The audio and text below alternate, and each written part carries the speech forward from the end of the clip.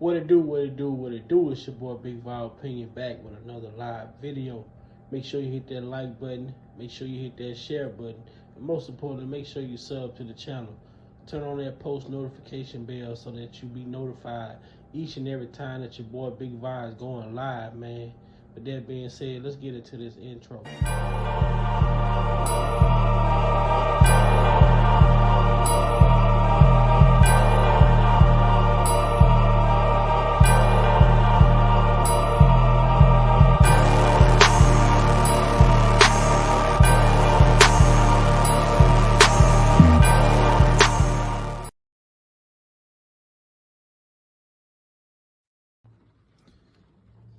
Welcome to Big Val Opinion. Moderators, with my permission, any negativity in the chat should be hidden from this channel. What it do, what it do, what it do. It's your boy Big Val Opinion. And I just really want people to know I appreciate anybody that's helping me. I appreciate anybody that's helping me. A lot of people have been there for me. I just don't want people going back and forth, being mad at each other because one person did this for me and another person did that for me.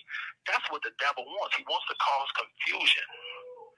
That's what these people want. They want to cause confusion. And confusion ain't gonna do nothing but keep me in here. But the real thing here.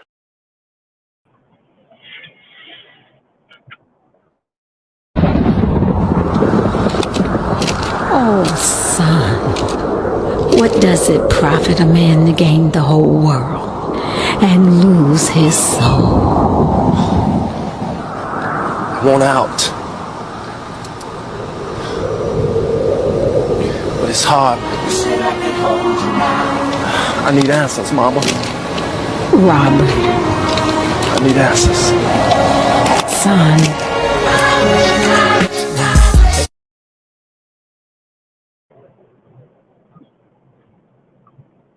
Ever since this money been nothing but stress. What up, what up, what up, what up, what up, everybody? Man, it's your boy Big Val Opinion back with another live video, and it's about to go down tonight. The state of the culture, man. What the fuck is going on out here? Excuse my language, but hey, I gotta say it how I say it to bring it how I bring it. What up with it, up? What's up, big nephew? I'm Man, in I can't traffic call it. on my way home. On my way home in traffic, man. Yeah, we got a new mayor, Brandon Johnson. Okay. Yeah. So we'll see how it go. But I tell people all the time, nephew, no disrespect to anyone. If you think another human is the one that's going to fulfill your destiny and your purpose on this planet, then you're going to be greatly disappointed. You know what I mean? Mm-hmm. No one human can fulfill your purpose and your destiny and what you put on this earth to. You know, are there concerns in the in between time for your community moving forward and various issues? Yes, yes. Do we address those to our leaders? Yes, yes. But at the end of the day, if you stay plugged in to the main source, which is God Almighty, and learn what His purpose is for your particular blueprint, then whatever man does or falls short of, you're not blindsided. You're not putting your weight on that. And I yield back.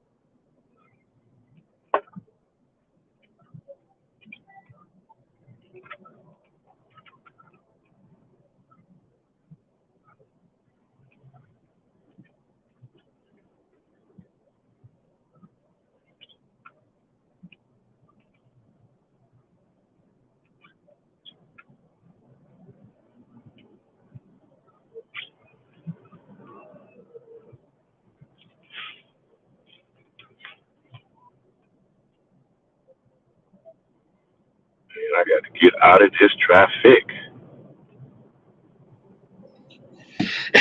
Absolutely, man. So tonight, man, we gonna call this the state of the culture, man, because there's a lot of different things going on at one time. So Yeah, we're not gonna just specify one in particular thing. We're gonna call it the state of the culture. right. Last night live was very interesting. Shout out to the Yeah, brother.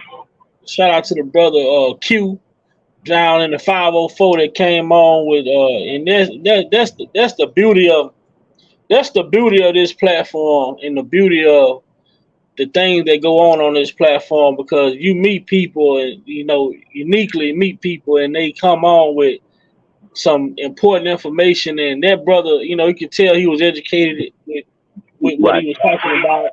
He right. just wasn't on there making speculations about how he felt or whatever. And I Right. learned some stuff from it. I learned something Yeah. last night. Feel like I was in class. Yeah, me as well. Me as well. I came in at the tail end, but I got a good portion of it. And Dana came in and also was on phenomenal. So that was wonderful, nephew. Yeah, proud of you for that. Yeah, proud of you for opening up the lines for that. Oh, definitely. What's up, my boy Dexter? Do it all, man. We from the same hometown. That's my boy.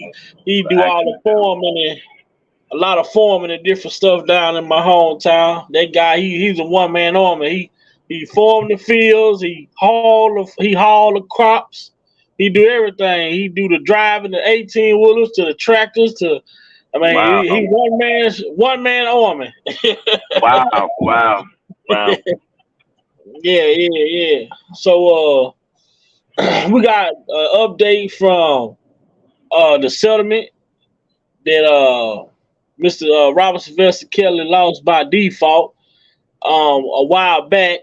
Right. We got an update from, and this was my whole point last night. When I came on my live last night, I was talking about the difference in the treatment of the two people who were being charged with similar accusations as far as obstruction go. Okay. But it was just quite funny to me today, which I don't have an issue with. I don't have an issue with the president or the former president Trump or whatever the situation may be. But what I do have an issue with is the blatant disrespect that these people put in our face. And for us as a culture to sit back and accept this shit as if it's normal, when this shit is not normal nowhere in the goddamn world would it ever be. Right. When you look up and say, well, you can't say, like I was saying to one of the guys the other day, I said, when you look up the word criminal act, it don't say a white criminal or a black criminal or a president criminal or a musician criminal. They say a criminal act. A criminal act is a criminal act. So when you're being charged with a criminal act, you have committed a criminal act. So just because this man is a former president doesn't make him not. He's a citizen of this country. Right. Like he's governed by the same laws that we all are governed by. So what excludes him from? We see how many pictures that we see go around the world on YouTube, Twitter, Instagram, Facebook, any social media websites you can think of. You've seen R. Kelly mugshot every goddamn well. Surviving off every TV show, every reality show, every news outlet. I mean, the man mugshot got more traction than goddamn a hit record. Right. Yeah. So for this man to be indicted, he's indicted to be charged on 34 felony counts, but will not be subjected to a mugshot. I find that disrespectful. And it ain't even my business, but it's my business. Right. Because when our brother R. Kelly was being charged, it was just accusation. It wasn't no proof. Why wasn't this man given the same options to not take a mug shot?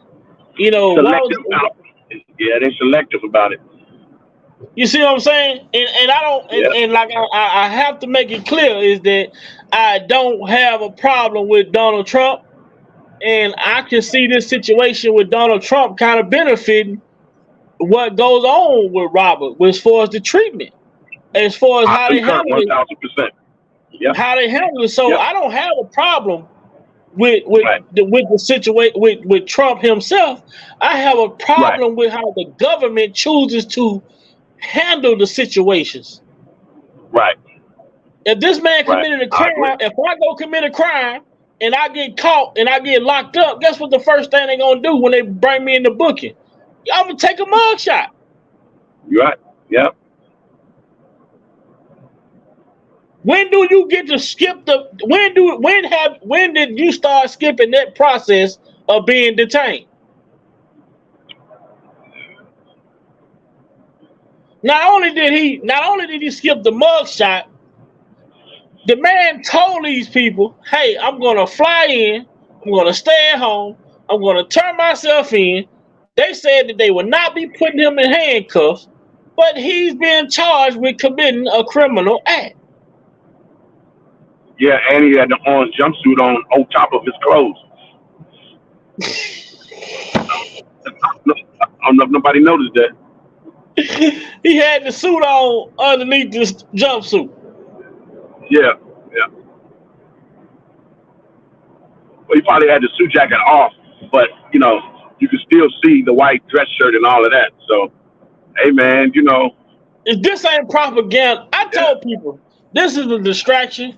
I see that Lady D posted that Jennifer asked for a delay to April the 14th, and I'm kind of happy she did that because this week right here is too much shit going on to overshadow how big of a appearance this first appearance is going to be. So they did that before.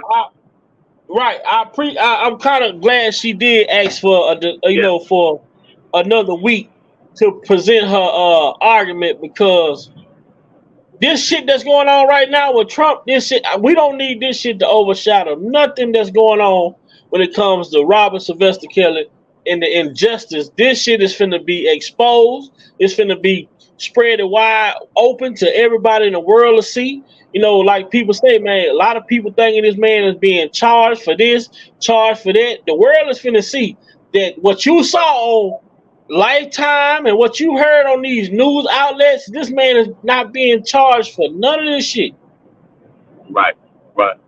And it seemed like, real quick, nephew, they did that on, allegedly, it seemed like it happens on purpose, like you just stated, to overshadow. You know what I mean? That's important, but it's not, you know, but this is more so important. Because we're talking about a person's life. You know what I mean? Information. They said they've been hearing this information on Trump. Why choose to bring it now? Yeah, they throw that to a lot, and nobody wanted to do so. Nothing was there. Man, please, man. You know, yeah. Trump ain't going. I can tell you this. Trump ain't going to jail. I know that. No. And then guess what they do? They did Trump the same way. Just like R. Kelly said about scoring employees, ex-girlfriends that used to work for him. Now look at Cohen. Cohen got mad because Trump let him go. Now he becomes scoring. Then he go back and get these people try to get these people some dirt on Trump to get Trump locked up. You just like a fucking woman. Yeah. JoJo, what up, You just like a woman. They gonna use you. And look at the discrepancy where when Trump put it down as one thing, Cohen don't put the payment down as something different. Go back to R. Kelly trial. They say that R. Kelly that the star witness in Chicago case, the landfair lady asked for help with her rent. R. Kelly told her, okay, well, I have somebody send you the payment. Then they gonna go and put in the payment. Instead of them putting help with rent for the payment, they gonna put hush money. Right. They put payoff or something like Right. that in the description. Right. You see what I'm saying? Right. Like it's the Right. games that these people play that controls the money or whatnot. That's why I was But glad look that guy was on last night. yeah. He gave a good illustration, and he said, "Well, I'm gonna put in there in the message that for auto repair something." He said something to that nature like that. Yeah. Now after that, then now what you do with it is, that's on you. You know what I mean? Right. Yeah, he gave a good analogy. I like the way he broke that down. Most definitely, man.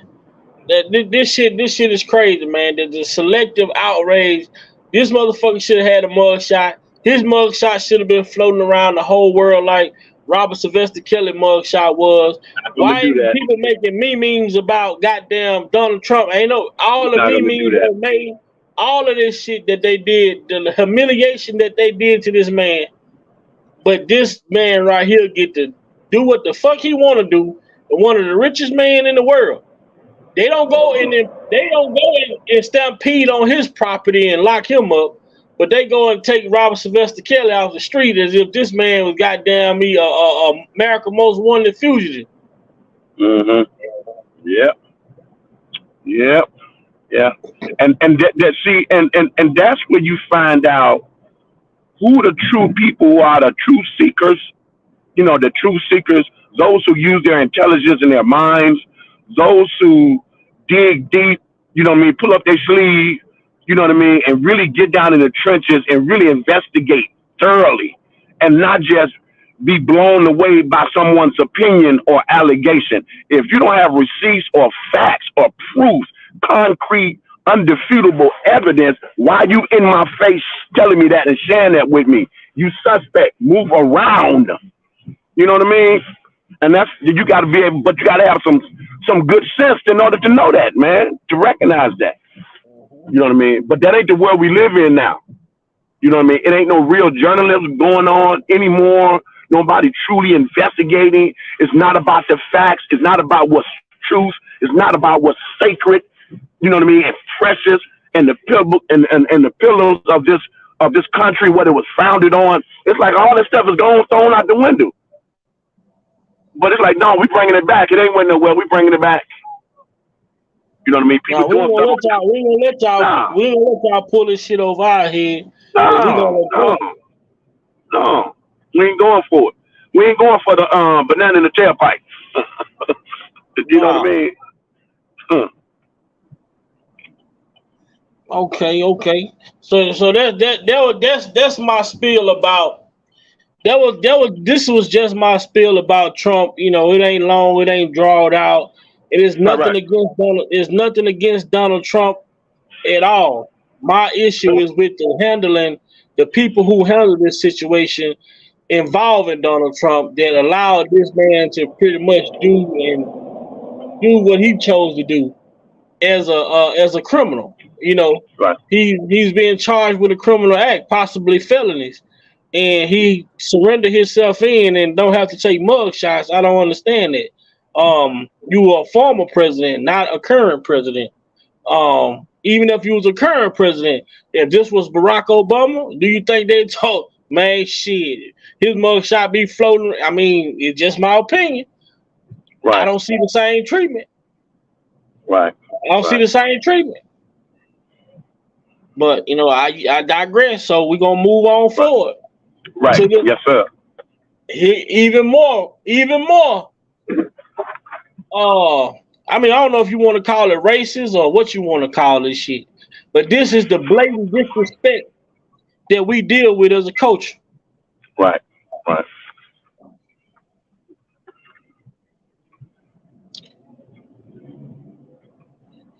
Jill Biden,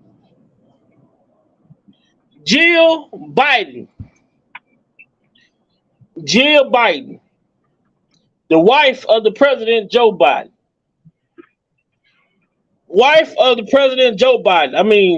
Former Congressman Joe Biden, who said that his children could never go to school with people that look like us.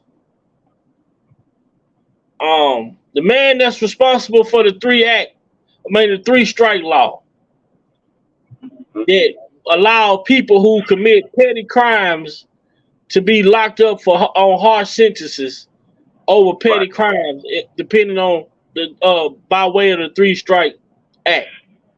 Right. But this is the wife of Joe Biden. Now, over the weekend, like I said yesterday, we had the women's NCAA tournament where LSU won. But Joe Biden's wife is a big supporter of our women's college basketball team. For the first time in history, I mean, when you hear me say the first time in history, now, normally, when a team wins a championship, whether it's baseball, football, basketball, soccer, whatever, tennis, well, that's an individual sport. Right. Well, baseball, basketball, football, soccer, Olympics, whatever. The winning team gets to go to the White House and visit. But all because of this young girl, Angel Reese, you see here on the screen. Yeah. During the NCAA tournament, did to our star player the same thing that this star player did to another team in the Elite Eight. This our basketball player showboated against Louisville during the Elite Eight, doing the same hand gesture. You can't see me when Howard was up by 16 points. Right. So you have this young melanated lady by the name of Angel Reese returns the favor to this young Caucasian girl, reminding her of what she did when they beat a team 2 series ago. Right. So Joe Biden's wife took it upon herself to invite the losing team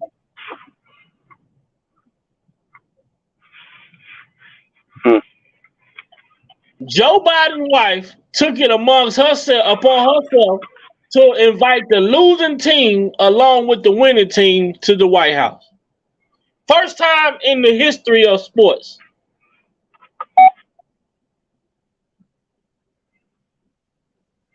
Yeah, we were talking about that in the break room today.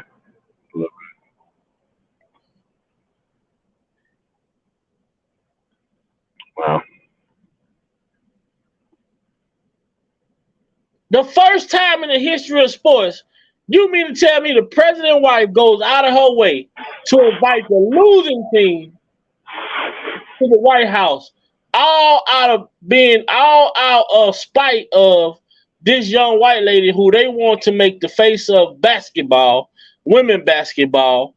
You know, they were. Now, do you think if LSU would have lost to Iowa, would the results been the same? Would Jill Biden want to invite LSU to the White House as well?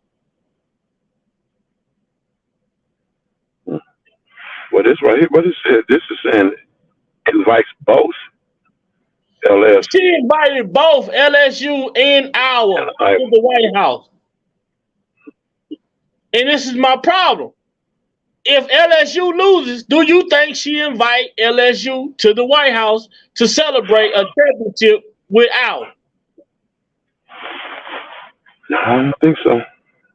Look at the difference in the team. Look at the dynamic of the team. One team is predominantly what? And the other team is predominantly what? Yeah. I mean,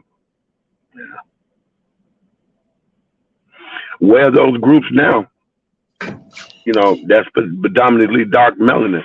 Where are those groups? Where are them group of women at now? Why are they not standing up in support of that particular player and pointing that out? Where are they? I haven't heard from them. We need to hear from them. You don't see these advocates out here. Right, you get my point. We ain't gotta say the name. We know what's up.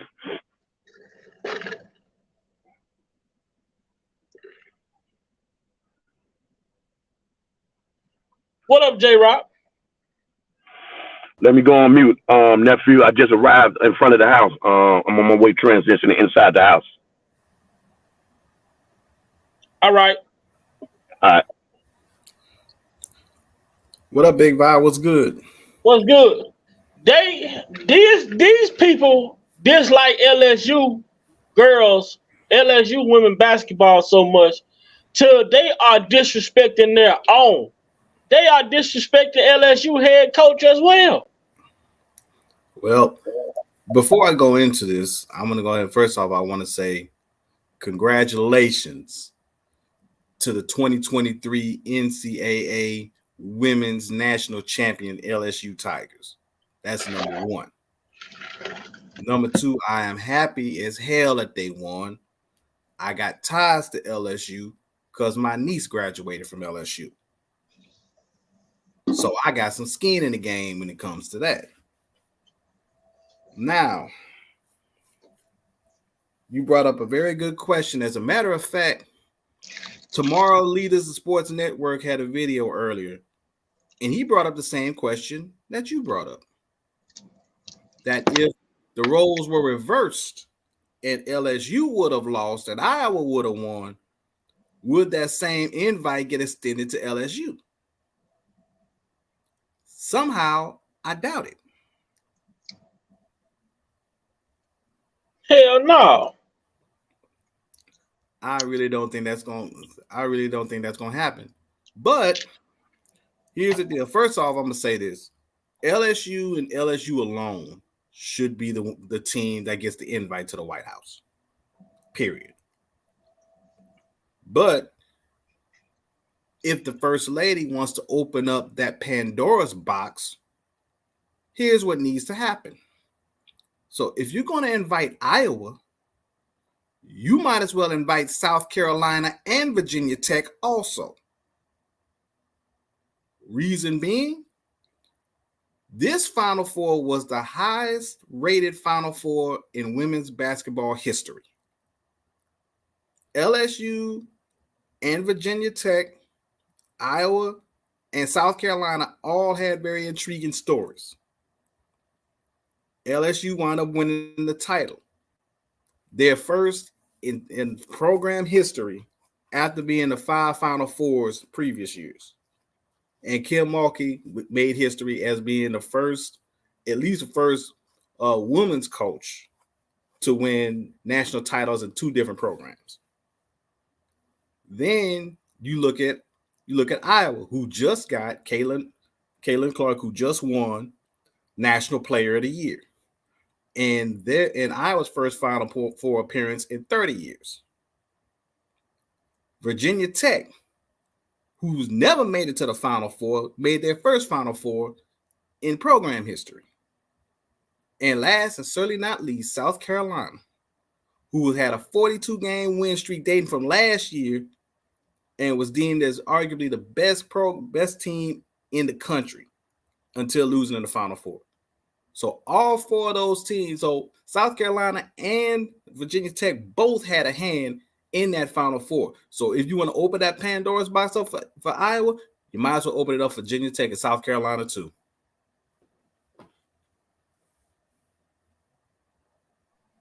Exactly. I agree. In LSU, these nine players that just came together this year. And they first year playing together.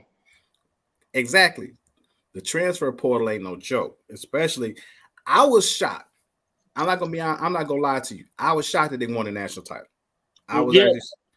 Now, did I believe that LSU could make a deep run, especially how they looked at the earlier season? Because they were undefeated until they met South Carolina earlier this season. So, do I believe that LSU was gonna make a big run in the tournament? Yep. I thought LSU was gonna be around Elite 8, Sweet 16. If they got to the Final Four, I'd have been that up. I wouldn't have been surprised if they had got to the Final Four, to be perfectly honest with you. But they were among the best teams. But see, the biggest gripe was because there was always some little swipe against LSU. They talked about their outside. They talk about their outside conference schedule. Talk about that they didn't really play nobody. There was a weak schedule. They brought that up. They talked about how, you know, they went up against South Carolina and South Carolina kind of ran them out the gym, so to speak. Then they was questioning the loss they had against Tennessee in the SEC tournament, which was the last loss they had all season. So now guess what? Who's holding the hallway right now? LSU and Angel Reese got named as the most outstanding player of the tournament. And even with that, the best player on the floor was actually Lexus Morris. Number 22. What that little point guard, man? She number 45. 45. Lex. That girl scored 19 points in the second half. 19 of her 21 points. She was unstoppable with that mid-range jumper, man. That girl did her best Teddy Pendergrass impersonation. She closed the damn door. She was the closer that night. And that girl was, she was just, and see, I'm always partial to point guards, but that girl's a baller to her heart. Yeah. She was unstoppable, you know, but that speaks to the greatness of Angel Reese at the top of that key, man. The girl made one step and she hit the rim. Mm-hmm. Like you gotta check it. Yeah, and see, and Angel Reese talking, well, she's now a national champion, but she said, you know, I'm looking forward to getting better next year.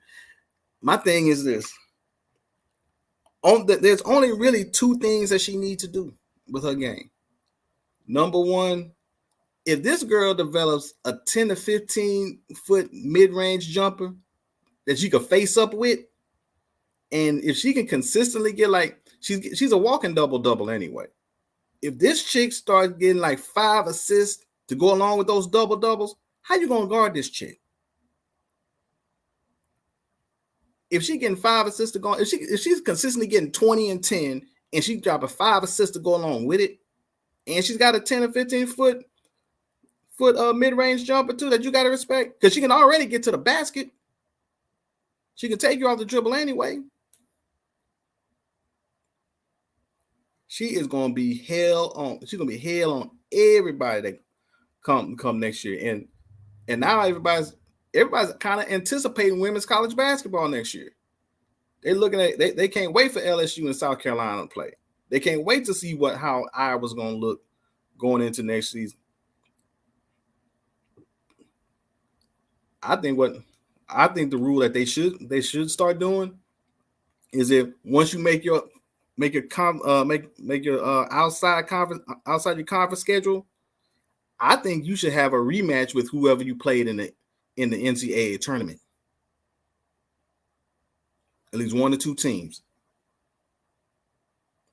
Like Louisville and Iowa play again, Miami and LSU play again. I think that would make even more drama. Yeah. I think that would bring even more intriguing ratings on it, because now you're getting rematches from the previous season that you had in the tournament. It was good. It was good to watch. And like I say, the girl from Iowa can't take none away from her. She's a bad girl. You know, but the thing is, it's the people. It's the double standard with the people. Like when she did it to Louisville, they was up by 15, and she said, "Y'all can't see me," went down the whole bench. Mm-hmm. You know what I'm saying? But now when you know, in the game of, this is a competitive sport, you're supposed to study your opponent, right? Right. So now, you know, that let me know that when Angel Reese started hitting her with the "you can't see me," oh yeah, she been studying her opponent. She understood the assignment. Right. And also too, I don't know if you saw it, but you know, Caitlin Clark had an interview on SportsCenter after she got announced when she won College Player of the Year. She said she has absolutely no problem with Angel Reese. Not at all. She ain't. Because she want to deal with her again.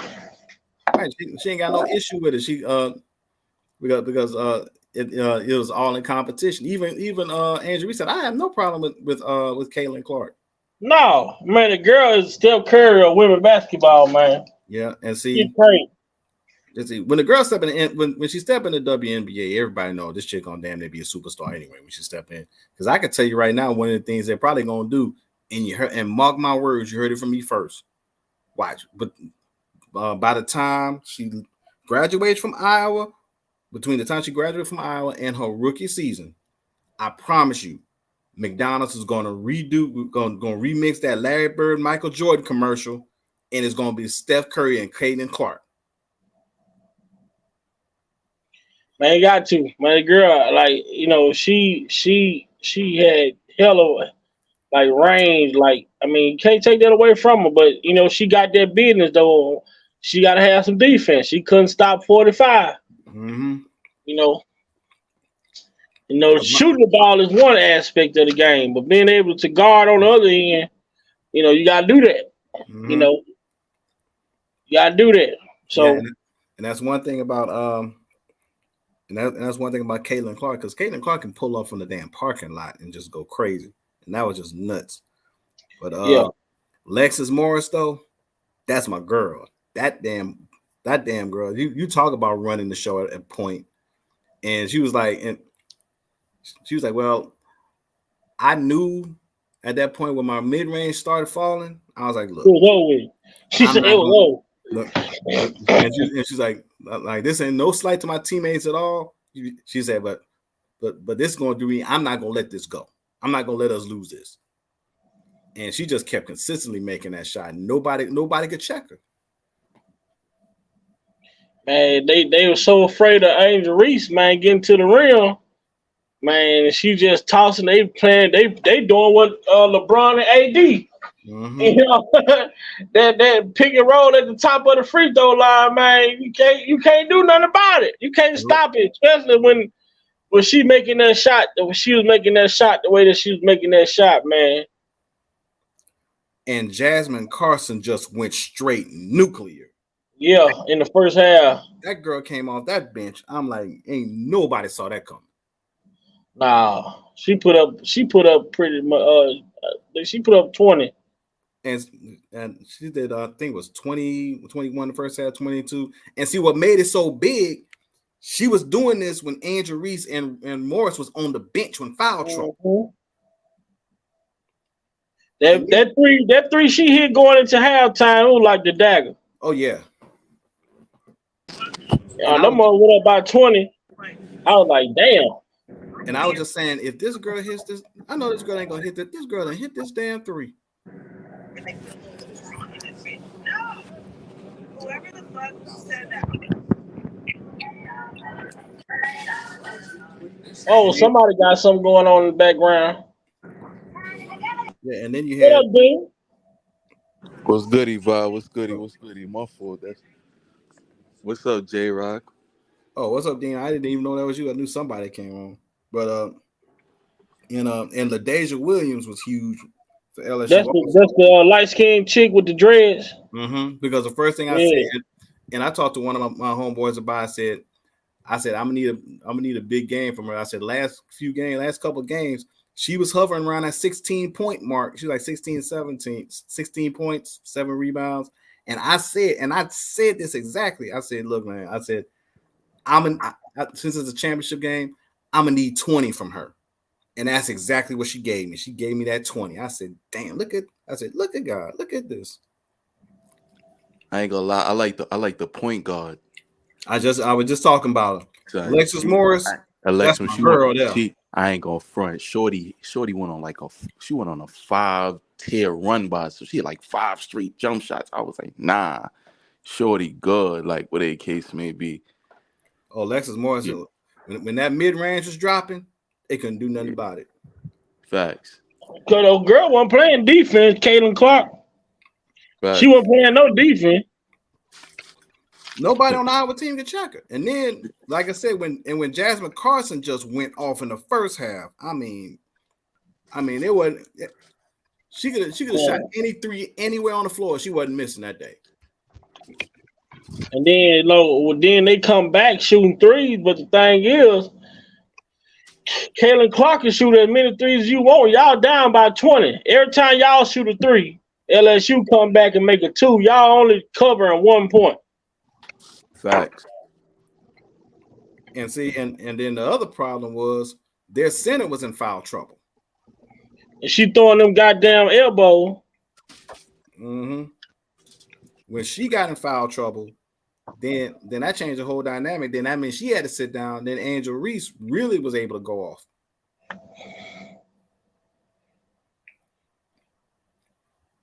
But like I said, like I said, if Angel Reese, who's a walking double anyway, if this girl starts getting 5 assists per game to go along with that double, don't let her get no 10 to 15 foot mid range on a consistent basis.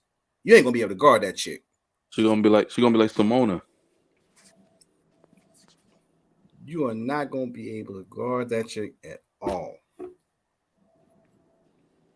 Because I'm like, how you gonna check it? Because if she's giving you doubles already, 20 and 10, she jumps out, and now all of a sudden she got five dimes to go along with it. That's another 10 to 15 points.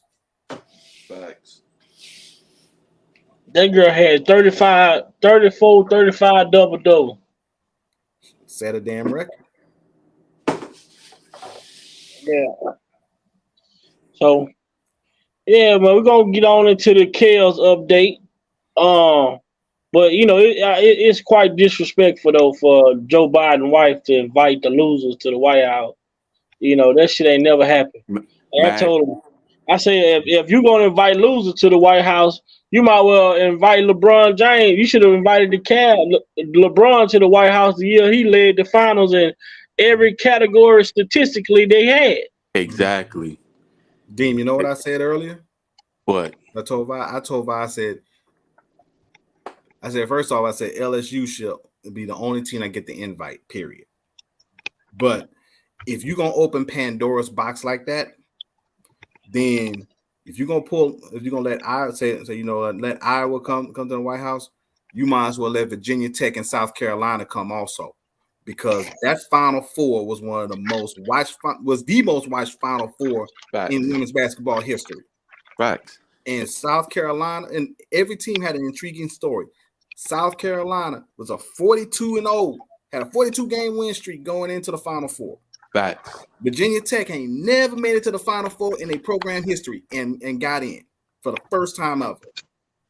And then you got Iowa, who made it to the Final Four for the first time in 30 years. And, of course, now LSU, who wound up winning the whole thing. So if you're going to let Iowa come in, you might as well bring in South Carolina and Virginia Tech too. Facts. I ain't gonna lie. That's just racist as hell. Like, it's racist as hell, bro. Racist as hell. Like, I don't disagree. Don't get me wrong. Caitlin Clark, the goods. I ain't gonna disrespect her because she could definitely hoop her damn self. Oh, she got game. Exactly. But that's just disrespectful though. Cause like, yo, no respect. Losers is losers. They lost. They ain't cheat them. They didn't do no extra shit. You get what I'm saying? But they try to say they cheated because the ref didn't have to call it. When you go to the rule book, if any goddamn body on the court take the ball and tosses it in any direction other than to the referee, that's a fucking delay of game. That's subject a delay of game, and that's a goddamn tech. And that's the thing, because Iowa was already called for a delay of game earlier. So that was a second. So that was a technical. Facts. Yeah. See. I know. I see Unk in the panel. You see that boy Braun just a few minutes ago. Yo, yeah, man. We get that 5th seed. I really would like to see her get a 7th seed and fuck over Denver in the first round. Damn, Denver just got blown out by the Rockets. Yeah. You know, Jokic ain't even playing. Right, but still, they lost to Houston by 21. That's why I want us to get Denver in the first round. We didn't fuck them up every year. Well, and the Lakers is gelling right now, so it's gonna be fucking problems in the playoff. Well, if the Lakers get that high seed, if they're 5 and 6, they're not gonna face Denver in the first round. No, I said if they 5, they're gonna face Memphis, or they can possibly face Sacramento. No, if they're the 5 seed, they're gonna face Phoenix. Yeah. If we, that's what I ain't gonna lie. We ain't get 5 though. Yeah, I don't want to be the 5 seed. So we got the tiebreaker against Golden State. I'm not gonna lie. But Phoenix not even they spot not even locked down. yeah, All not that shit can still move. facts. Good evening, good evening, good evening. Big Vibe opinionators in the chat. We haven't forgot about y'all. We finished shift gears, everybody. So don't get nervous in the chat. Don't get nervous. It's Uncle Muse. What up, nephews? My nephew J Rock, what's going on? Man, somebody said J Rock, if I'm not mistaken, I believe we was in the break room at work and they were saying if Zion was healthy and was available to play, then the matchup with his team and the Nuggets, I believe they said, will be, you know what I mean, will be something to see. And the West has seemed like it's battling. When I thought teams was on lock, I was like already predicted. And then today I told my coach, I said, man, I don't know now. I got to fall back now with the West. I I, didn't think certain teams was gonna, but this is getting kind of oh, interesting, man. oh yeah, it's crazy. I yield back. I yield They back. just they just lost too. Hornets just they just Pelicans just lost too. It's gonna be. I think I'm not gonna lie. If Zion, cause see Zion, this is the great thing about Zion. Zion is one of those players where he don't need 4 or 5 games to come back and just work. Nah, Right, he got that country breaded right, right, soul in right. him. He But just he go ain't. come. He But he gonna not fit right. trustworthy, man. Yeah, Yeah. that's the thing. That's the thing. What It's what's like been happening with that though, J Rock? What you know? He gotta get that weight off. He gotta get that weight off. He gotta get Hey, more weight off. thank you. At least I said, yo, I Wait to keep get more muscle man. Zion needs to be down to at max. He should 250. not be no more than 270. Think, but yo, J Rock, even 270, you gotta sit there and look at it.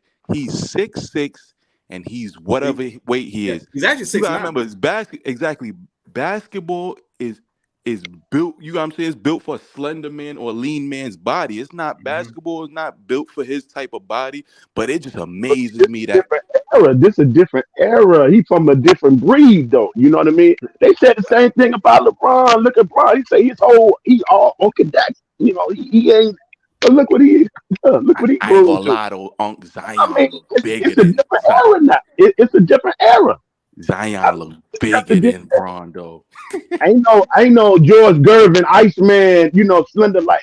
I mean, it's you still got your Steph Curry, the guards like that, you know, CP3, them like that. But that down low, I mean, would it really go on at? You Mhm. know what I mean? Where man, it's bang, bang, bang.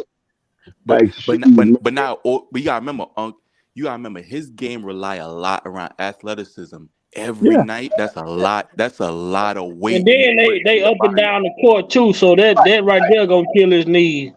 You yeah. know. I agree with J Rock. I agree with J Rock. You know, slender down, some part of the weight. But make sure you know the muscle mass. You know what I mean? And I mean, he can do it, bro. I mean, He he young. can do it, He man. young. You can he got time. But it just amazes me that he could jump with all that weight on him. Yeah, I ain't it's never just seen. every time I think he's good, man, and everything's going well. He turn around and I was like, wow, man, just can't catch him. Like, man, Facts. Cause shucks, man. You know? that low management is killing them. You know why? This is what I tell players. You gotta sit there and look at it. When you playing a consistent amount of games, right? You playing, your body gets used to it. You got these players playing 3 games here, then they just want to take off and low manage for 2 games here. You kind of messing up the flow and the rhythm of your body. You Mm-hmm, get what I'm saying? You mm-hmm, once your body is accustomed to something every single night, you could take that wear, that tear, that beat, and that you feel me. You could keep going, but it's like these players is they not even some of them they don't even be hurt on certain nights, and they just want to just take off just to take off for what? See, that's what separate. That's why we can still to this day talk about the Black Mamba. You know, Kobe, Exactly. folks can talk about MJ, and not so much that these players define the whole thing of basketball, and no one ever came along.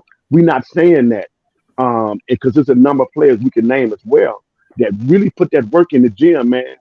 And when people, you know, wanted to go out and party, take a break, and there ain't nothing wrong with that. You know, do Mhm. you know, get out how you live. But these individual, LeBron, they really dedicated their life, Facts. they every waking moment because they didn't just want to be average, man. They Facts. wanted to be phenomenal. They didn't even want to be good or great. They wanted to be phenomenal in their field that they would be talked about for decades and decades and decades. And we doing it to this day. In order to do that, man, do you know the type of mindset, the type of discipline you have to go in like Bruce Lee's kind of philosophy, so to speak. It's rare you see players come along like that. It's rare Of course. And and see, stay They, consistent like that. I yield yo, back. I yield back, J. Rock. Damian Lillard was saying, he said he don't like the NBA became too. He said because you got a lot of these players now, which I agree is privileged. You get what I'm saying? You got these youngins, they making a different type of money, Unc. I'm see It when you ain't was young, privilege, man. It's called a time, man. You can't hate on it, man. no, hell no, I'm not hating on that vibe. I'm just No, saying I'm like not I'm talking just about that. I'm talking about Dame Lillard. You taking advantage of the privilege too. You getting money too. mm-hmm. Cause You Damian know, Lillard making the most in the league right now. He getting 62 million a season right now. see what I'm That saying? that just Yeah, off of an NBA contract. yeah, Aside from your endorsement, 62 million just for that's ridiculous.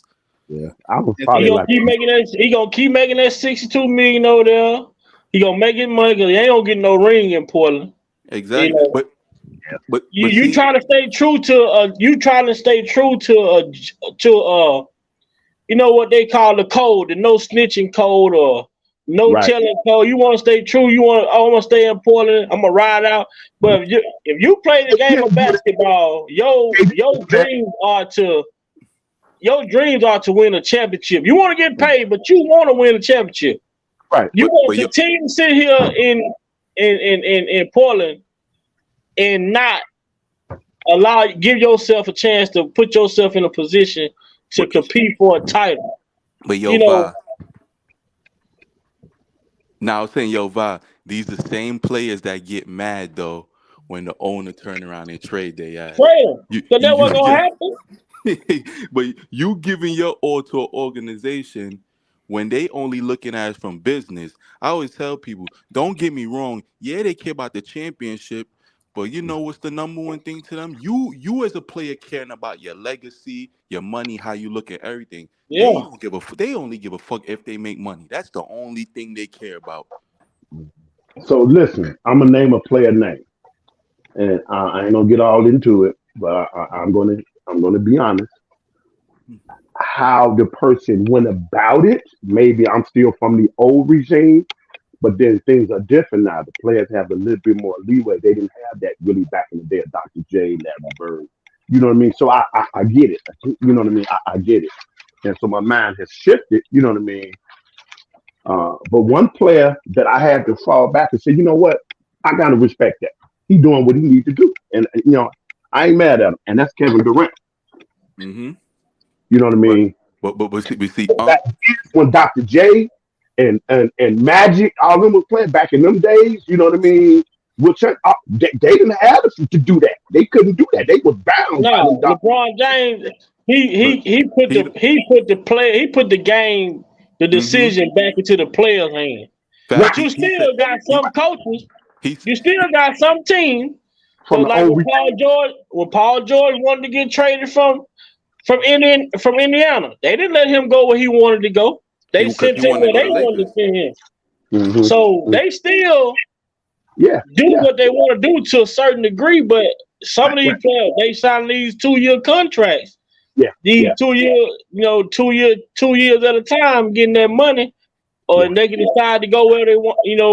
Play 1 year with a player option to go. If you want to go somewhere else.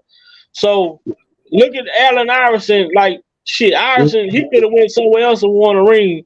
Oh But look man, at they franchised him in Philly. And they wasted him up. it's Facts. so much. It's so many layers and lessons to his story. That's a whole nother lie. You know what I mean? You got to talk about it all. You know what I mean? It's so many lessons: what to do, what not to do, how to walk in your truth, how to the trends. All of that could have been a tremendous brand. It's so many layers. You can look at that success. yeah, But to this day, I still got love and respect for him though. Period. All you got to couple it all together. You know what I mean? You can't take a little piece out of it and just throw all the rest. No. That ain't fair. You can't do that. You know that person maybe. No, they fucked a lot of them players up back in the day with their franchise tagging them. No matter how bad the franchise was, them players had to just stick there for 7 years, 8 years until they franchise tag was up before they can go. Now you ain't even in your prime no more. Facts. You know what I'm saying? It's over with. Yeah. But we're gonna shift gears, man, with the news from today. With Jennifer Bunjean from the circuit court.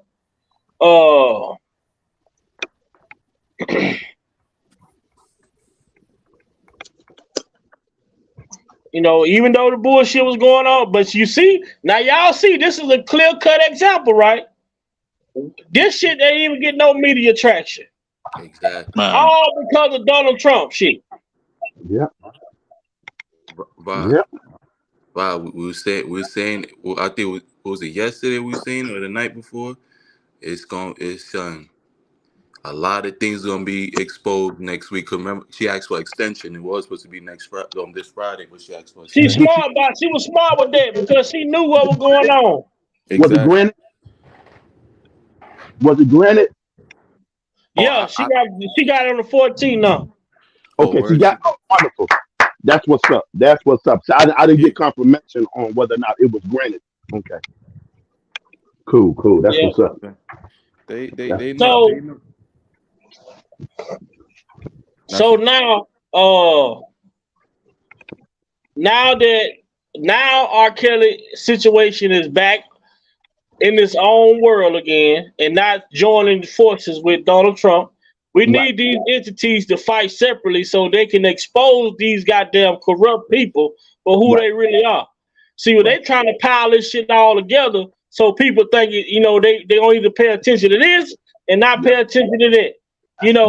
But no, we ain't gonna run it like that. We gonna run this shit consecutive, not concurrent. This ain't what we doing over here. Trump gonna tear y'all ass up 1 week, then Bunjean gonna tear y'all ass up 1 week. Right. Y'all ain't finna skip out on this ass. Now you're teaching now. Yeah. Y'all ain't finna get from under this pressure like that. Hell no. The world finna see the corruption that has went on within this goddamn federal government and they bullshit that they did, bro. Like never before. They gonna start with chaos, they gonna end with goddamn Trump. Like never before. My brother's been dealing with that health issue. So we got to turn up the fire and the heat, nephew, like never before. Like never before. Keep applying that pressure. Applying that pressure. You know what I mean? So them pipes can burst and everything can be exposed. Oh yeah, and that's the thing. Like this is the strategic game that these people play. They sit back when we talk about these people study, they study. Look at the timing of everything. It's clear as hell what it is that they going through. Now they were just talking about all over the news media for the last 2 weeks. They've been talking about R. Kelly losing $4 million judgment to victim Heather Williams. This shit been everywhere. TSR, Shade Room, on the news, everywhere. You see it. R. Kelly lose Sony royalties to royalty fund. victim. $4 million. Why they not plastering this shit around? But instead, they got this motherfucker Donald Trump on a goddamn he ain't even going to jail. This motherfucker having a parade. He's having a prison parade. It doesn't fit the narrative. What up, Denzel? What's going on? What up, Denzel? What up? Good with you. What's good with you? Everything good. And blessings, peace and blessings to you. This motherfucker on the march to Selma. He think he Martin Luther King or somebody around this motherfucker. Donald Trump. You got love it, man. See now, Uncle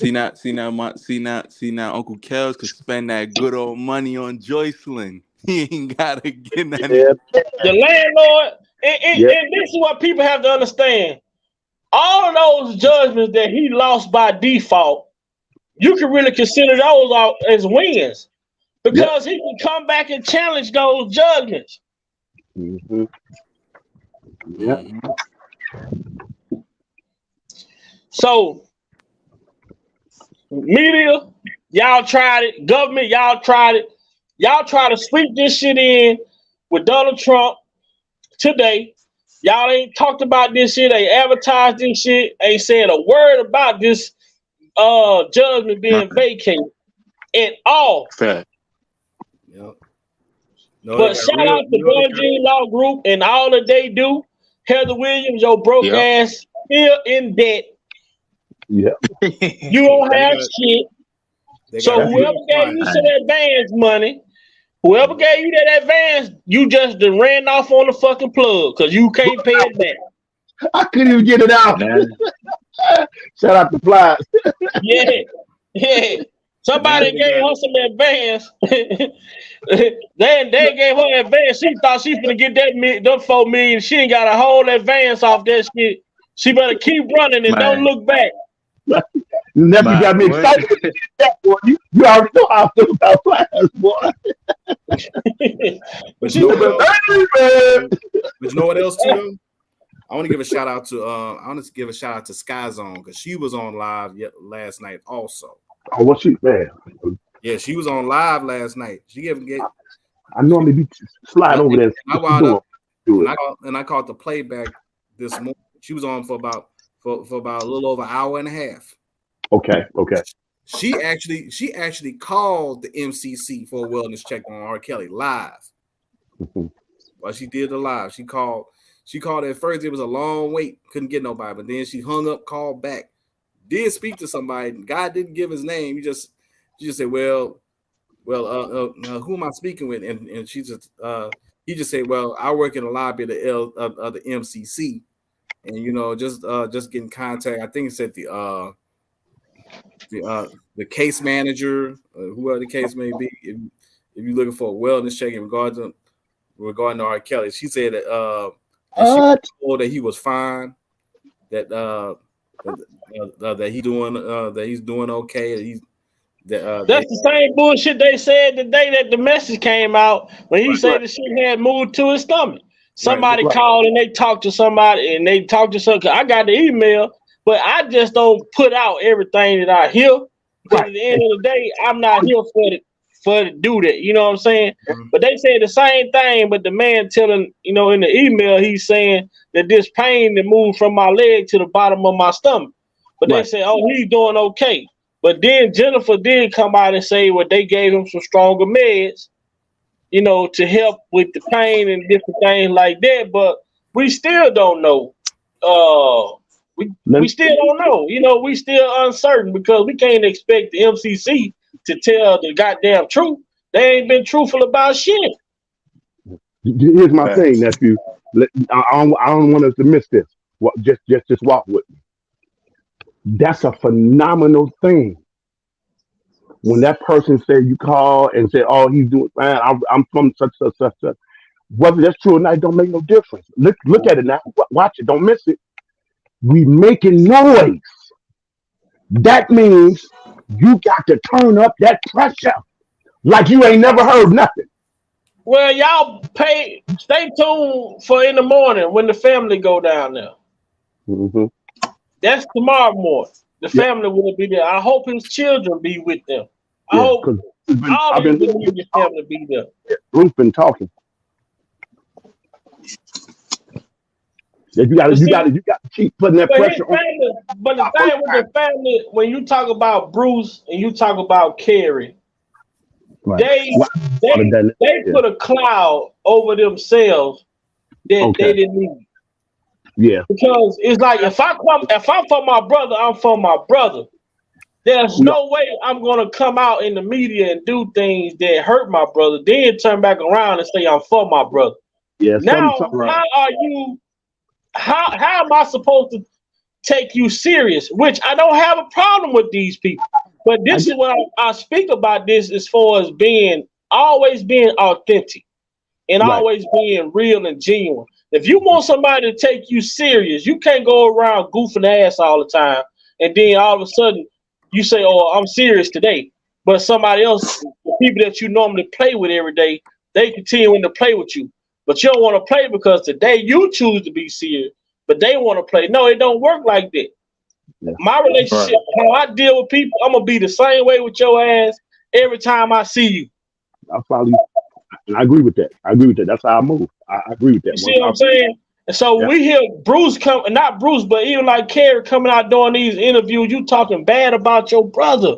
But then you come out and do a press conference saying, I didn't mean that. You can't do that. Yeah. Right. See, nephew, when I hear that, this is what and I agree with you. So what we're saying is that they should just fall back, even if you can help or something behind the scenes stuff, but don't really come forward. You're not really appointed or designated. Really, you're not. Yeah, because people is looking at people will follow y'all if y'all were consistent. Right. But the inconsistencies that make people like what type of tactics they got going now. You know, that's why I'm rooting and praying and hoping that his kids. So that's why you look at the fruit. You look at the results. If what's being said or done is producing productivity and help consistently, regardless of what my backtrack is, if I can do that, but if I keep tripping my own self up, even it's coming off productive and fruitful, then I must respectfully, humbly, gracefully bow out. Right. I must for the bigger picture. For the bigger picture. Because it's bigger than you. You're not inside faced with that looking down the barrel of those many years, and you know you're innocent of the charges. Now, people may have and we probably don't talk about it as much, and we ain't got to spend no time on it. But every time I hear some stuff, it just really affects my spirit that you may have a issue morally. That's an individual thing. You sit at your dinner table. But when you look at the charges according to the law of this country and what the court's supposed to do, that's what you want to focus on. The emotions and your feelings or your perception or you was led to believe without fact checking, without making sure you did your due diligence, or you have someone either in your proximity or you yourself, your own person, have not resolved something and you allow yourself to be hoodwinked. You allow yourself to be taken on this circus and gaslighted. And now stuff is coming out and now people is quiet as the church mouse. And I get it. You need to be quiet because that you have sown, that was malicious,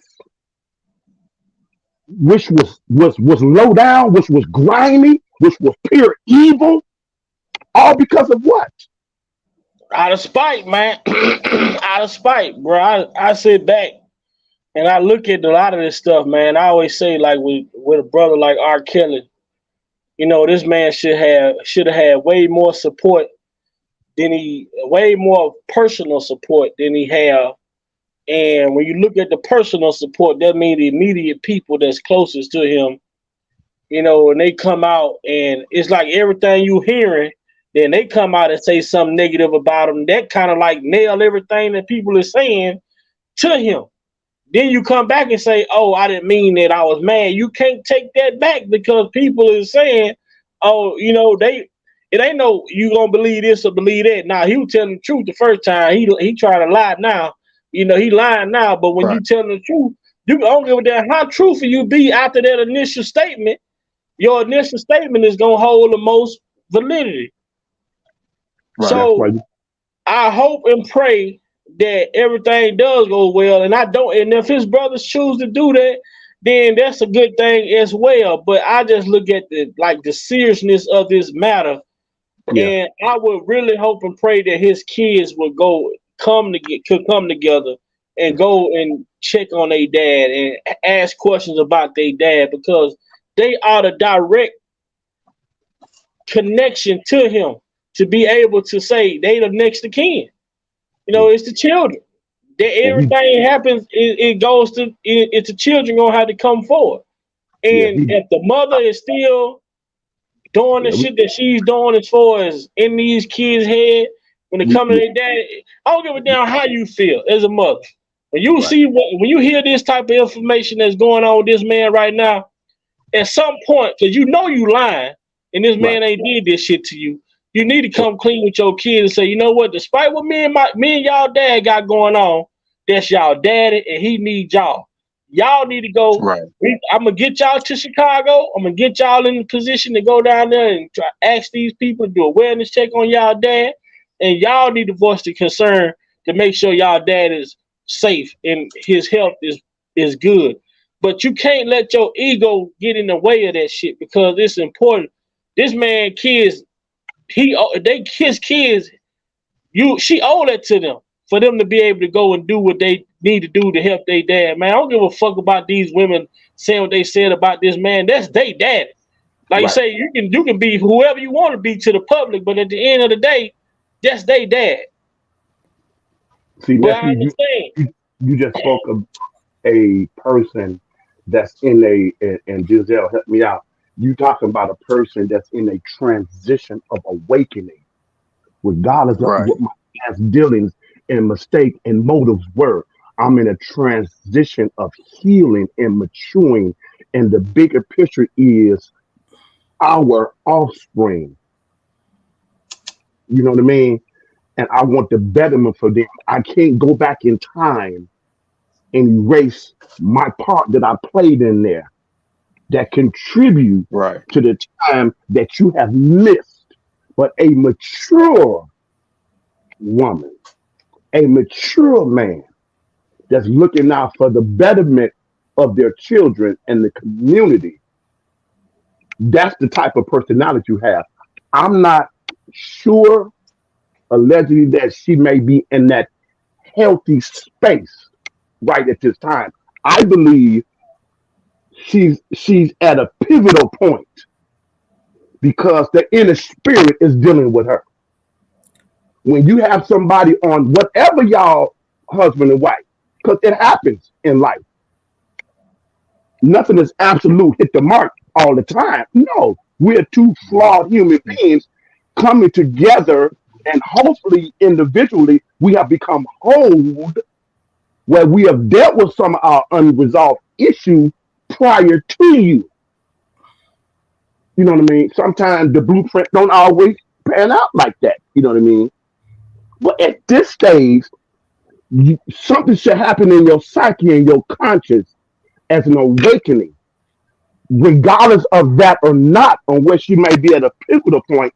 I believe, and speaking in the atmosphere, that the Holy Spirit of the God of heaven and earth has touched those children's mindset and their soul in such a way that they know internally something don't add up.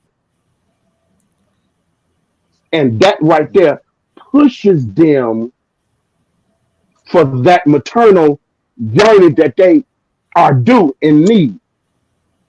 And I believe that's going on with them. How much time they've been able to speak with him, don't know. It ain't none of nobody's business.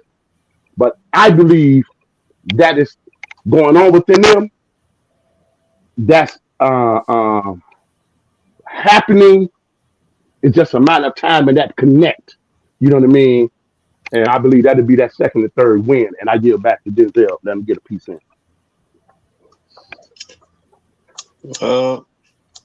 Like you said, it's a lot. You know what you said.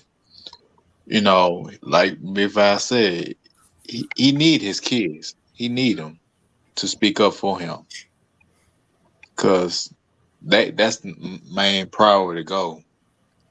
Like I would never turn my back on my father. I mean, I don't care how the situation was between him and my mother. I'm always gonna be there for him. You know, same thing with the brother. I mean, like, you can't just go back and take some back what you said. But when you put stuff out there about what you said, people gonna run with that narrative. They're not gonna take you serious no more what you said. You know, you see what I'm saying? Like, you got to get it together. Yeah, but you know what else too? It really puts a hell of a dynamic into it now, because see what's going to wind up happening. Like we keep saying, all this stuff is going to come out, and what's really going on. And I think what's going to be really telling is when his children find out the big role that their mama played in all this. Oh yeah. And see, and that's when the shit gonna really hit the fan at that point. Right. Then she took that fucking 100 and what? That first time she got that money when he was 120,000 behind, and she got that money, she went and invested in some fucking weed. Like, are you serious? 161. 161. And she went and took the money and invested in the goddamn weed dispensary. Now she got a madam service on OnlyFans. This stupid bitch, I swear to God. I don't understand. Excuse my French. But what type? That's negligent. That's negligent as fuck. Like, who does some shit like that? You take 161,000 of your children money, but you blaming everything on the daddy. And you take the money and go invest in weed. Now you got OnlyFans for $35 a month. That's stupid. All of these victims allegedly supposed to be Stockholm Syndrome, going through so much shit in their life, but they selling ass and head on OnlyFans. But wasn't she supposed to be having some type of a little dance? She got a slut class teaching women how to be a slut. Walk like a slut, whatever she doing. Like, it's a whole bunch of tramp shit going on. Wow. And this is the woman that the government is parading around. And how you get hog-tied when your goddamn feet touch your goddamn spinal cord? And see, that's the point. And I say this the whole damn time. How can he hog-tie you when you're a borderline contortionist? It's stupid, man. But you know, this bullshit with Donald Trump being arraigned on obstruction charges. R. Kelly similar obstruction charges, but he won the charges. But him winning these settlements in court, that these people. I mean, I looked on this shit. I'm gonna have to figure this shit out, put it together, slide. On so many networks, they showing R. Kelly lose $4 million judgment. R. Kelly lose $4 million. R. Kelly lose $4 million royalties from Sony. All over. Now when the circuit court find out what they did was injustice, and they said they had to vacate the goddamn $4 million judgment. These motherfuckers, you can hear a pin drop in the church house. Right. Quiet. What they say, a rat pissing on cotton. Now, whoever her attorney was, they gave her $50,000, $100,000 advance on her $4 million. This motherfucker gone. He'll never see her again. In the landlord, you count your fucking days too for that studio. That fucking studio wasn't worth no motherfucker 3-point-something million. And you know what else? Like I said, Sky Zone was on live. And like I said, shout out to her. She pulled up a couple of very interesting articles. One article was in The Guardian called Surviving R. Kelly Part 3, the final chapter review. The glorious series has helped to make history. And they got a picture of Kitty Jones. Still ain't got no kids nowhere. But you got Kitty Jones on here and said, well, was the radio personality allegedly? Yep, exactly. Her. Okay. The same one that my homegirl who worked at a radio station back home bumped into at a Genuine concert years back when she was dealing with R. Kelly. But yeah, she wasn't shackled, chained, or being By the way, that whole pissing on buckets thing and everything, they got that shit from the movie Taken. So I'm just throwing that out there too. Now, I'm telling you where they took it from, J-Rock. Uh, You go back to Cleveland, Ohio, the pictures and the shit that they put on the news when that man say, I knew something was wrong when a white girl ran to a black man's arm. Yeah, I remember that. Giveaway. I remember that. But look at all the shit that they said. The man had a coat. He was torturing these women. He had them chained up to radiators, beating the girl in the stomach with a motorcycle helmet, making her have miscarriage. All these shit that they said about this man, these accusers were saying that R. Kelly did to them. Yeah, and also, and like I said, that's crazy. The movie Taken had the exact same shit. Talk about shitting in the buckets and all this, that, and the third. Isn't the movie Taken? And see, that's so critical. It was the first one. That's what isolated the outrage that people would have been, because they went with that. And this is my thing, man. I mean, maybe just us, man. I don't know, but I hope it ain't just all of outrage, man. At some point, you got to sit back and say, okay, let me. Maybe just me, bro. I'm sorry. I apologize. Maybe just my thinking, bro. But I just can't take what you tell me, man, until I found out what you telling me is solid concrete. It got to be bedrock. And what do I mean by bed? 60 Minutes did a story on what was it? It was in San Diego or something. It was this condominium, very $1 million condominium, 60 story, whatever it was. And one of the tenants, the marble hit the floor, rolled down in the room so far, and it came back. They said, something not right. So they called the architect people, got the people and all of that. The people came, the foot building, and did the investigation, and they found out that all these millions of dollars that is spent on this high rise, expensive apartments in there, wealthy, all this money they spent. I think they went only like 2,000 feet down, crack in the foundation, worthless, no good, all a waste, because they didn't go all the way down to bedrock. They didn't go down far enough. And that's what a lot of us do. That's how we move, bro. How are you going to be a human being, going to be an adult that's supposed to be responsible for your life, and somebody give you information and you don't even remotely think about, well, let me check that and confirm that. You let somebody get you so in your emotion and your feelings that you don't even use your thinking to say, wait a minute, why you bringing me this, bro? Like, Shawty, why you in my face with all this negative, giving all this negative vibe? What is all that? Kels put a song on it. What that song he said, let's bring me that negative. Y'all the ones who I ain't messing with.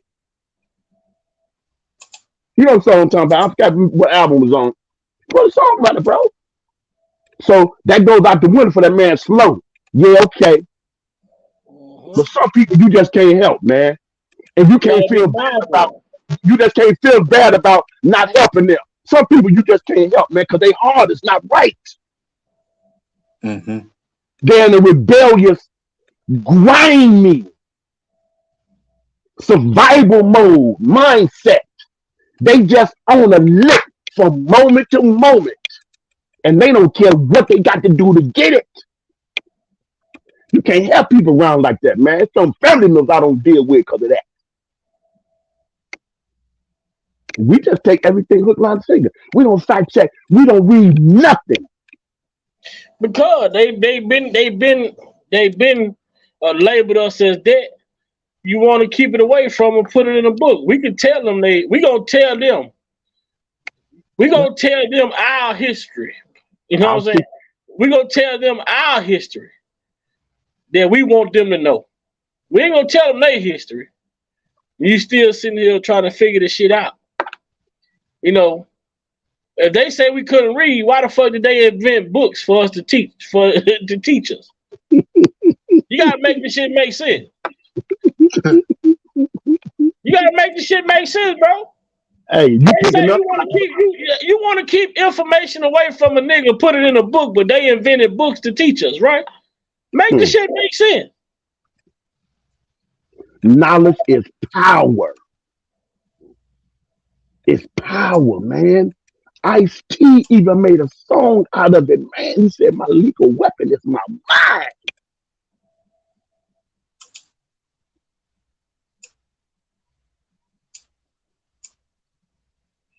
Shit crazy, man. It's sad to see that the brother went through what he went through, but I think a lot of people that he had around him when this shit when it all came to a head, you could tell the people.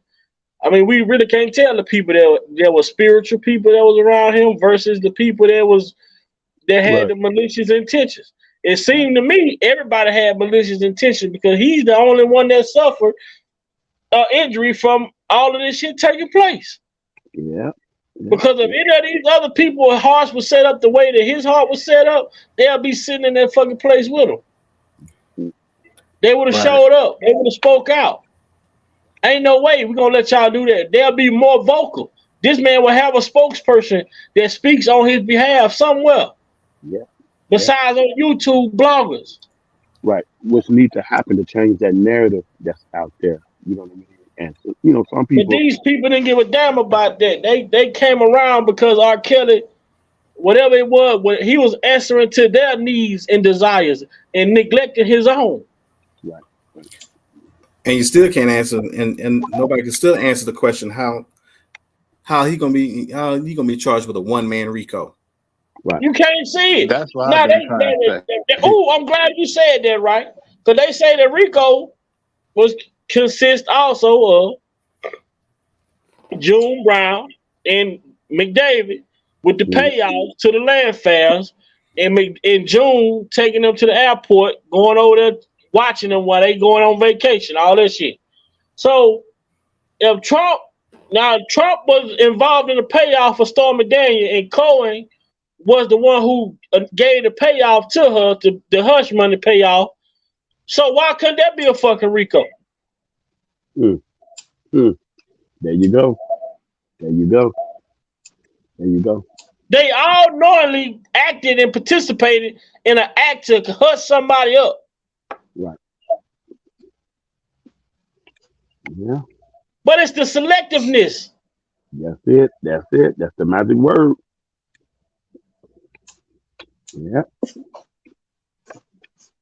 Yeah. It's the same concept. Just think about it. They say R. Kelly, they said the payments that Darren McDavid gave to the land fair chick that was supposed to be for rent, he put settlements on the goddamn payouts. The same shit. Now they say Cohen did the same shit. Say Trump said one thing, and Cohen said hush money.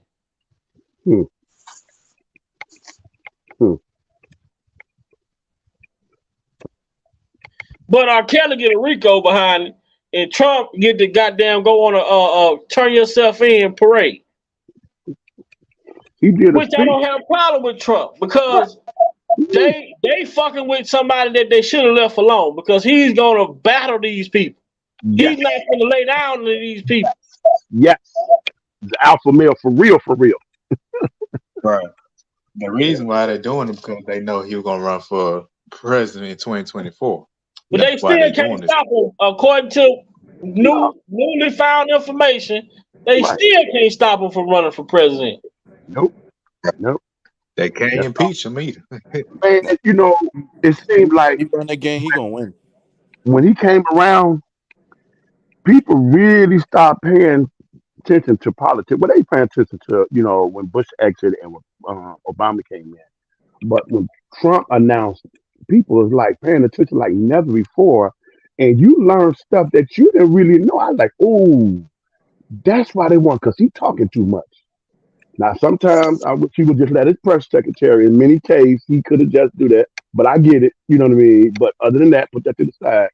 I said, "Ooh, I didn't know that." I'm like, "Wow, man!" So you imagine the good old boys like, "Whoa, what is he doing, man? Shut him!" Hey, man, he from our party, bro. We back. Hey, we that's our. Hey, we can't. Hey, we Mhm. do. Hey, man, you know how we've been doing this thing. You know, just paraphrasing. Hey, you know how we've been. You know how this been going down. You can't come in. Well, he ain't no politician, really. You know, he ain't. You But get what I'm hey, but look.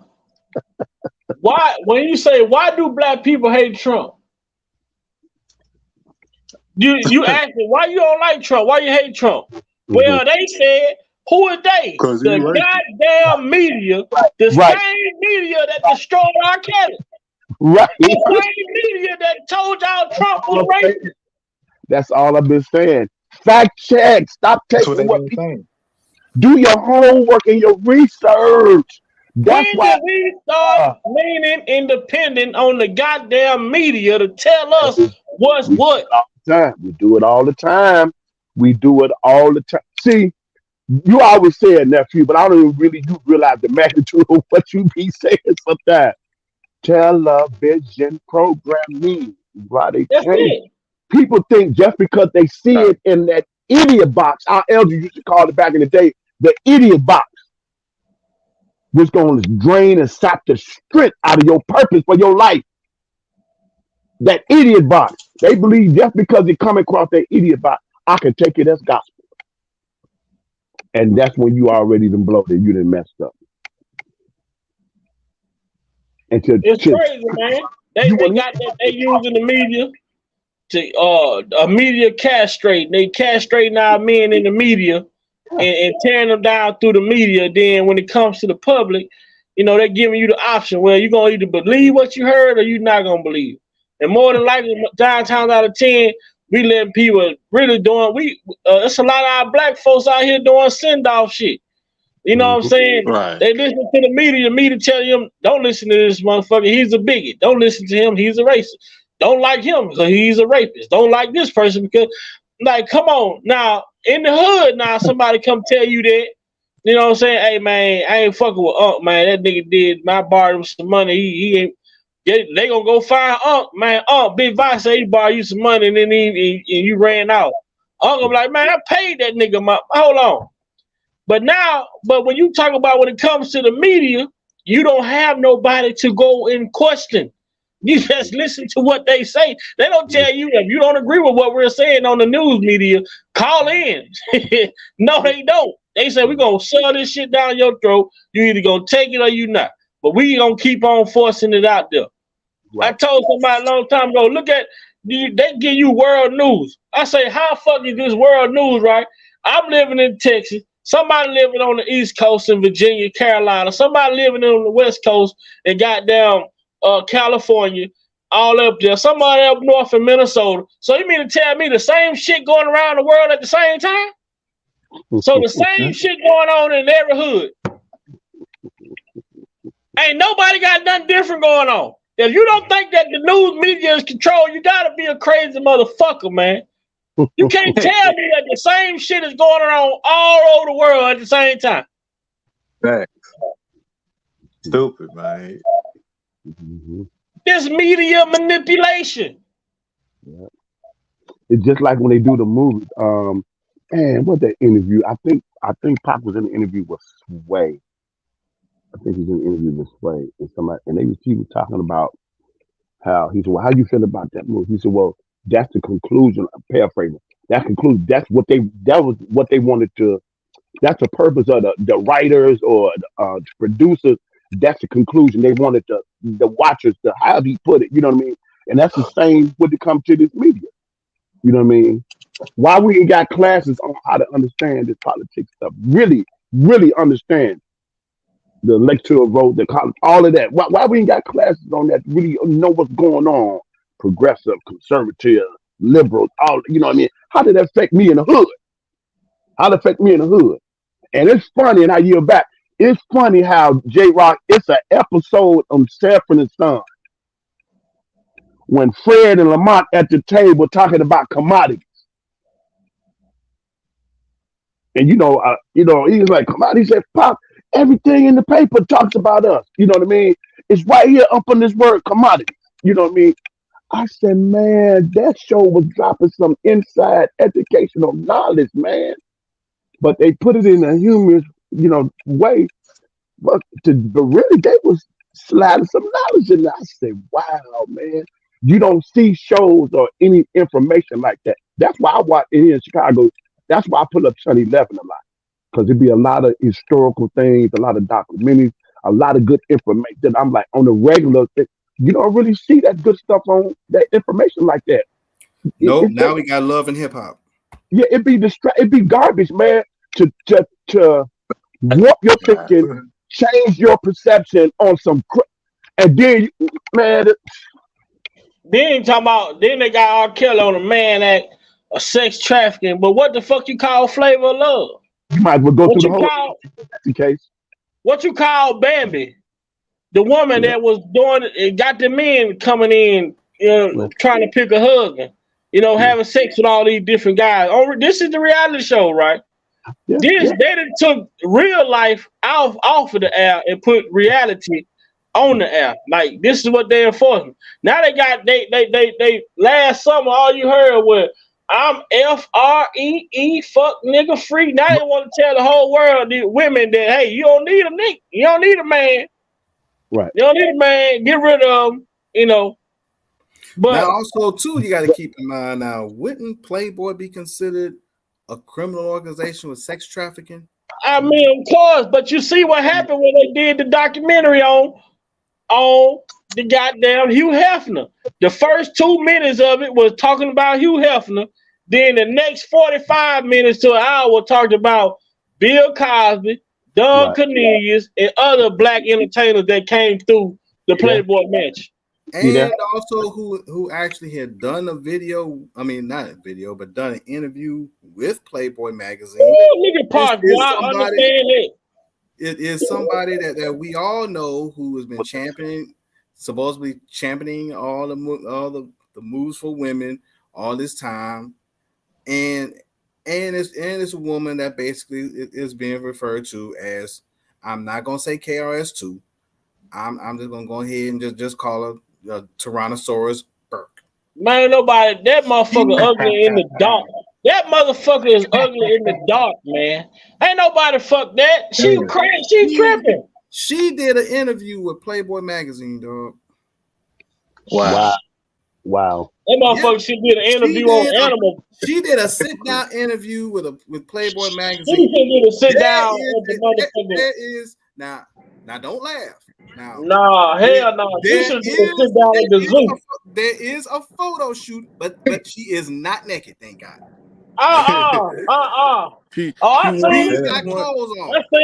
I could pull the link. No, you ain't. No, you ain't. I don't even want to see that shit.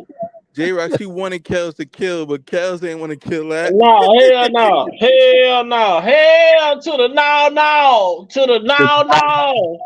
Hell to the no. She did a full interview with Playboy. They did an interview with that motherfucker on Animal Planet. That I ain't no way. Ain't no way. Take that deposit. Ain't no one woman supposed to be that fucking ugly. No, that motherfucker ugly enough for a generation, bro. That shit is ridiculous. We can take it easy, nephew. We can take it easy. Nah, I ain't taking it easy on her ugly ass, man. With nobody. Craig come on, man. Stall her out. Stall. Hey, nah, they wonder why the cage. Hey, they wonder why the cage bird sing. That motherfucker seen her ugly ass. Stall them out, D-Mo. Stall them out, D-Mo. Nah, hell no, man. Ain't nothing Playboy about her, man. That motherfucker is an endangered species. She's not from this planet. With a nose like that, Right. Stall them out, Debo. Stall them out, Debo. Whoever took that, man, they need to be put in. They need to be in San Quentin somewhere. If somebody raped her, they deserve to go to jail. You didn't have that to do. She would have gave it up. Now I'll tell you right now, just like that one episode of In Living Color back in the day with when Wanda got pregnant, Tommy Davis said, "Who did this and why are they free to walk the earth?" I'm telling you. I'm telling you. I told y'all, see that one girl.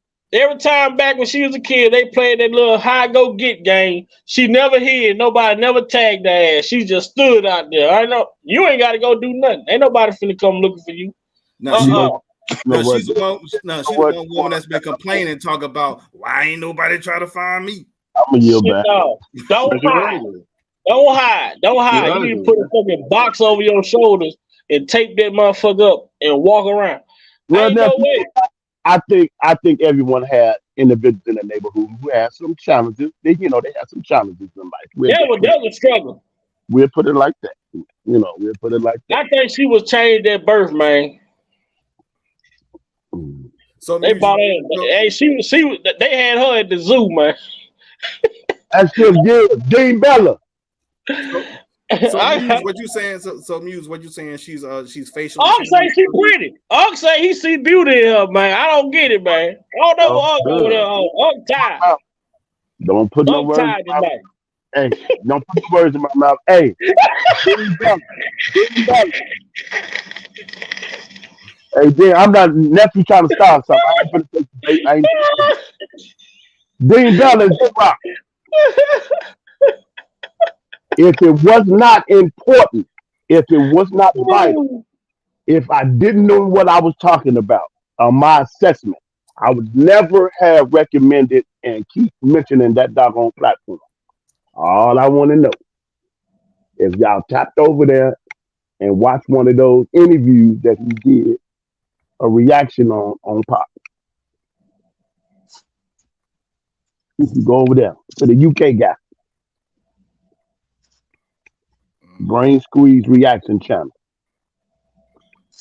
Was you able to get over there and take a visit over there and watch one of those videos that he did on Pop? The interviews specifically, not his music reaction on Pop, but the interviews that Pop did. Okay, I only saw the music reaction. Huh? Okay, so you I like Pop interview on Venice Beach, man. You didn't stroll. He has a where you see the videos, but the music. If you stroll, you'll see Tupac interviews, not the music reaction, but the interview. It's because that's when he really dropping some knowledge and some information.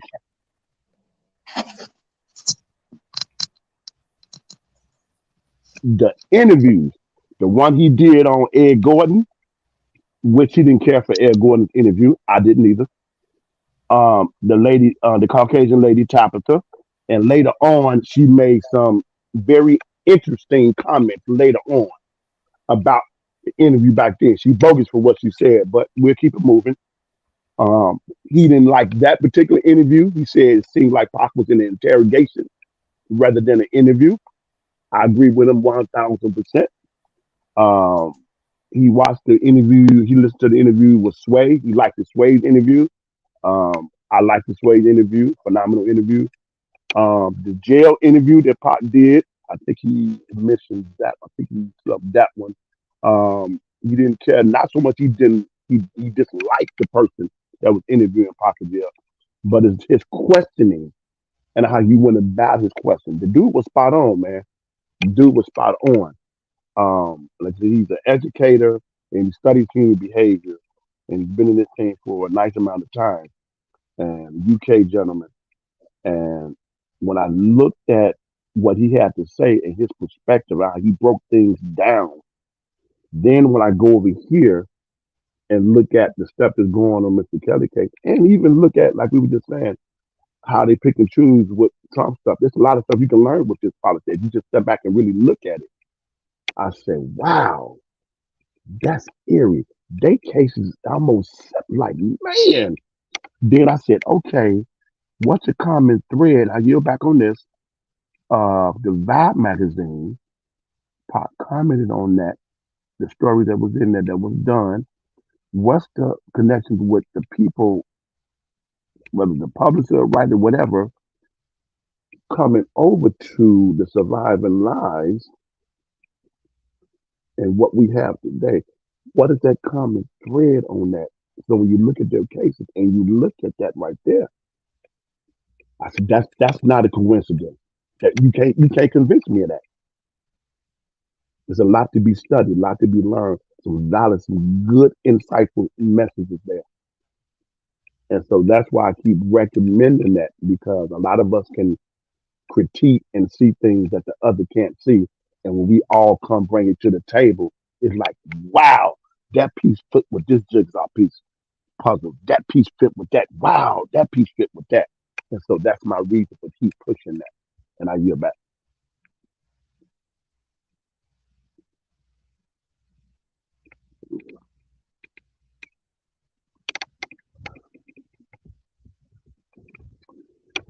Speak or forever hold your peace.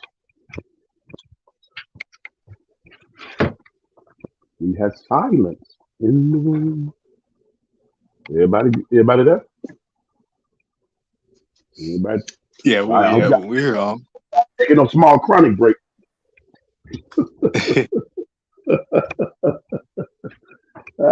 To me, that was that best but album, you man. know, but you know something, Unc.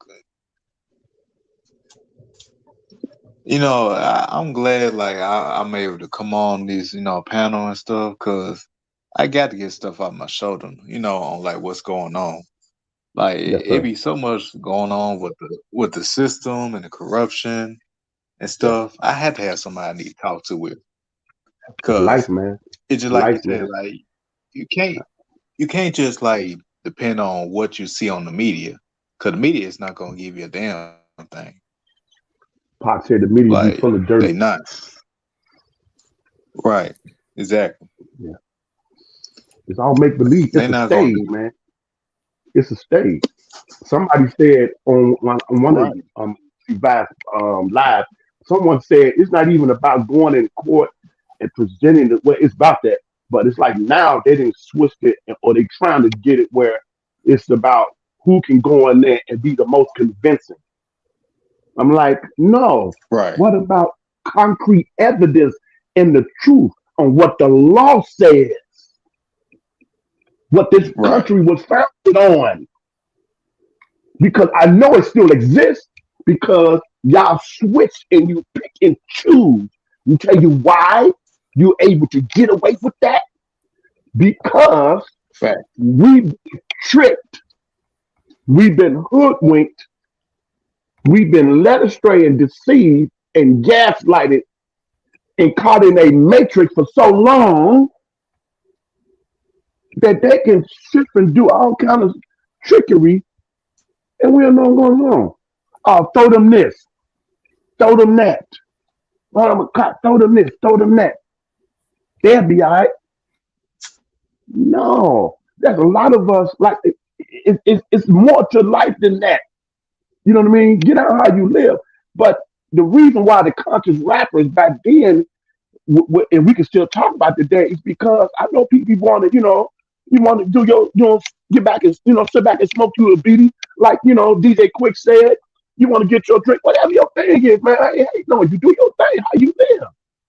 But there's other stuff that's right, going on in the world that we're concerned about.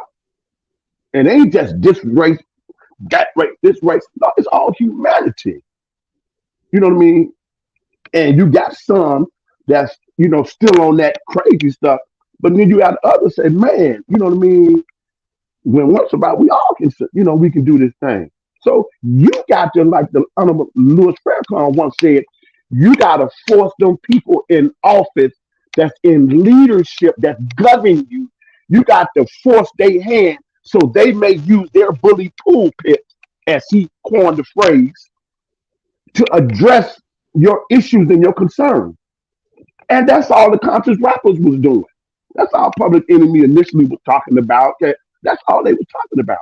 And it's a reason why you don't really on regular commercial radios going back for so long, you don't hear that type of good positive. There's a reason for that. There ain't no coincidence. But you got people so into party, we just kick, oh man, it's about Percocet and all this, man, I'm gonna smell it, all that old crap.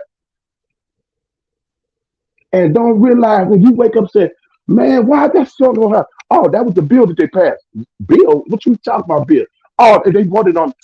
We ain't know nothing about that. Oh, yeah, because they distract you with all that other stuff. Yep. And then when a storm or a tsunami comes, you're not ready. You swept away. A storm is always coming. It's always coming. No matter what it is, your family, it don't matter. It's coming. But we never think we can get hit, though, bro. We never think we can be touched. Right. No, Martin Lawrence said it best. He coined the phrase, now you're back, and that stand up he did, run until back. He said, none of us, no individual is immune to the trials and tribulation of life. No one. No one.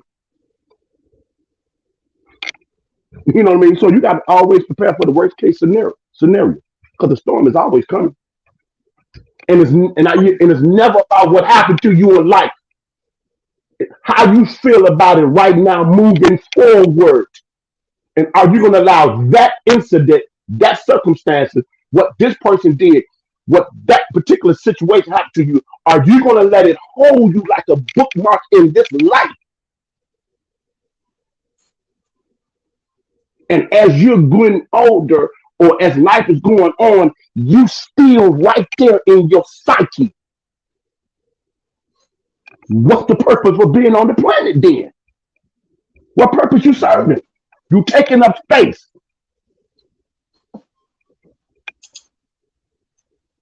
So all this stuff affects us, bro. Like you said, all this stuff affects us, bro. Everything.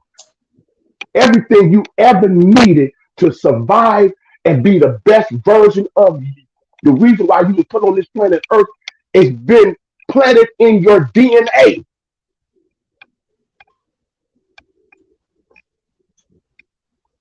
You got to find out what it is that you want.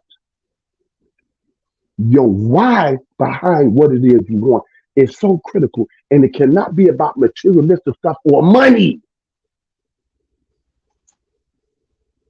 So that pushes you even when the times where your knees buckle and you had to take that second wind, but your why gets you up when you don't need an alarm clock. Because you're using your gift, you're chasing your purpose. And when you do that, man, you have to turn down some gigs, boy. So much be coming at you. But when people in survival mode or don't know their purpose or don't feel that they are worthy or they deserve better or where they want to stay in hurt and resentment and unforgiveness, those people are dangerous to be around. And we have seen it in Mr. Kelly's scenario. Yes, sir. Which is just a reflection of many different scenarios that we see and we have witnessed throughout history. And I yield back. Well, I'm about to go ahead and lay it down right quick, but I'm just gonna go ahead and say this right quick. First off, you really don't need, if you come out here talking about R. Kelly abused women and everything and chain people up, you don't need to be saying that if you look like you escaped from Jurassic Park.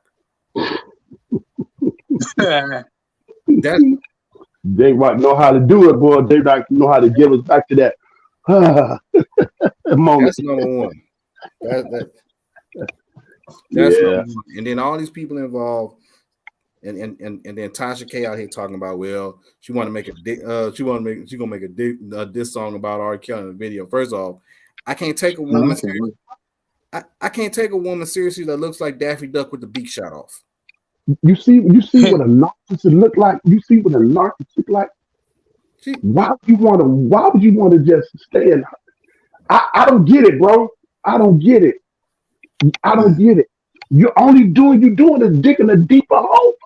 But see, the mind can be so deceived, bro, and such a narcissist.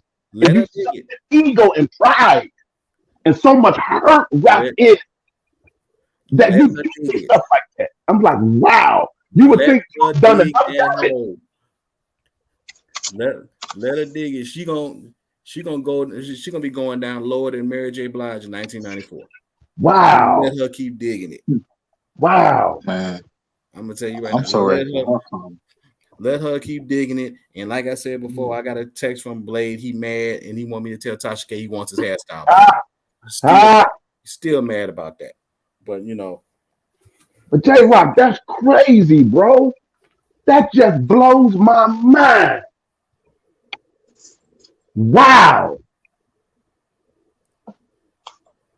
See, that's on them. See, all these people out here that's been doing this bullshit against this man like this. See, a lot of people right now, if I engage in conversation, they get mad at me. They get mad at me because they think I'm just gonna be a surface level cat, and I'm just supposed to be this R. Kelly fan that don't really know nothing. But then, then once they find out that they walked into a hornet's nest, a whole different ball game. Now all of a sudden they're like, now all of a sudden now it's trying to get low. Now all of a sudden it's like, where you get all this information? I'm like, don't worry about where I got it from. Because I'm like, you can't look. You asked me where I got my information from. Well, I know where you got yours from. Because they got this from the dollar. All you got to do is just say, look, you just got your information from 3 sources: the mainstream media, surviving R. Kelly, and you're living off the Aaliyah marriage and the sex tape. Yeah. That's all it is. Yeah. Debunk all that. You ain't got nothing else. That's it. Yeah. That's all. That's it. That's all. And that's crazy. And that's the reason why man, this is crazy, bro. I've never. They mad at me now because now I got all kind of other stuff outside of it.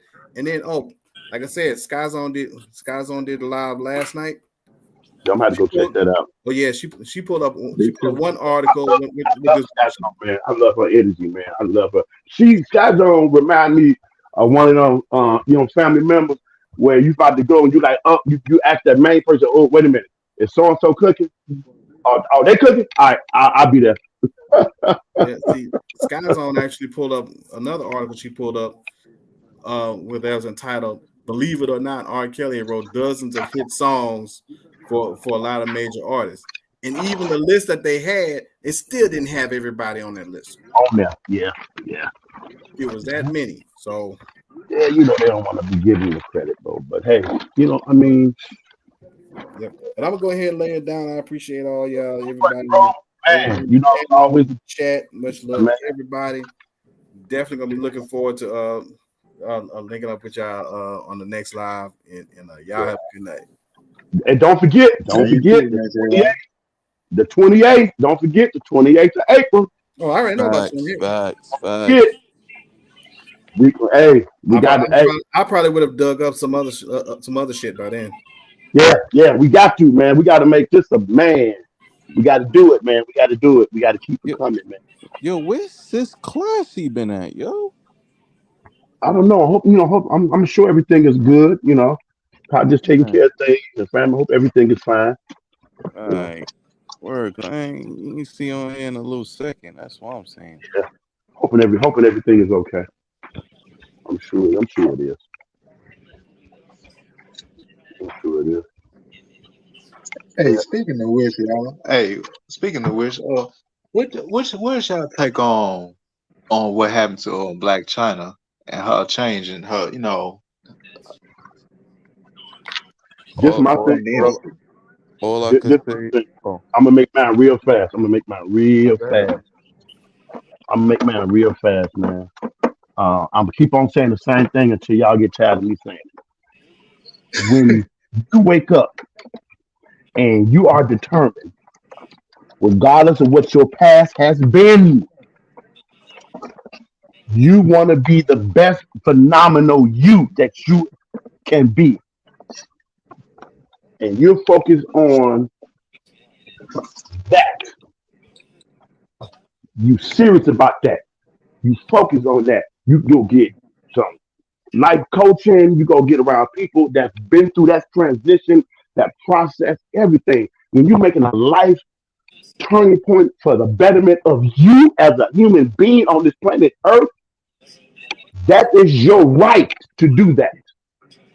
But in doing that, narrow-minded people won't ever let you forget that you have come through and that's behind you. Those human beings is going to be on this planet Earth until this planet Earth is no more. There's nothing you can do about that. That is what it is. That is what it is. It's a sad, horrible concept, but that's just what it is. Because not everybody has the same good heart and on the path of just striving to be the best version of them, and they want to walk in goodness. They understand the adversities, the obstacles, the trials they're going to take. They understand the evil intent of what other people are because their choices. And it ain't about what nobody feels or what nobody thinks.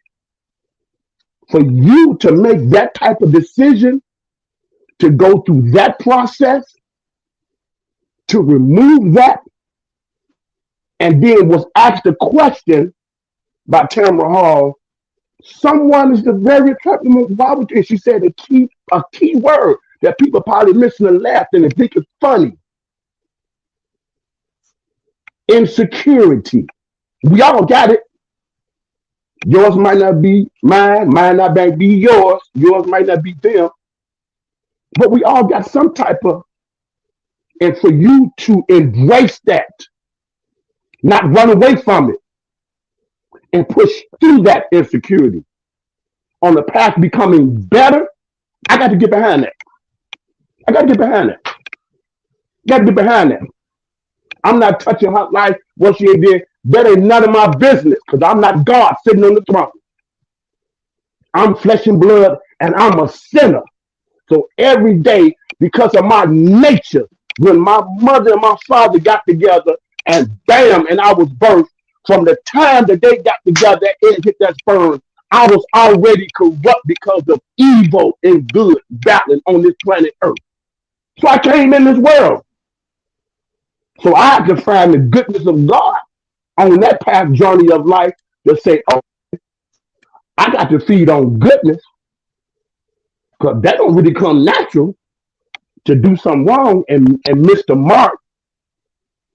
That's more easier. So I got to learn how to be intentional or deliberate and find out what my purpose is. Because there's got to be a reason for my existence. I can't be just here simply just to pass the time. And so when I'm on that path to do that, whoo, you really find out what people really think about you. But at the end of the day, it ain't got nothing to do with them. Because they don't have a heaven or a hell to send me to.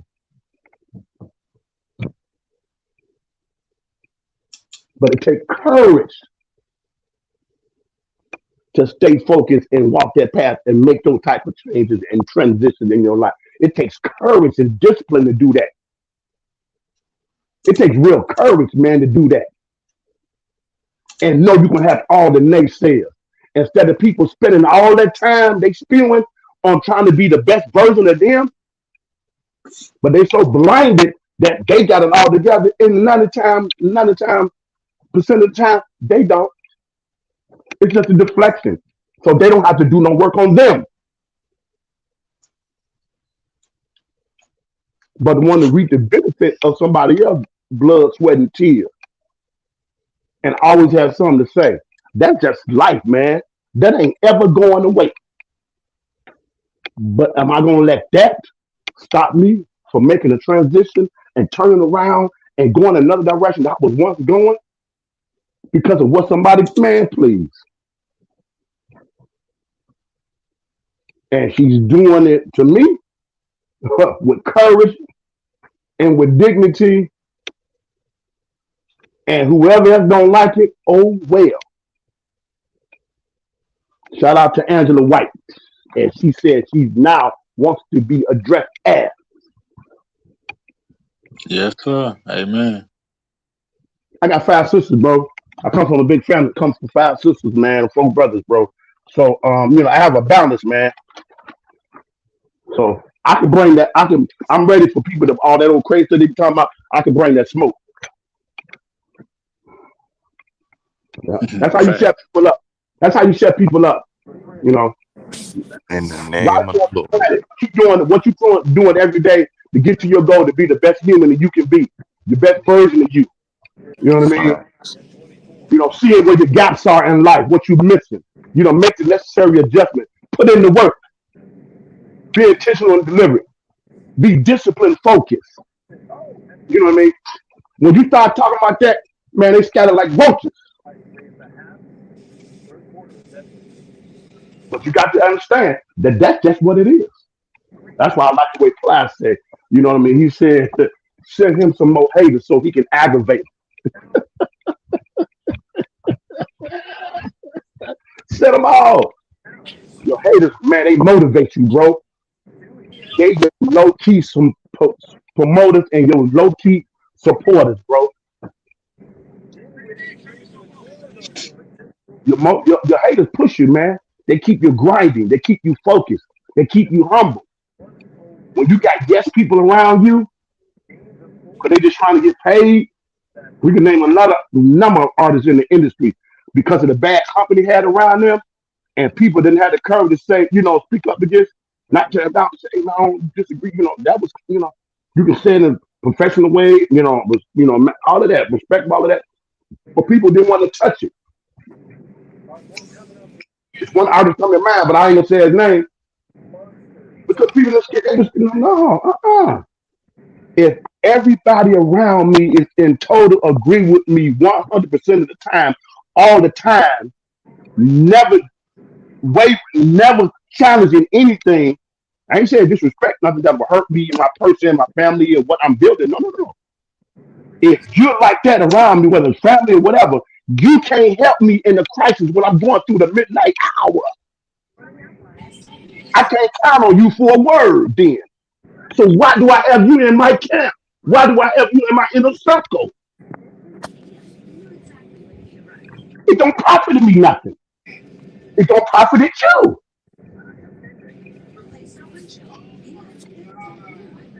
You know what I mean?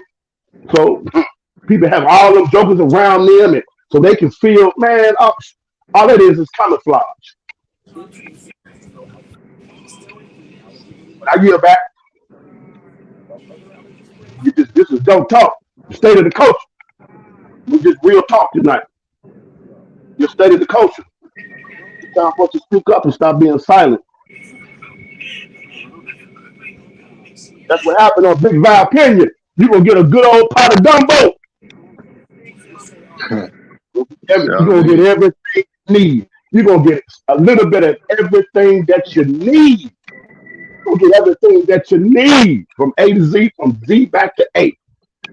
And when I said that, Denzel, man, that made me think of Papoose, man, and that rap song he did. To me, one of his classics, man, the Alphabet Slaughter.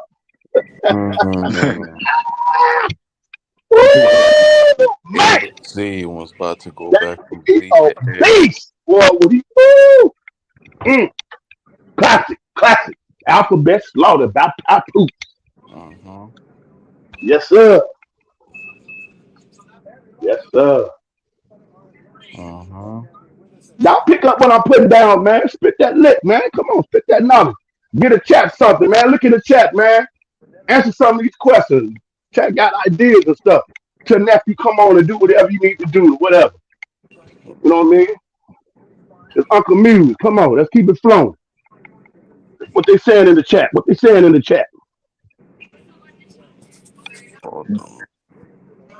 And talk about me too. Apply, Angela.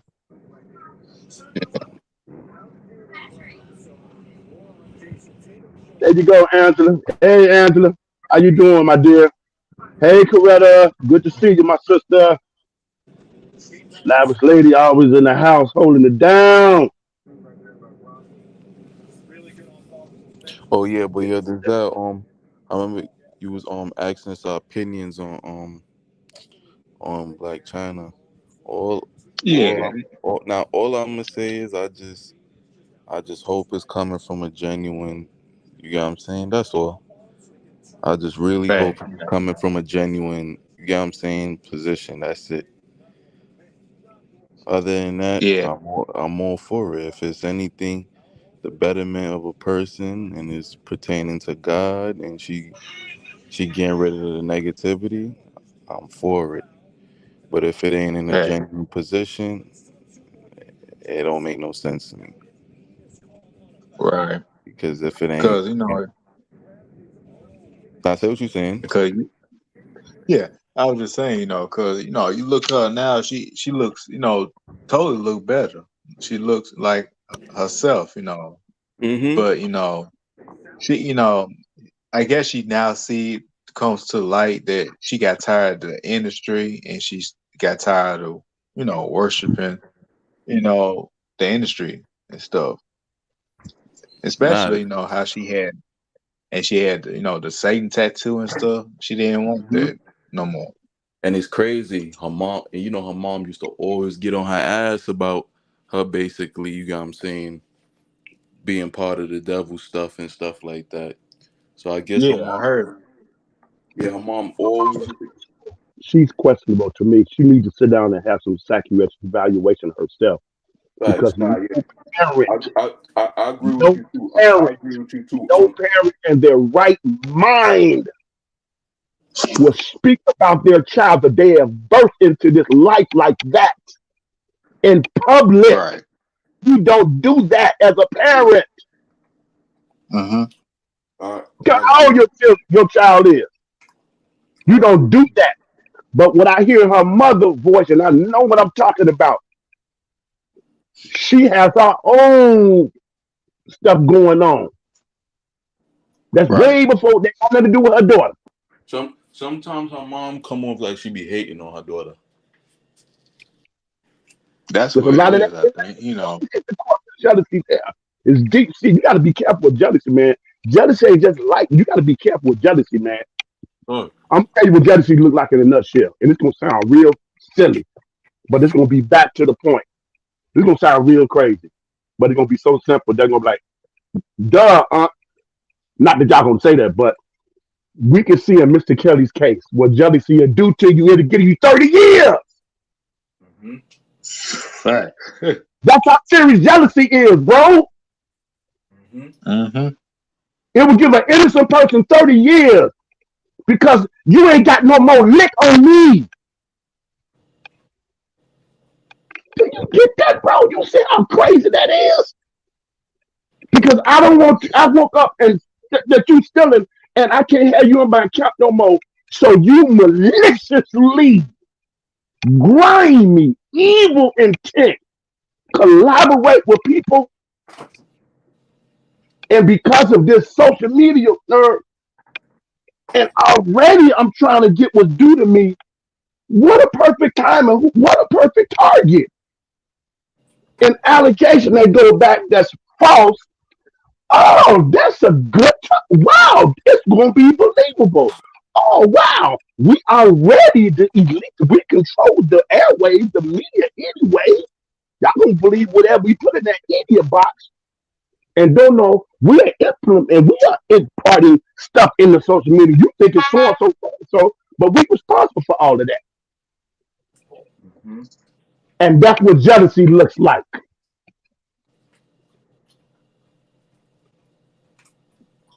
Anybody got to say something about anybody except first going in the bathroom and looking in the mirror and addressing those issues and coming out and going in that prayer closet and getting on their knees and sincerely asking for guidance and help to go on their path.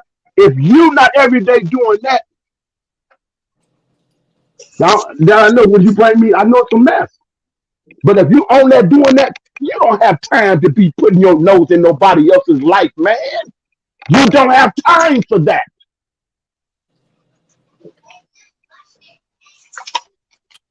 But that's what happens when you broken, Mhm. when you in hurt, when you in bitterness. for years and years and years. When you're in unforgiveness, you feel this happened to me or that person did to me and it stopped me. And you think that that or that person is the reason why you're not where you should be in life. It's an excuse. Not downplaying anything that might have happened to someone. But if you still here after all of that, oh, if you can get the courage to push through that, do you know how many people that you can bless and set free and be a phenomenal impact in their life?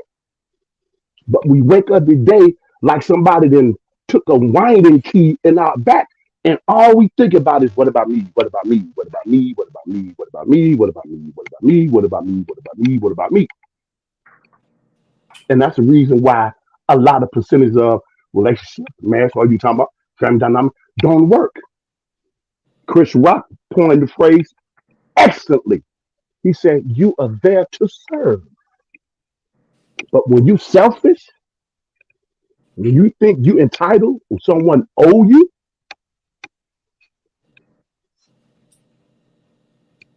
when you damaged and broken,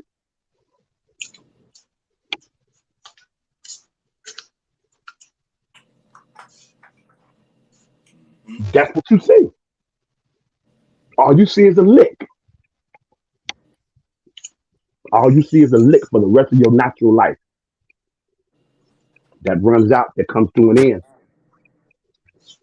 You get yourself in some dangerous situations thinking like that and moving like that in life. History has shown it. There's been too many stories that talked about it. And yet still people, I don't get it.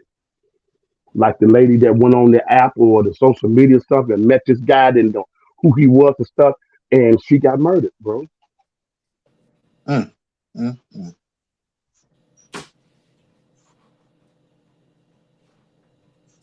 For something, she was, only paying for something for $500, something. He had offered her something like that, didn't get the money. The family was calling and tracked the phone in the location where she was. The police said, the investigators said, and she.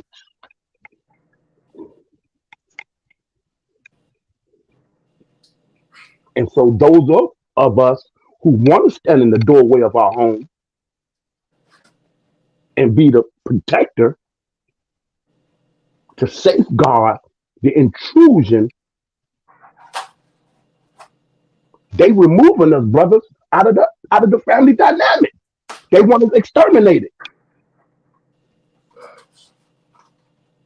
So those of us who awaken and understand this, we got to rise up and take our rightful place. You can take off real fast by yourself, but boy, when you with somebody, boy, you go as a team, man, you can go the distance. You can go so much further. You can accomplish a whole lot. But there's strength in unity. We got to reclaim the family dynamic. We got to reclaim the neighborhood. We got to reclaim our community back.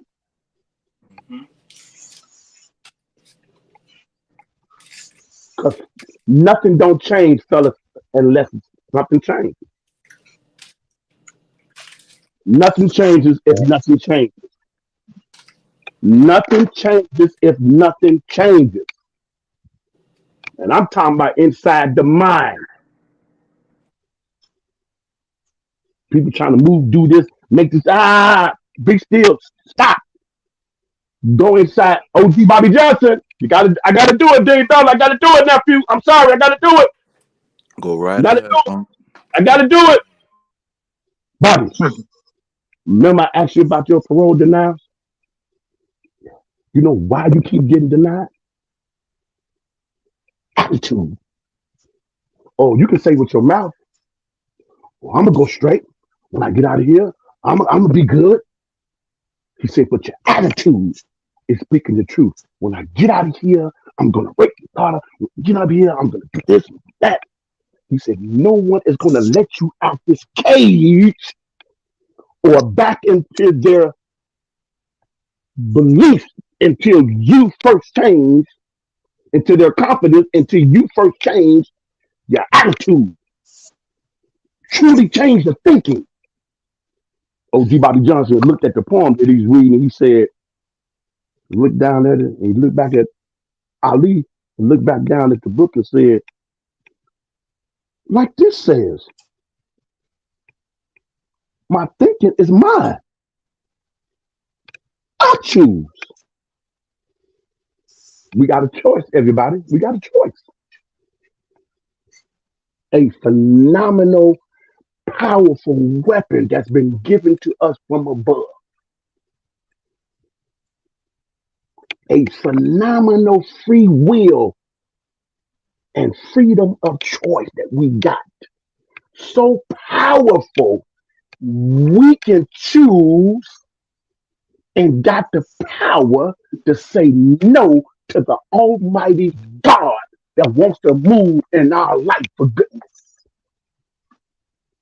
and go our own way, whatever that thinking is.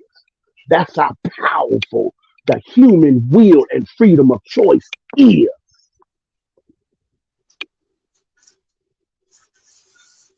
That your very conscience is like a jury that comes to a decision and they present it to the judge. The judge representing humanity of each individual, your human will,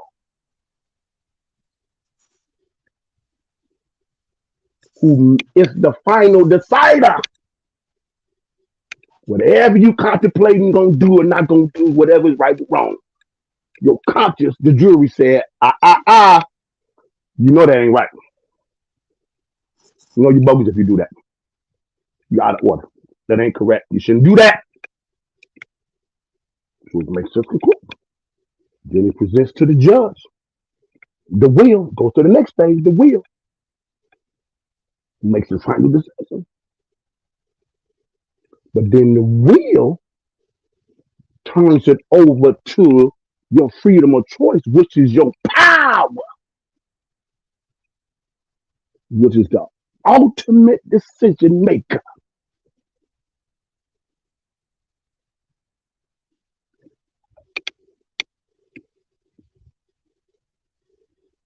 So people are where they at because of their choices, for the decisions that they have made.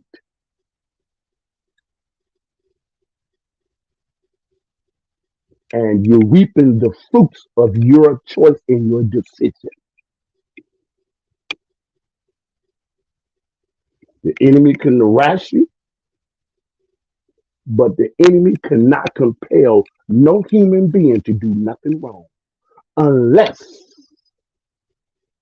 you yield or surrender your human will over to that particular entity that's trying to influence you, whether it's good or whether it's bad. Once you have yielded to that, it's a wrap.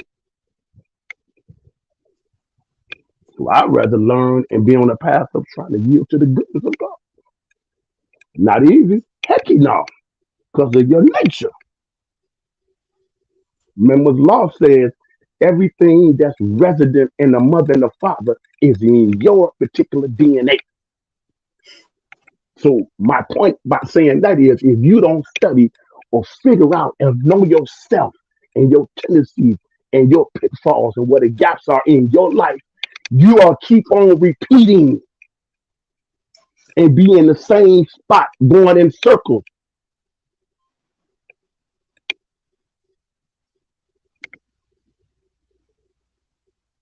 You learn a lot from Mr. Kill's case. I think you can learn a lot. And the surrounding issues of all the other communities, the state of the culture, I think we can sit back and learn a lot of these. That's only if, and I hear back, we try to be the best phenomenal that we could be.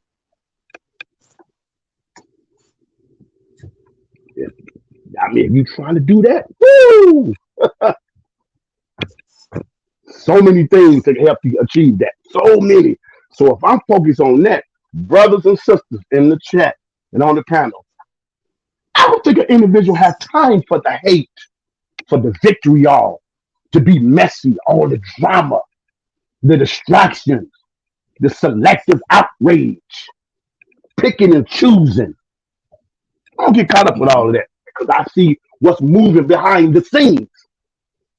So those of us who want goodness and justice and fairness, we gotta speak and expose that situation or that particular thing that we see going on, but do it in a way like they playing chess. You got to be very strategic now. You got to be wise, man. Can't be foolish in how you move. Got to be very calculated. And sometimes you can't tell this hand what this hand is doing. You ain't got to broadcast and all that stuff. Just moving silent. Because my boy Nino Brown, love watching Nino Brown. Shout out to Nino Brown on YouTube, like my brother channel.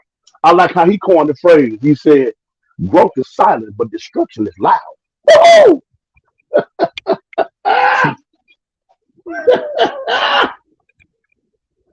Woo! Ice-T said the other day on a short clip I watched, he said, you got two types of hustlers, he said.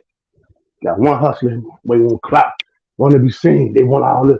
He said, but you got another hustler that wants to disappear.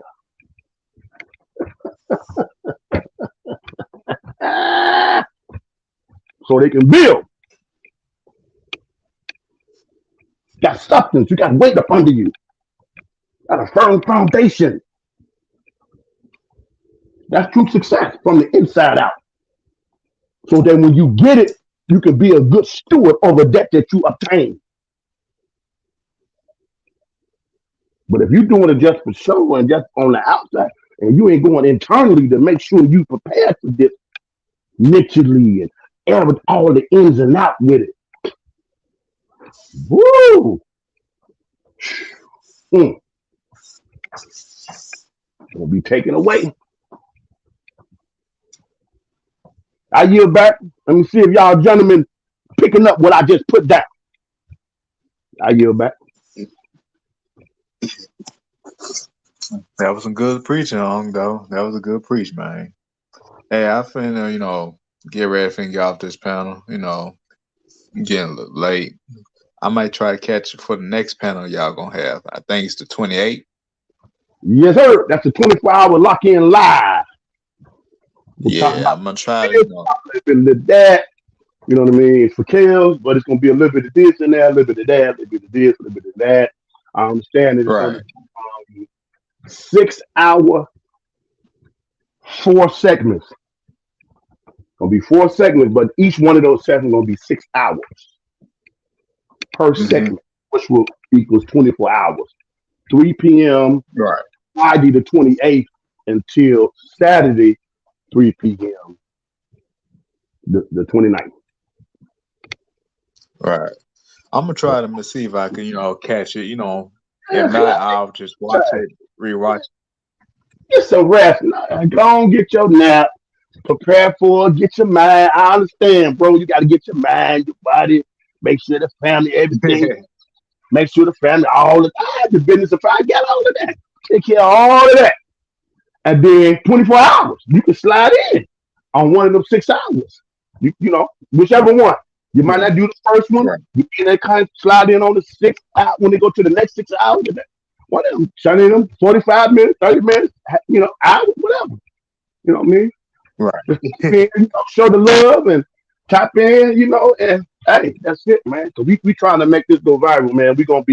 I'm anticipating we really got to put a dent into changing the narrative and letting our voices be heard.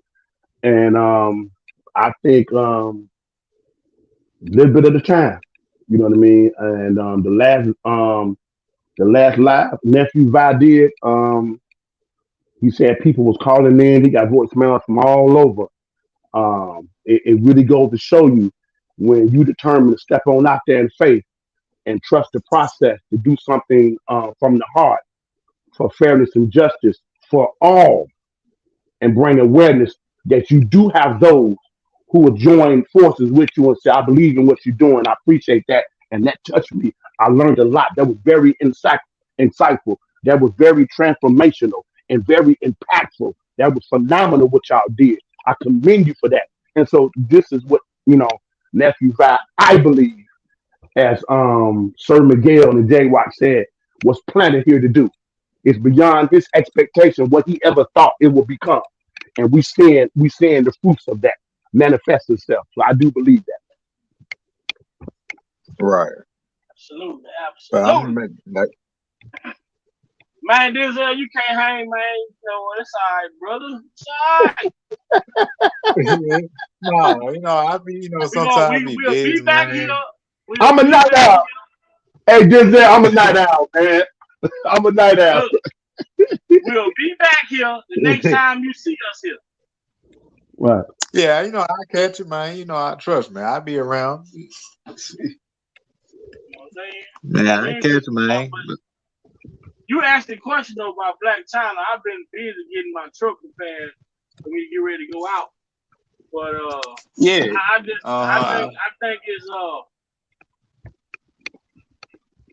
man, it's perks to being right. It's perks to being a hero, right?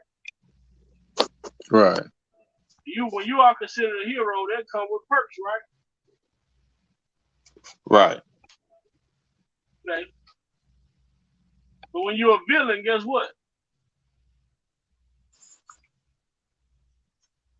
That come with perks as well. So no matter how you start or how you finish, it's up to the person to choose which direction they want to go first. In her situation, right. she started off as a villain. She benefited from being a villain. Guess what she gonna do now? She gonna benefit from being the hero. But changing her own narrative. But what pisses me off is that when my brother Rob, when my uncle Rob said, I don't want the people to look at me as the weatherman. He said, I don't want people to look at me as the Pied Piper. Mm-hmm. I don't want people to remember me as R. Kelly. He say, I want to introduce the world to Robert. And look what you get. Mm-hmm. Facts. Look at the outcome of it. See, it's the double standard that this world governs by. It's cool when a woman do it. When a man do it, you don't get the same sentiments from it. I don't knock it. I just call it how it is. Mm-hmm. R. Kelly's engaged to be married. But you know what they gonna always say? Oh, he got plenty of hoes. You can't get away from it. As we as men, we can't get away from those attachments that we once held. Even though we changed, right?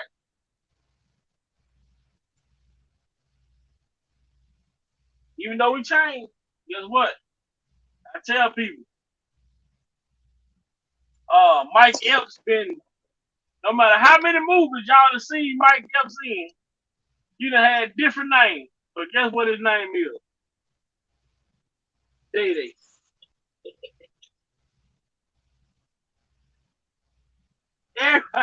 Everybody know Day Day. No matter how many movies he done played in, his first movie come out Day Day. Right. That's a good point, nephew. Yeah. You see how us as men hold, when it's the introduction of us that holds that shit carries with us throughout our whole life. Even when we try and change. See, but now this woman come out doing what she did in the beginning. Like I say, I don't have no knock against her. But now she's changed her life and people have empathy for her. They want to see her win. But how about it when my brother R. Kelly say, I don't want to be the Pied Piper no more. I don't want to be the weatherman. I don't want to be R. Kelly. Mm-hmm. don't get the same sentiments, man. They ain't have him on no news station doing interviews. R. Kelly, Robert, why you don't want to be R. Kelly anymore? And he would have told the world that's the industry persona. The label made him. Yep. I don't think a lot of people know that neither. They don't. They don't know who it probably. Some of them probably don't know his real name. We don't want to research, man. See, we are, and it's not a bad thing, but sometimes it can be a curse, though. We are tribal people, but sometimes, and you just can't follow in and everybody. Even the word of God said, "You mark the righteous and the first." You know what I mean? You just don't follow in and everybody. Because I see a lot of people say, "Oh, they down the church." Man, let me tell you something, man. There ain't no disrespect to nobody doing anything. Because I can't see in man's heart, only God can. But I can tell you what the word says.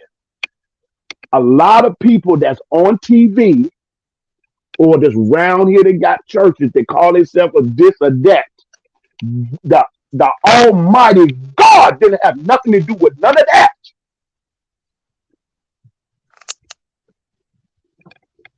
And you can know that by the fruit that they bear.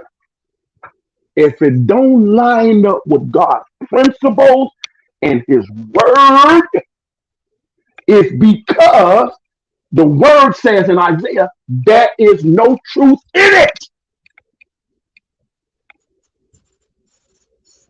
Satan got ministers too. The devil got ministers too. He got preachers too. He can't create nothing. All he can do is pervert everything that God has done. He can't create nothing. So he's bothered by that. So all he can do is run along the time of this earth history and copycat what God is doing. That's all he can do. He can't create nothing. He can pervert it. He can cause you to devalue your gifting. God keeps records. The devil keeps files. I'm gonna say this, and I'm a year back. You might get a little of this on the 24-hour live. I don't know. It's all according to my nephew. God keeps record. The devil keeps files. Let me give you an example. Let's say you got a person named Johnny. All right. If the devil want to know how to get Johnny, let's say he'll go look at Johnny's daddy's. This is biblical. And he'll look at what they feel back. Let's use this for an example.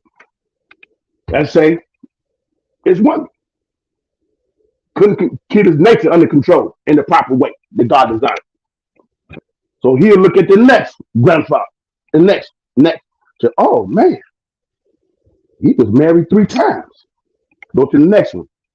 Say, man, he had 10 kids. Not that anything that's happening in our community is wrong. That's not what I'm saying. I'm making a point. Stay with me. Stay focused. Tell you how the enemy works. He keeps files. He don't keep records. He come all the way up to Johnny's father and said all of those boys had a nature problem. So whether you get into this or that, that ain't really he gonna get you. He's not gonna send you probably drink. He gonna probably send you to go gamble. He not even on that.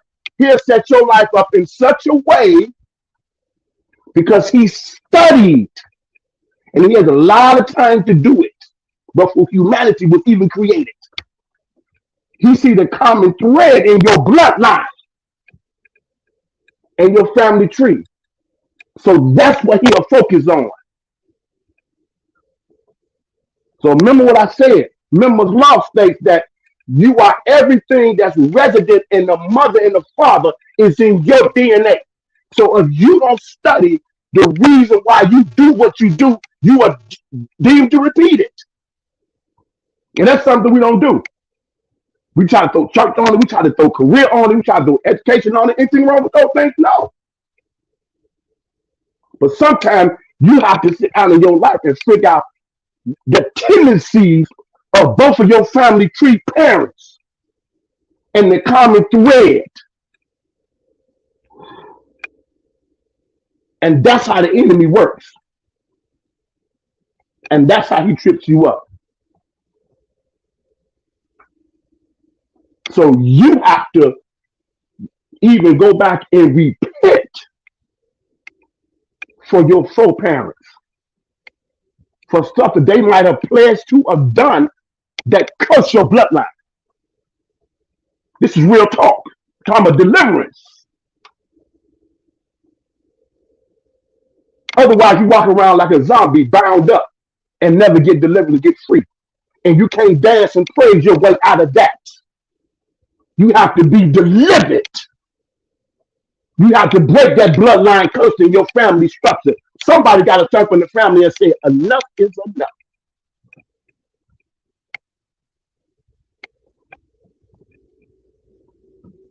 Let that mirror night, we yield back. Turned over to my nephew, Big Vi. This is his Uncle Muse Black on Big Vi Opinion. Yield it to your nephew.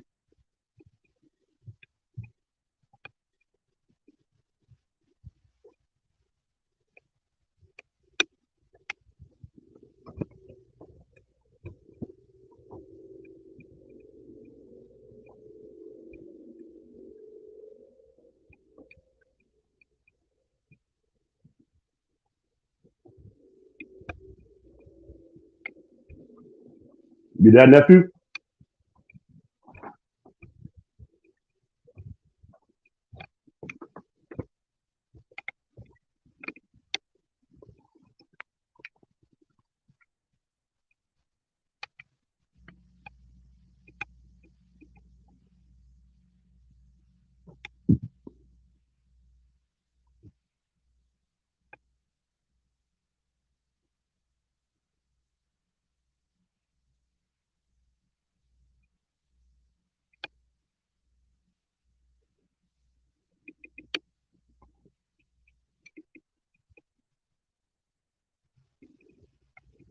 Yeah, so I guess nephew had to take care of something. So yeah, hope everybody catch, you know what I'm saying? That's very critical and very important for us to understand that we have to address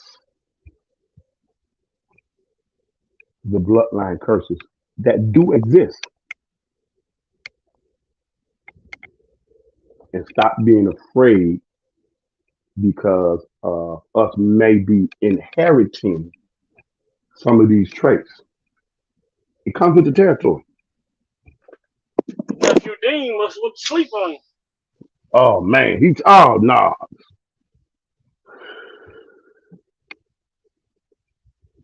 Dean Bella. Can't hang. He can't hang. Can't hang. So what's wrong? Nephew, he's younger than us. Come on, nephew, he's younger than us. Come on, I'm trying to understand it. Soon as I said so, he dropped out.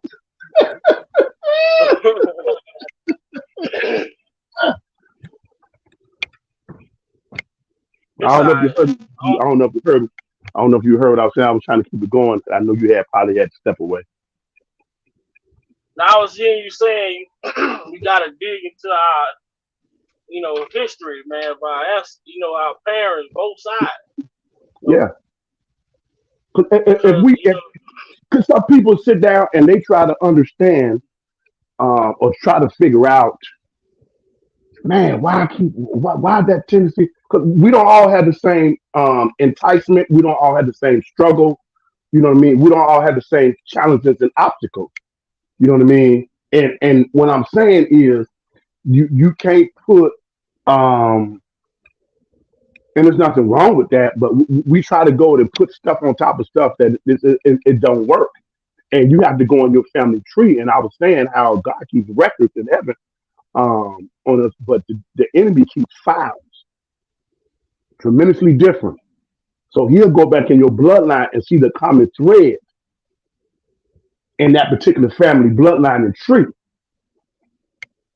And anybody that is, you know what I mean, that he sees that's potentially God to use and has a man, he's on top of you. He's on top of that. A lot of time our ancestors have pledged to certain things that they didn't understand what they were getting into, and it caused a generational curse. A lot of stuff came with that.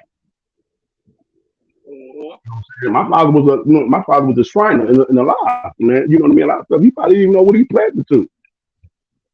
We get into stuff. We tribal people. We get into stuff, but we don't really research nothing. I used to have dreadlocks, nephew.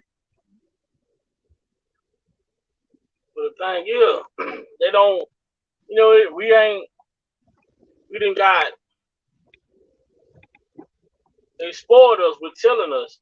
You know what I'm saying? So the more they told us, the less we sought out. And that was strategically done. That was by design. Tell them so that they won't look. That's why I missed the day. But it's still around. Libraries are still around. And I was thinking about this the other day, what a coincidence or not. And I was saying, man, I said,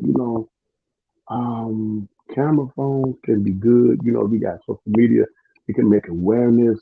It can be used good. Then also it can be, oh man, oh no, you know what I mean? I still, I had to look into that. But I'm like, man, there's a time where it used to be exciting, man, and rewarding to go to the library and research a paper and really have excitement, pride that you really went through and you studied and you knew what you knew and you read it and put yourself. You had now it's like almost like that's not even if ever promoted or mentioned or celebrated. You know what I mean? Or it's like if I saw it on the video, somebody said, "Oh, I saw it on YouTube," or I saw the news. Oh, that's it. That's all I need. Wait, what? Now, especially when it comes to somebody getting 30 years for a life sentence or some charges or allegations, or you trying to, you know what I mean, sentence them. I mean, wow, you're not going to fact check. You're not going to, wow, nothing. You believe what they tell you. You trust them that much with your, wow, because you don't think it ever can hit home. But a storm is always coming your way. It's a certainty in life that it's going to happen.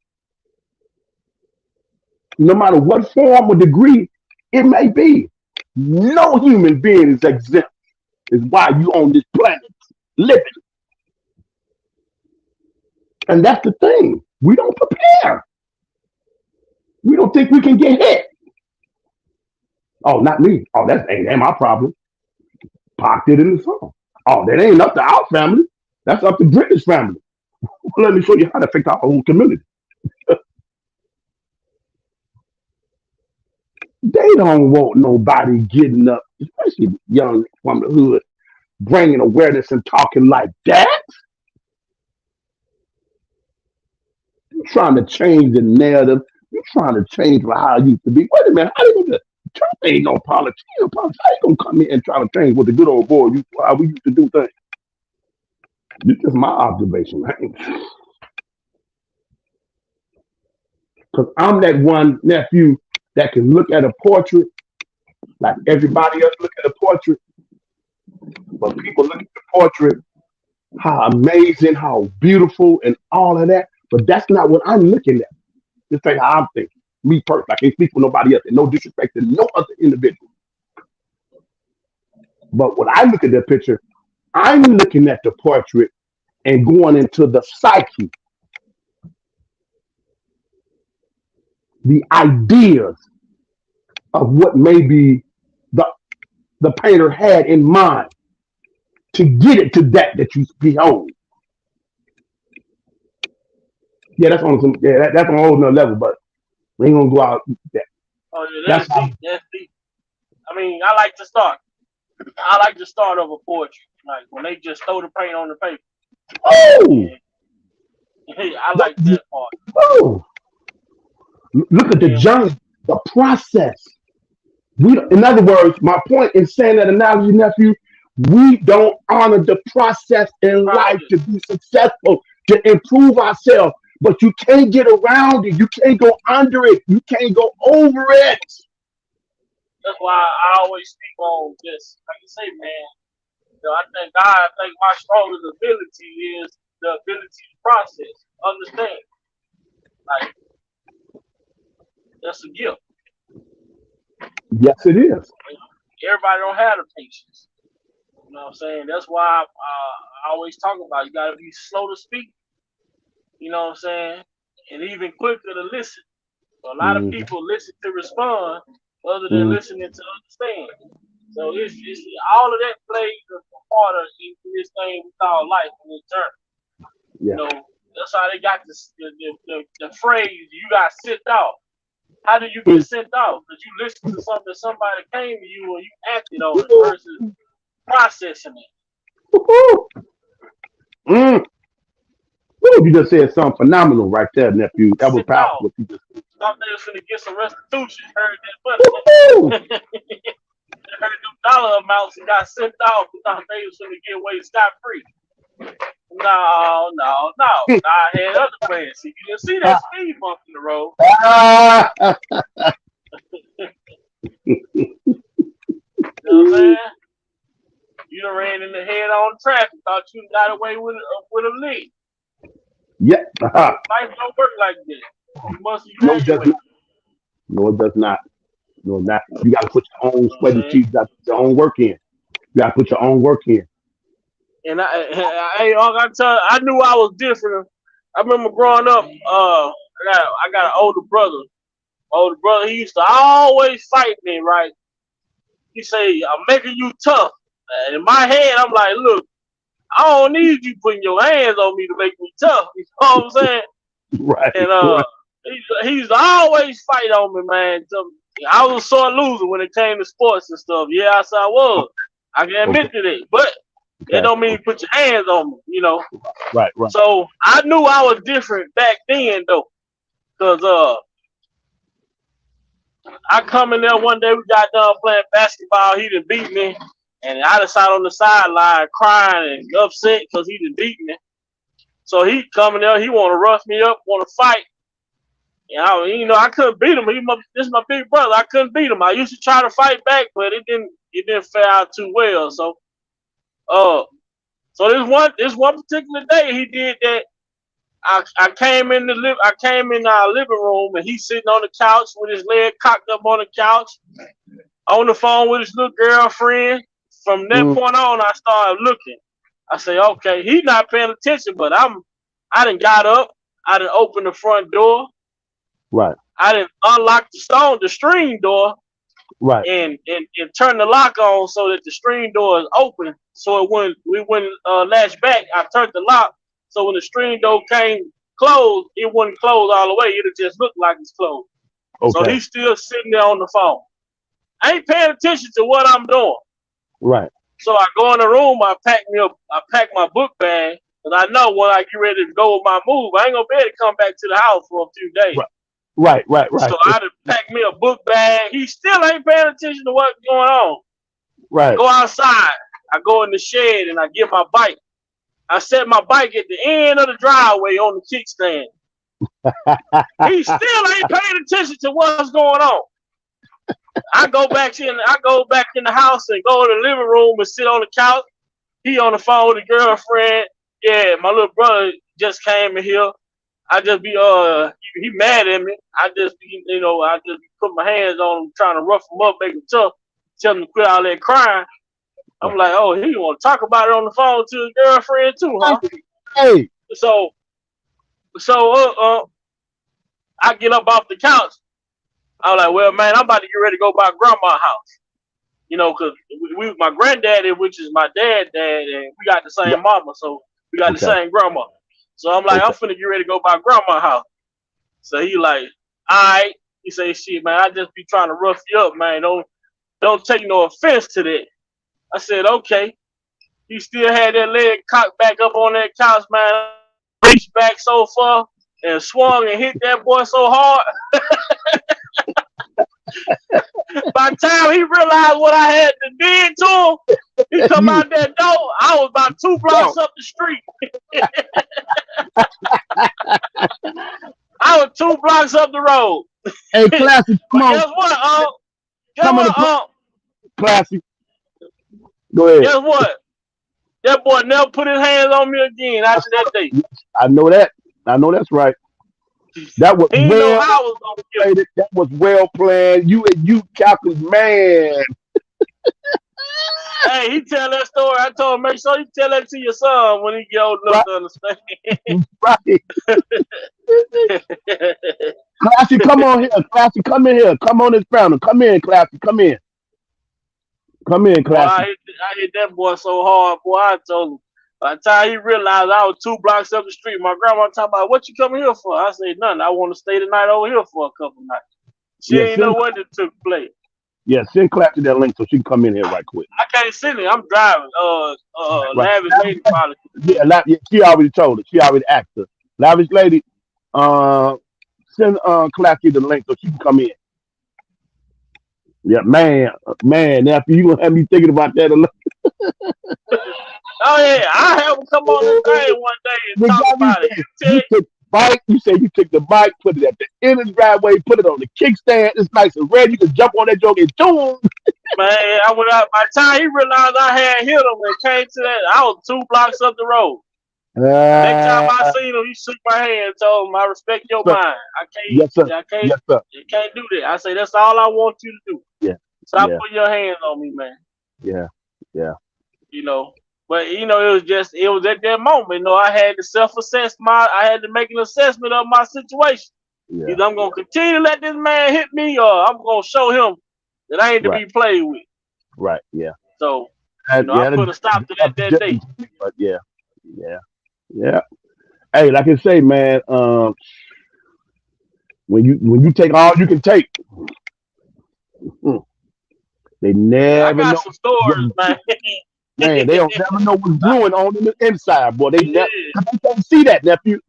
And then go ahead, nephew. It take a lot of composure to pull out something like that. I was just gonna say that.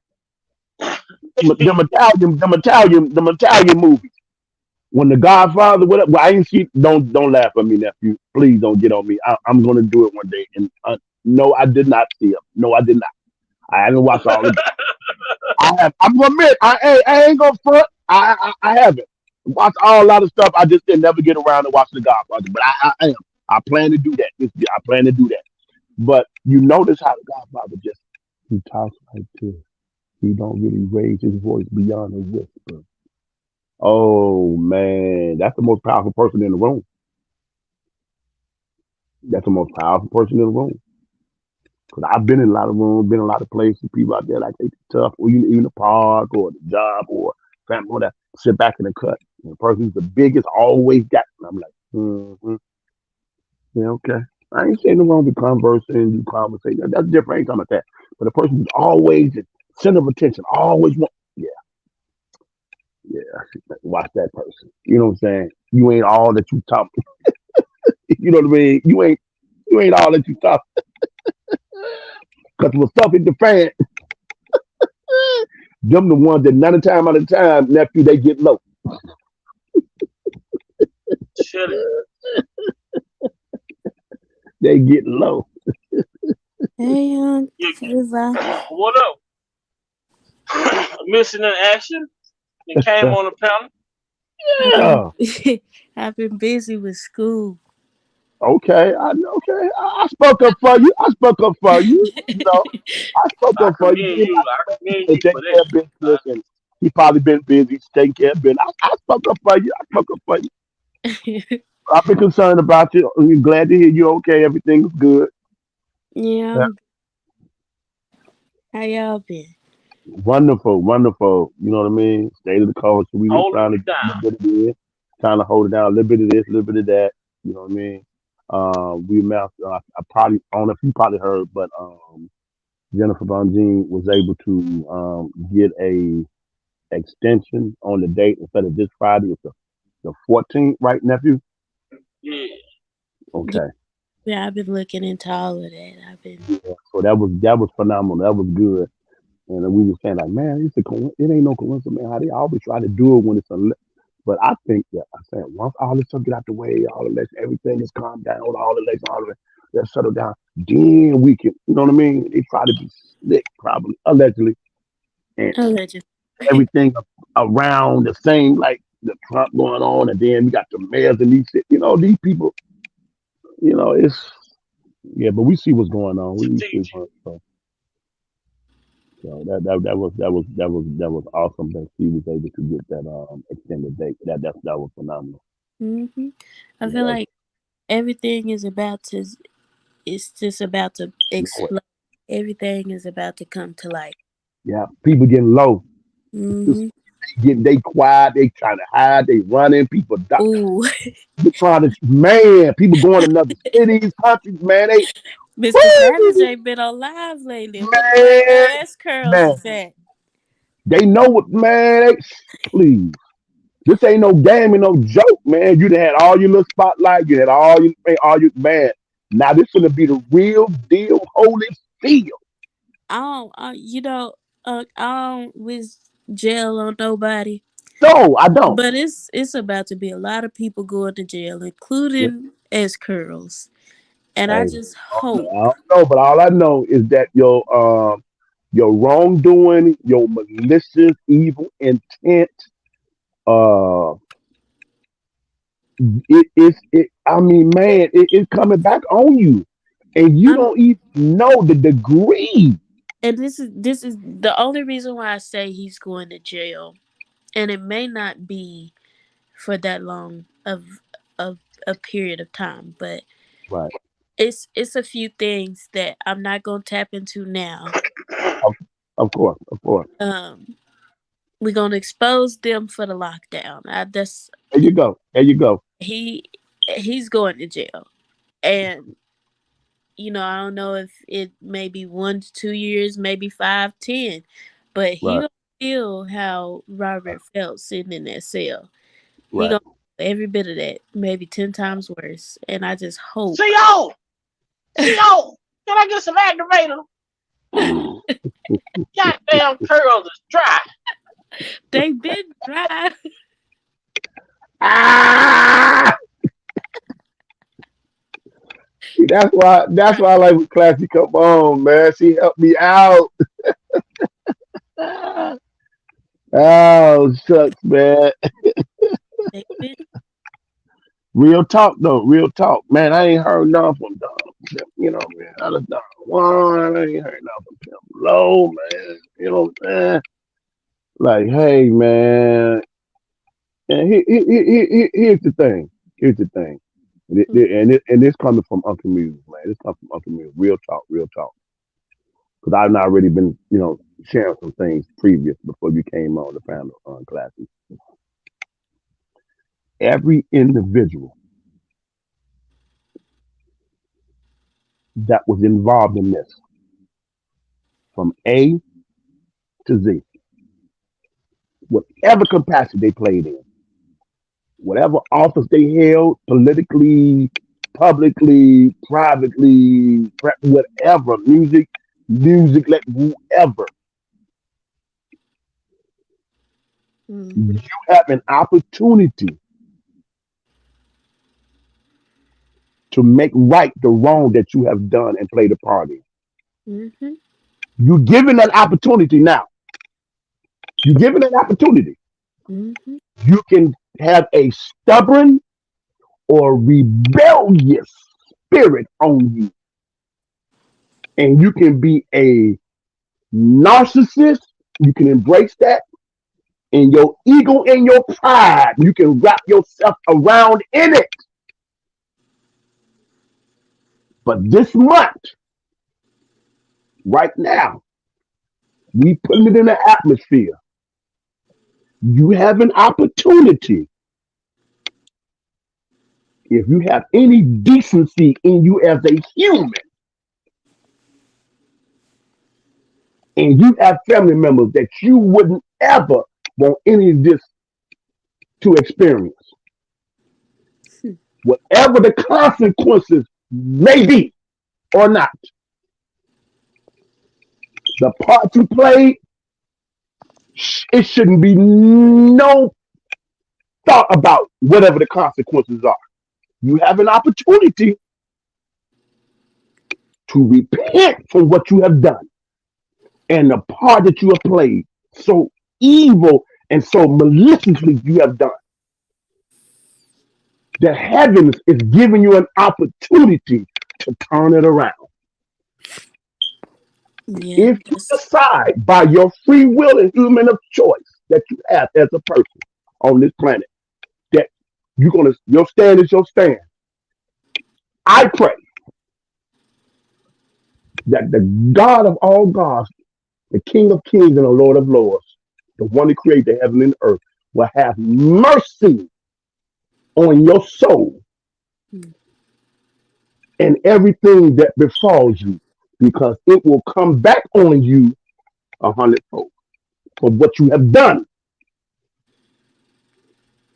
to an innocent man.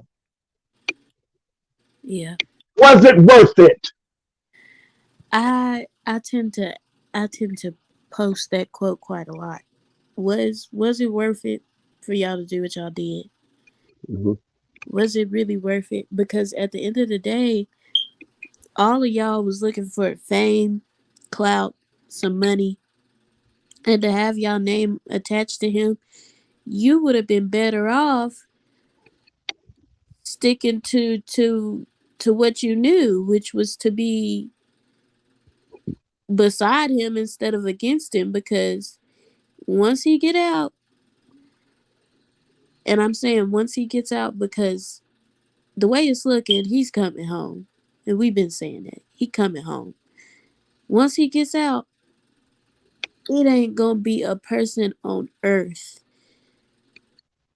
that could sway him to be different, or you know, get access to him as easy. Like when Robert Kelly gets out, it's gonna be trying to get to him is gonna be like trying to get to a president. Mm. Yep. Everything changes. Yep. By the time we And get to whatnot. I say this with the utmost respect for women, Mm-hmm.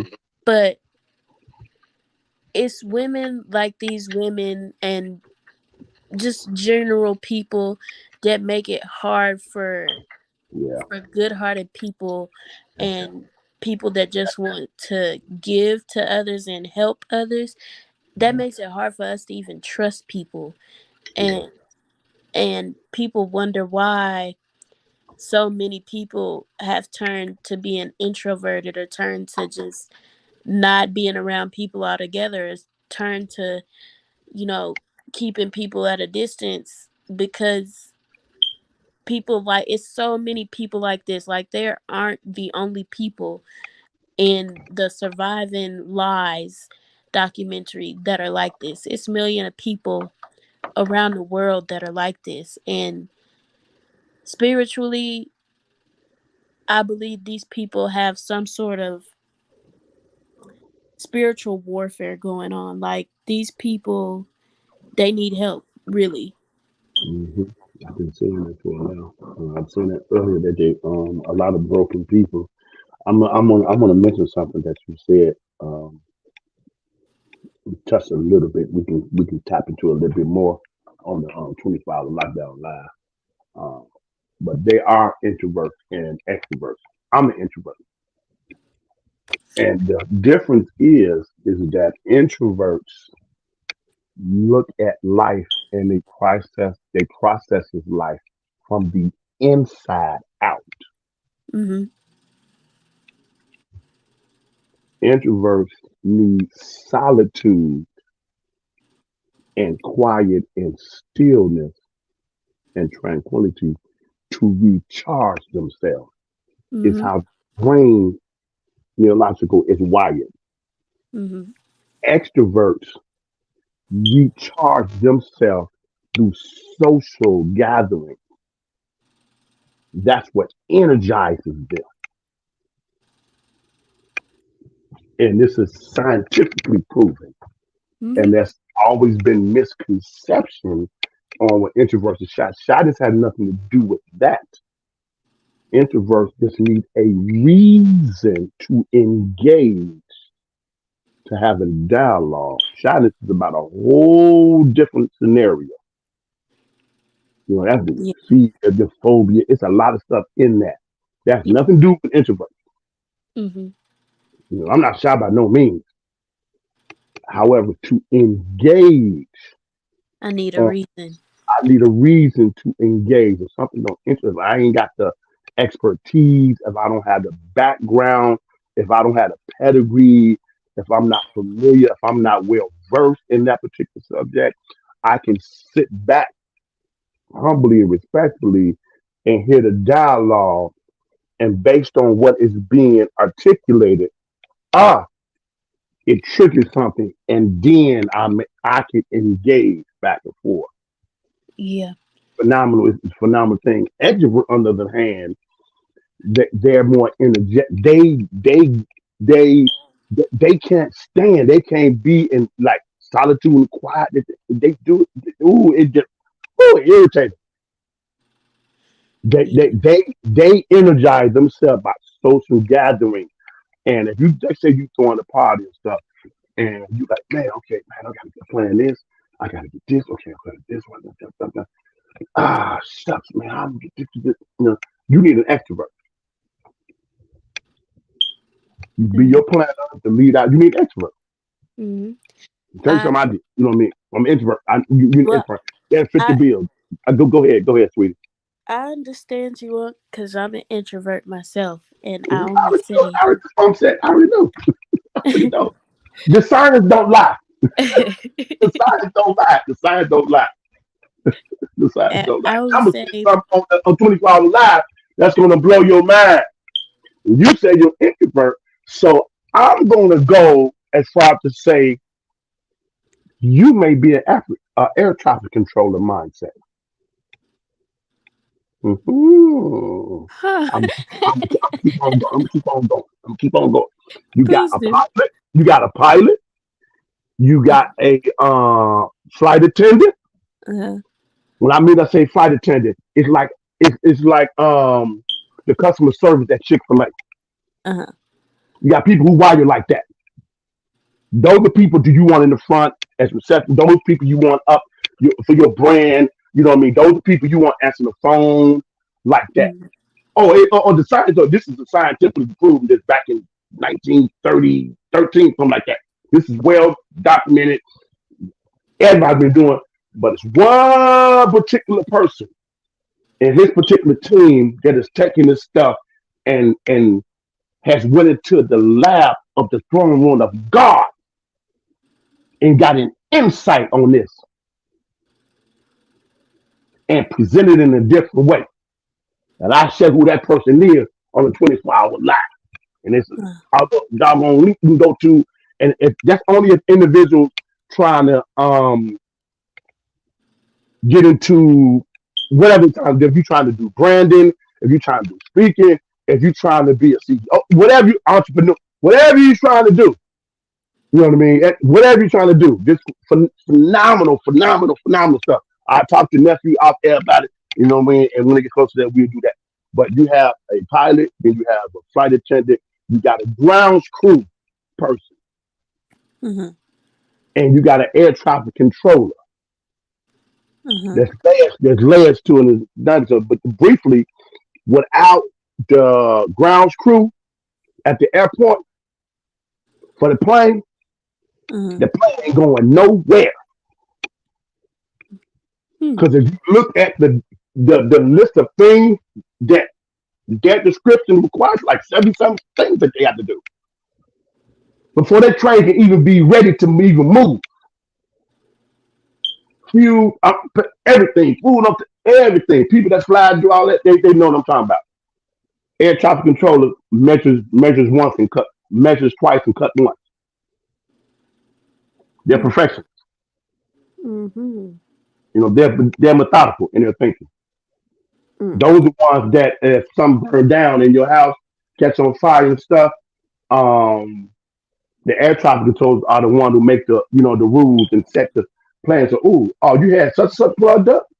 I don't know if that burned it down or what. Yeah, that would more than likely be me. You see what I'm saying? Oh, it's deep. The science don't lie. The science don't lie. It's phenomenal. We finna bless the next 24 hour live. Oh, they finna get some. They finna get some stuff that they can take away. Oh, yes, Yeah, they they finna are. get some things to take away with. Yes, It's, they it's are. phenomenal. And so I'm a grounds crew and I'm a air traffic controller. A grounds crew is look at it like a dish you put in the player like a dish. Mm-hmm. DISC. So when you got people just like a D, like a pilot, Mm-hmm. let's say you're the president of one country and you kind of passive. You don't take really. I mean, you got somebody who's like, I don't want to use the current person, but you know what I mean. Yeah. Whoever, you know what I'm saying? Don't They're give them gorilla. too much. You Don't give them need, too much. you need a gorilla to go fight another gorilla. True. You know what I'm saying? You can't send what's some thing that over there in Africa that them doggone lions always getting a hold to. They not deers, but little small. Zebra? Ah, Elk? no. Look what I'm saying. It's like a small. They're not deer. Impala? It's right there on the tip of my tongue. Ah, ugh. Impala? No, it's the smaller animal. Smaller animal is think of a real small deer. That's the only one I can think Oh, of. it's right. Oh, it's right there. Oh, it's right there on my tongue. Oh, I hate when I do that, man. My stuff comes out, Small man. deer. I can't get it. A fawn? Uh, no. Somebody on the chat might follow what I'm saying, but um, Gazelle. that's it. The gazelle. You know what I'm saying? You can't send a gazelle to fight a gorilla. No. You got people who have a gazelle personality. It's how they're wired. It's how they think. And you got people who, they're gorilla. You got to send another gorilla to fight a gorilla. Mm-hmm. In order to get over the hump of success and achieve the stuff that you do, you know what I mean, that you're not accustomed to doing. You got to do some stuff you never did in order to be successful in that you want. You know what I mean? And so sometimes you have to bring somebody in your life who's a pilot, who's dominant. You know what I mean? And who's aggressive like that. They get stuff done. They're about execution. They're pilot.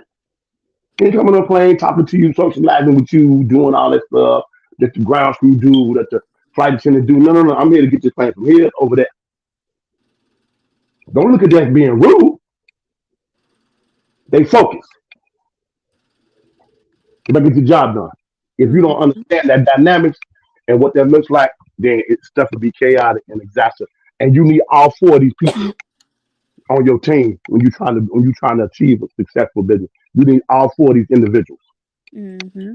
You need all four of these individuals. You need the pilot, you need the flight attendant, because your flight attendant is determining what other people, support you, sponsor you, all of that. It's about your brand. So you got to make sure you have the right flight attendant. You got to make sure you have the right people. And remember, when you hear flight attendant, think about customer service at Chick-fil-A. Those are the type of people you need. Ground crew people.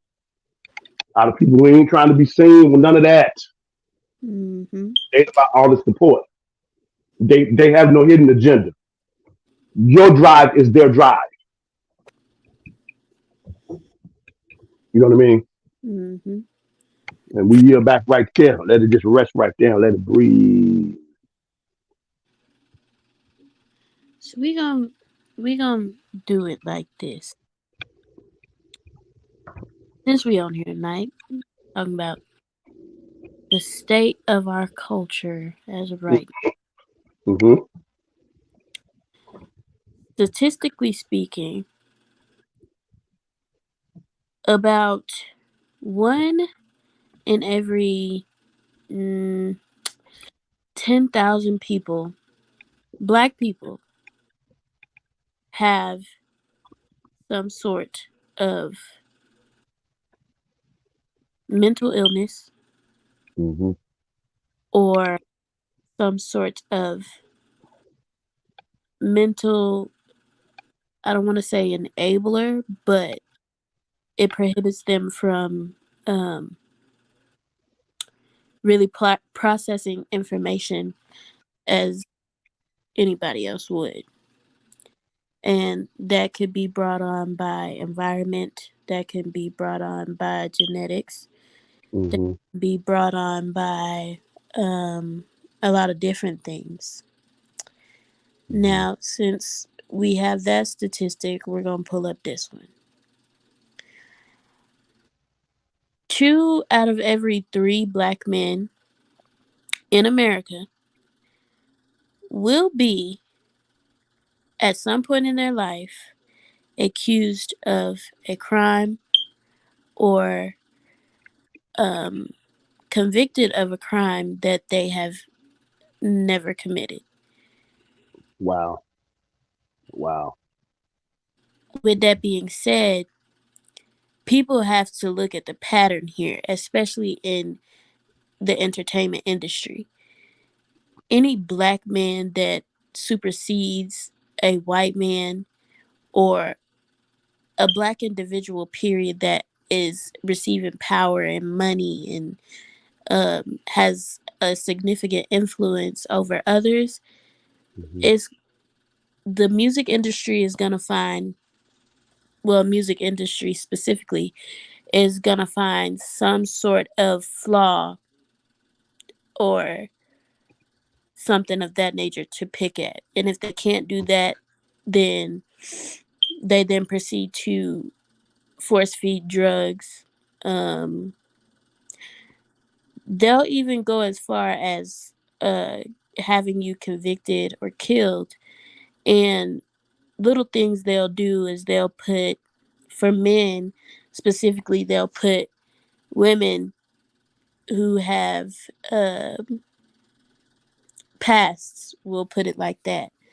Mm-hmm. Mm-hmm. Um, they will put these women in position to somehow take away your sense of reality when you're with them, so that way they have a opportunity to come in and either take your money from you, and if they can't do that, then they put these women in position to where once you're dead and gone, these women have opportunity to take part in your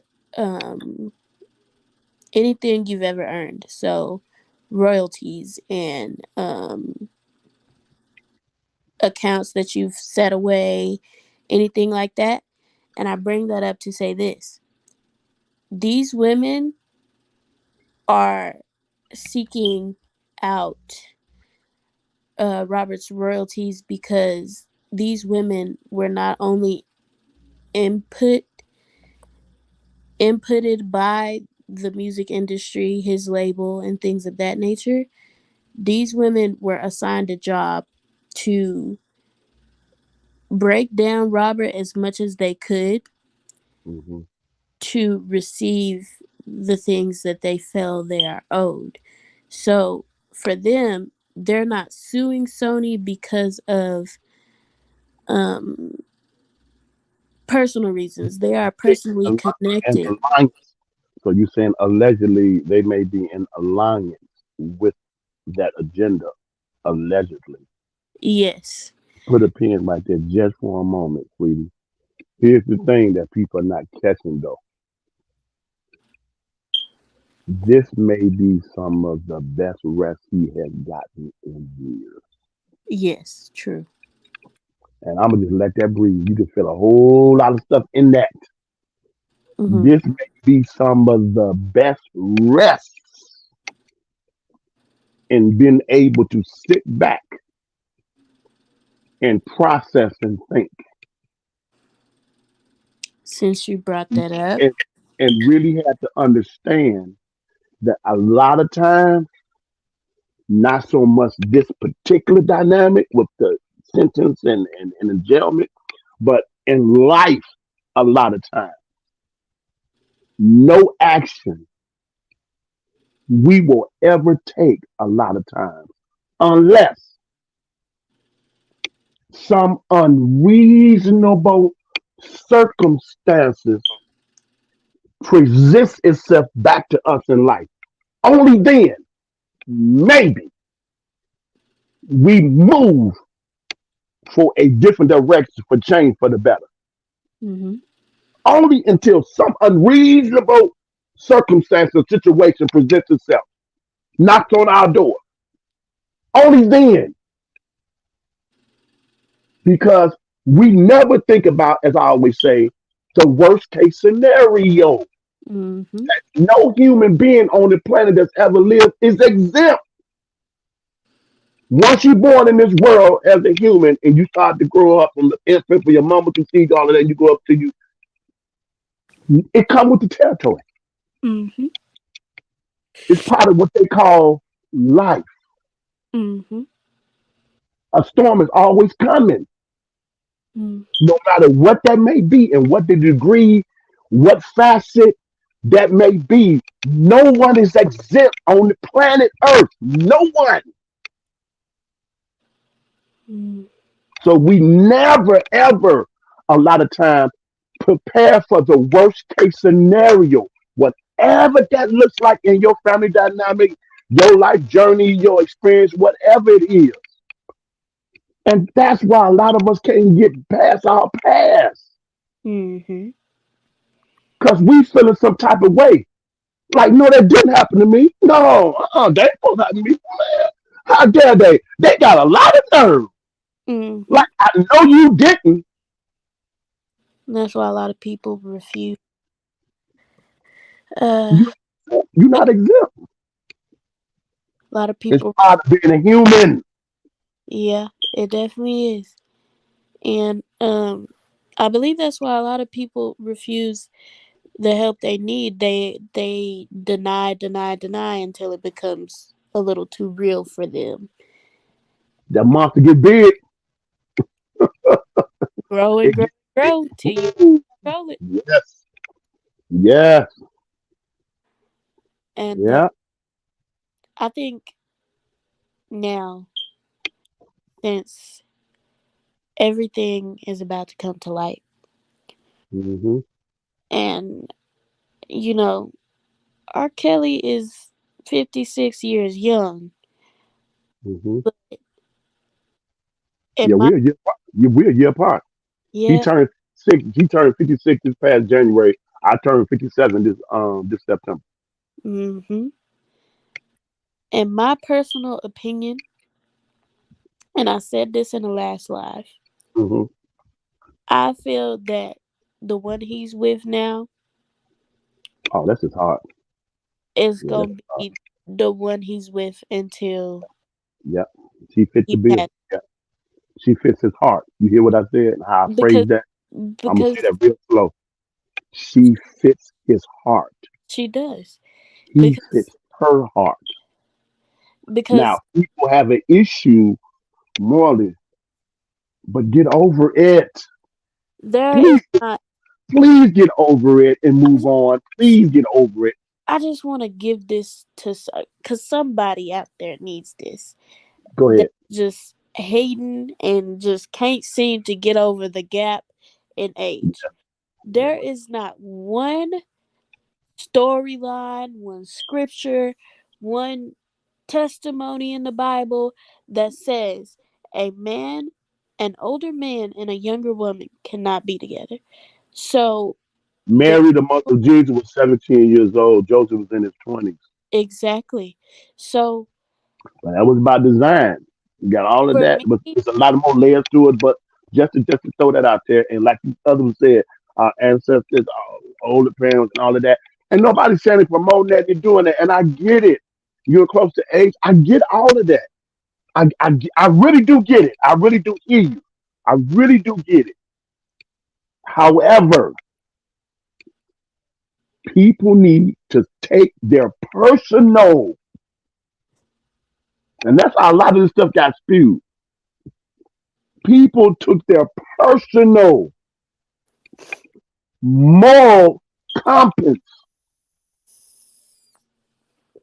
and their experience and their belief system, and they try to shift it over to this situation and put it on a legal,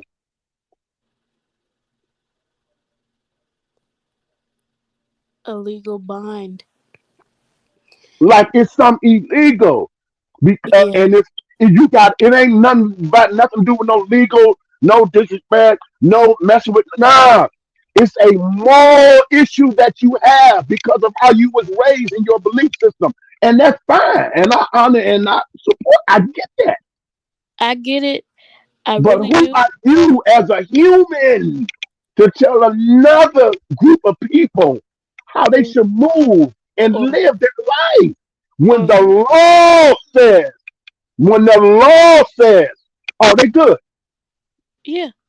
Or who they have the emotional capacity to love. Like it I don't understand a But I lot. see in Hollywood, I see in business, I see people who are entrepreneurs that are older women, phenomenal women, thriving, strong women, successful women, healthy in a healthy space, younger men, you know, and vice versa. And I see that But all the when it time. comes to this particular situation and scenario, they act like nothing was ever heard or experienced. Nothing. He's the first one. He entered this in the earth. It's like when people I seen people read, and I be on stuff, and I be floating and searching and looking at the stuff. And this what burns me up, Lassie. They said, "Oh, well, I ain't saying he totally innocent, but but what they doing to him." I said, "Whoa, whoa!" I be like, wow, how can you comment on that like that and exclude yourself as a human off the planet? That Every is human being that's ever lived on this planet Earth was born in this world with a seed of sin and corruption in their very nature. It's in your DNA. And until you get the light of God, your path or whatever your belief system is, and be born again, accept the atoning sacrifice of Christ Jesus Himself, mm, and be born again, baptized, and feed on the new knowledge of what the biblical stuff or whatever your path of journey of spiritual awakening is, to be a better human so that you can feed on that goodness, so that goodness become more stronger than your natural nature and tendency that you do wrong. You don't have to teach little kids to be that young. That was wrong. Why you do that? Why that's your sister? Why you hit her? Say you sorry. That's in their they born in this world. It's in their nature to do that. mm-hmm, That's sin mm-hmm. that every human being has in their nature. But they addressing this man's case as though he is the purpose of how sin entered the planet Earth. And like Vi said many a times, I have never seen a hunt where the prey is chasing the predator. Never. I I've never never seen it. So and I researched a lot of stuff. exactly. So here is my problem. How is it that these alleged victims are chasing this man? Every city he goes to, every concert, every after party, every club, every event, every interview, every appearance, wherever this man pops up at, they somehow appear. And like R. Kelly said, if your daughter is of age and I took her out, what you want me to do? Like it's if she's offering, it's not beyond him to accept it. So for people to try and paint him as a monster and try to paint him as the cause of They picking and pedophilia picking and and choosing. They picking and choosing. yeah, and this is my thing. If you are going to persecute one, if you are going to try and execute one, get them all. And if you are going to try and No, they're not gonna do. execute and persecute an innocent man, then you need to be going after the people that you know for a fact are the people doing this. And instead of doing that, you are persecuting one man as if he is the cause Let of me give you every some. bad Let in the me give you world. some class. Let me give you some class. And this is how I shut the room down. When I used to, I bagged away so I don't get into no debate because people are closed minded, and the people I just get away because they're not gonna do no research. They're not gonna get the transcripts. They don't anything like that. They just want to be whatever the media say that they believe it, and so-called people that they say, oh, so and so knew I got somebody that I used to sit there in the club and think where I met that they said they used to be around this in a circle, and they give me stuff. I have people ask me, "Am I saying this?" Ask me to had this conversation and said this. And I just listened to him talk. And I'm like, wow. I just sit I'm back and saying listen to he was people better like than that. Brent. But what I'm going to say is this I set them down. This I set people and I just stopped doing it because, and then, but they don't have nothing to say. I said, the time's up, the Me Too, all of them individuals. And I still would like an answer to this one day in life, but I don't think I ever get it. Why haven't y'all protest so hard and strongly against the porn industry? That if you do the numbers worldwide, the numbers are staggering. Oh, oh, please do not get me started on that. No, we Oh ain't got to go on. my I'm just God. missing the point, and we're gonna move right along. We ain't got to dive into all of that. But you get my point I'm making. Yes. So, because if this really was about, but I'm saying that to say this, there are individuals who have been delivered and set free and came out of that life. Not disrespect nobody in like their choice to do it. All of that, because we all got our sins, we all got our journey, we all got our place to be delivered. I ain't touching none of that. What I'm saying is, if this was really about, man, that's a good place to start. Man. The second place in I yield back is the trafficking that you hear that's going on. That's at a larger scale worldwide, but you only hear a little bitty piece of it. Mm-hmm. They ain't trying to really address that.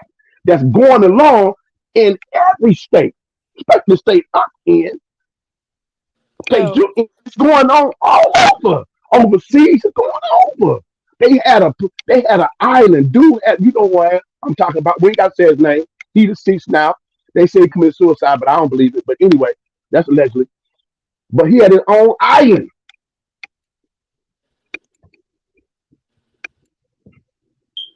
It's going on all the time.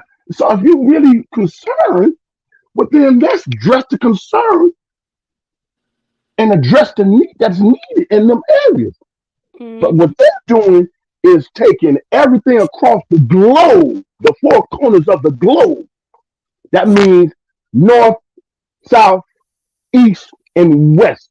You cannot even measure how far north is, the end of the north. You can't. You go way out of the galaxy. You go all the way into the outer space. You can't even measure it.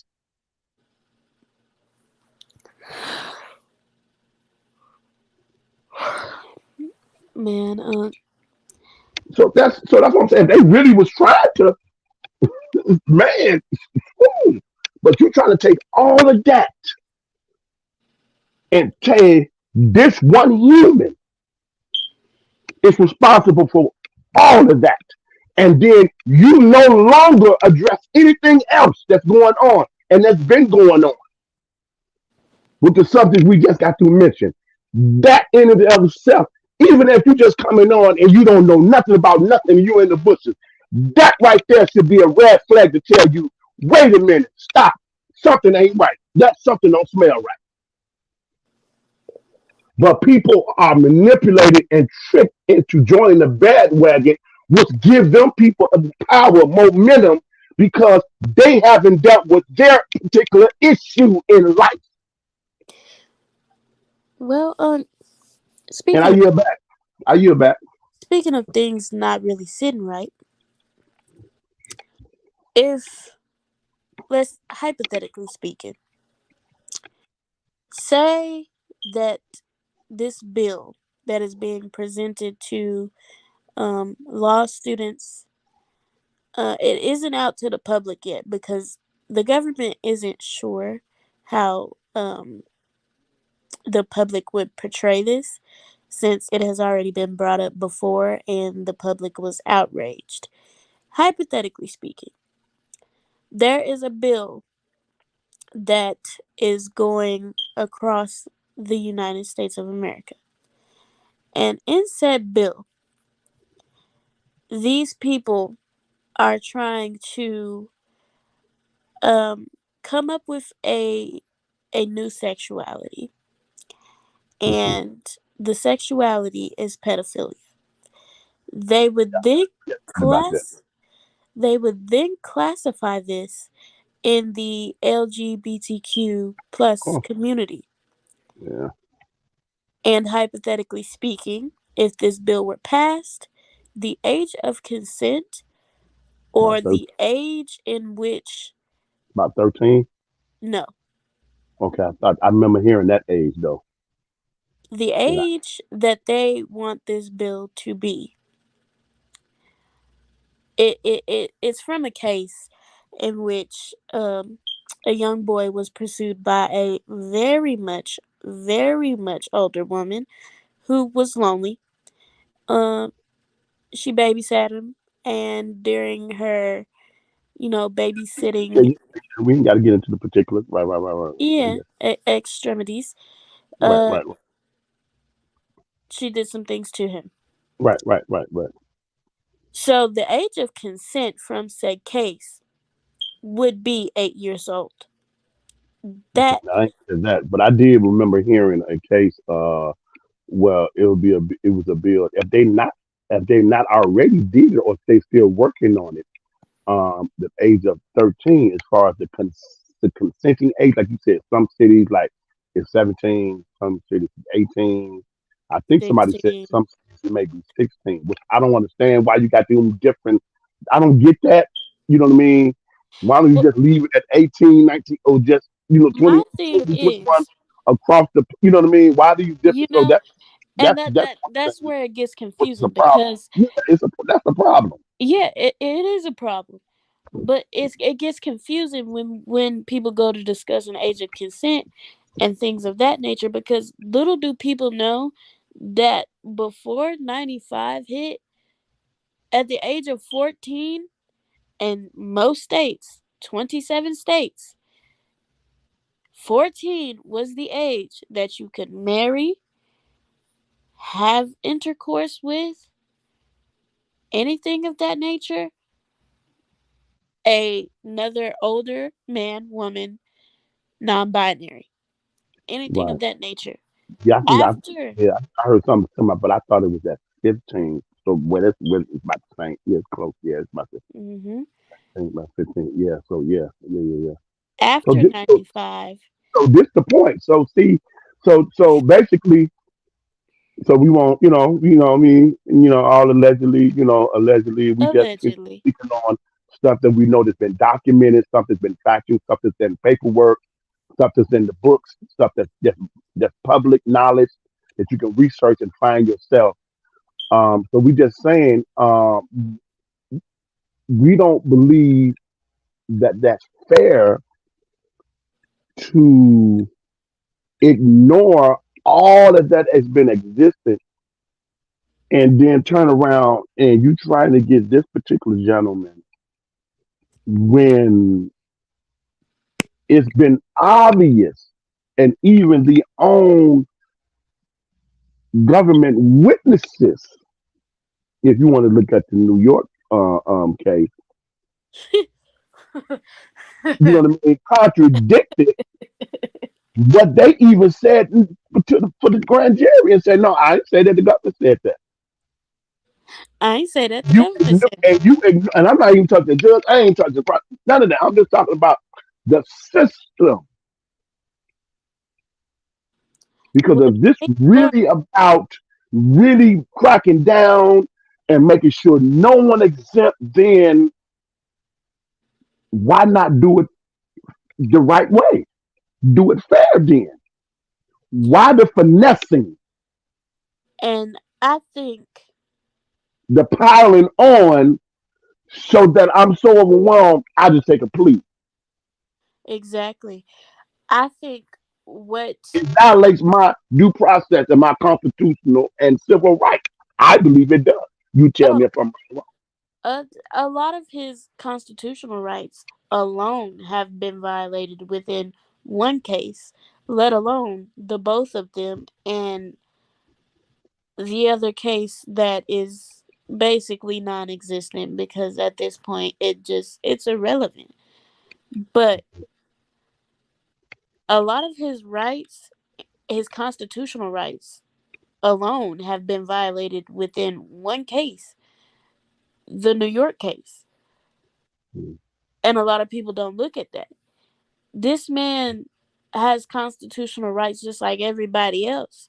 This man has rights just like everybody else. So for people to disregard the fact that there is injustice and corruption and and and things of that nature within his cases, they are what I like to call birds. They have very little brain capacity to Right. even Go ahead. comprehend What what's do you going think on about this? here. What do you think about this? Because it's in the transcripts, and it's public record, um, from your school and your research on those who are more astute and well, educated and experienced. Have you ever heard them mention in that many sidebars in the cat? I I can't even I can't even comprehend the language to even speak to address that. I just unbelievable. Um, It's unbelievable, it really is and it's all because because and see that see that's the thing. I guess a lot of people don't know, and I guess we make decisions we got to give, and we go our path.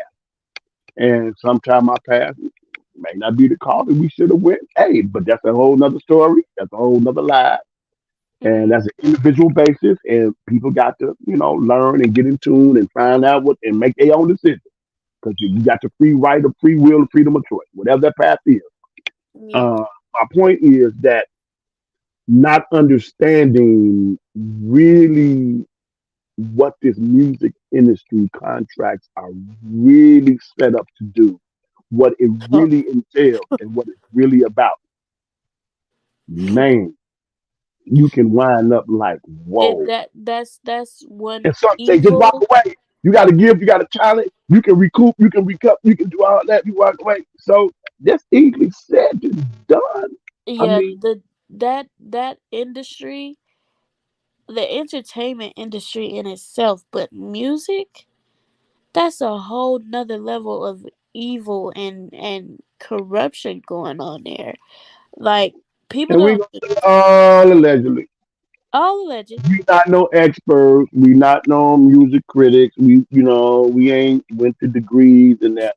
So we can say all allegedly. This is our Allegedly. opinion. We just exercising our constitutional right of freedom of speech, and we just observing from the outside looking in. Yes, Hmm. that's for the That's record. that's all alleged. But Mhm. people just don't even understand the drive and the character you have to endure even being around people in the music industry. And that's where Robert comes in. That man's character and spirit and and just his overall being, his aura, it's on a whole different level of just humble, generous, giving spirituality that people just don't understand. And because of learning impediments that he has, people tend to take the kindness that he shows for weakness, not knowing that this man, just because he has learning impediments, does not mean this man is not brilliant Right. Right. in many, many, many aspects of his life. Right. So you people need to learn that they got to be careful with what they do. There's a pattern here. There's a pattern of things like this happening, except people don't always live to tell the story. Right. Yeah. AKA Michael Jackson, AKA Yeah. Tupac. Yeah. Yeah. Yeah. You ain't had to mention that, but I'll probably the difference I believe in, and no disrespect to any of them other artists, and I know you have to reap what you said, but everybody deserve redemption. Everyone can recover, Mm-hmm. and nobody know your story like you know your story. Mm-hmm. We can only from what presented, even the research we got, but no one unless you was actually in that building, in that place, in those rooms, in that conversation with that person. You really don't know the full content of what really went on. You speculate, you have close, you got people who was around. I don't care about none of that. You can't get inside that person's brain and know what their mindset was. You cannot see within the depths of their soul to see what their intent was while they was in that journey and that space and place and time in their life. You can't. You can't. My grandma used to put it like this. Uh, we weren't blood related, but this lady couldn't be any more closer to me than we were. But she used to put it like this: you can't judge a book until you've read it 2 times and determined the false, the truth, and the other side of the story. So That's it. That's you it. had people just kind of gotta open their eyes. This could Hmm. be anybody. Yeah. They In missed that. fact, a lot of people don't know I started my journey as a law student, as someone in criminal law, criminal psychology, anything you want to call it. I Right. Right. started this journey not only because of my father and the things he went through while he was in prison, but Right. because of my late uncle who was in the feds for 5 years. And just like R. Kelly is being treated now, is what happened to my uncle. Wow. Except Wow. my uncle, after only a year of being out of prison, out of the feds, he passed from what they would like to call untreated illnesses Right. from Right. the feds. Yeah. Yeah. That's why I believe. That's why we've been constantly mentioning prayer, and I'm going to reiterate this prayer for Miss Bonjeans uh, and her law firm and her team, for all the other Mm-hmm. clients that With an she, S. yeah, with an S, that she has a tremendous, journey that she's addressing a lot of things, and including Mr. Kelly. Also, the prayers up for Mr. Kelly himself and his faith and his strength and his health, and also that those who are in there that have a heart that the spirit of the living God has touched their soul, and they know they've been convicted that this is just not right. This is wrong. And they struggling with that decision. And they don't know how they're going to make it if they stand up and make their voices be heard. They're concerned. They're concerned about the backlash. And that's real. And that's, in the words of Kels on this album, that's real talk. Mm-hmm.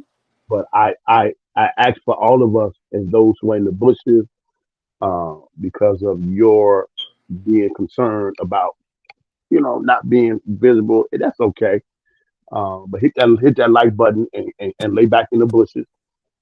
And those in the chat, just to pray for those individuals that's in there, that's working, Mm-hmm. and even those are inmates that have some seniority in there, that have some respect in there, that they able to get a voice and get a word out, um, to not only dress like Mr. Kelly has been doing and voicing this concern for everyone, not just for himself, but for everyone.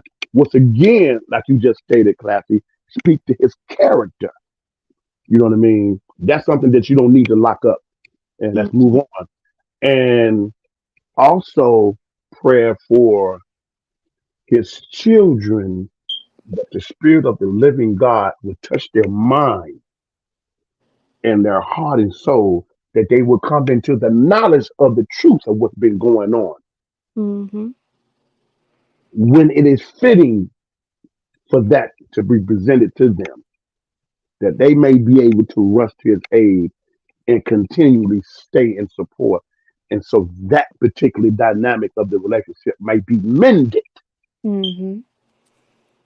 And also that for the mother, that God would touch her heart and her mind during the midnight hours, that whatever she experienced in her life from childhood up until when she became an adult, that maybe distracted her to get off track, to go down a path of what she's been exhibiting, that the Holy Spirit of God would check her and soften her stony heart Mm-hmm. for the betterment of her children and herself. Mm-hmm. Also, that our prayers be up for his soon to be wife to be, his fiance, Miss Joy, who's Mm-hmm. been standing 10 toes thorough, Ain't moved. ride or die, Going solid, nowhere. that she gets the strength and the second wind to continue to know everything's going to be all right. That she's getting what she's needed. That whatever needs to be taken care of, today, living, food, clothing, and shelter, and security and safety be taken care of. Mm-hmm. For his brothers and his sisters and the rest of his family, that the past be the past and that it can be mended within time. All wounds can heal and we all can recover. It has to be a choice and receiving the awakening conviction in the soul. Say, this is the path of goodness that I want to walk toward now. And I no longer want to revert back to that what I used to do and how I used to think. Uh, Let us pray also for that as well. Mm-hmm. And everyone that's surrounding this situation that had a part in this injustice, my prayer is that the Holy Spirit of God disturb their very conscience, that they get no rest until they decide to repent, to make right the wrong that they played a part in. And if they decide by their free will and freedom of choice not to do so, that God have mercy on their soul. Mm-hmm. And I think I covered everything and I yield back. Mm-hmm. I think Kels would put it like this: for anybody that had anything to do with my situation and the things that I've been through, I wish you well, but not at the expense of me. Right. With that Right. being said, I wish you the best, but stay away from me Mhm. and leave my name and my legacy, my music, the things that I've done for our culture, leave it alone. Because none of what I have, you will receive. Yeah. And I think it's time for a lot of things to, even though the truth has been exposed, you never get the full truth out of liars. So, with that That's being said, why I said earlier we got to keep on classy. I told Big Val we have to keep applying that pressure. You can't let up. And I told him we have to keep doing it right now, moving forward, going into this Wednesday. Like this is our first time. mm-hmm, Let's say that again. You have to keep pressing forward until the goal is completed. mm-hmm, A lot of ground been covered. A tremendous journey. A lot of successes. Some small wins equals big impact. But we have to keep applying that pressure, exposing everything. Not because we want to replace evil for evil. We have a right to stand up for justice. mm-hmm, Because in the late Dr. Martin Luther King, an injustice anywhere mm-hmm, is an injustice everywhere. mm-hmm. In the words of NBA young boy, even Ah, though he was discussing music at this point, I feel that this applies I like here. the young boy. Yeah. Yes, that's my man. He don't know it, but anyway. Uh, I anyway, hear back. I hear you. I hear you, class. I hear back. I ain't got no comment. in his words, I am never satisfied. There's still always something else to be done. Hmm. Therefore, when me and Auntie get on this panel on the 28th, Yeah, yeah, yeah, be prepared yeah. because I'm going to bring the smoke, the wood, That's what I'm talking about. and the 'Cause fire. you know you do the turning up. You know we got to turn it up. You know you got to turn it up. You got to turn it up. Have your notes. You know what I mean? All of that. Oh, I don't know. I don't know if you need J Rock to collab with you, whatever you need, but I'm make getting your get network. Do whatever you got to do because it's gonna be phenomenal. I'm getting all my notes together. I'm actually in the process of rewriting all my notes because I Okay. found something. I found something. Mm. I'm not Oh. even gonna share it, but it's on Okay. one of the views, and I just Okay. I gotta get her because it's like she been real Don't get no quiet. more. Don't get no more. Don't get no more. Don't get no more.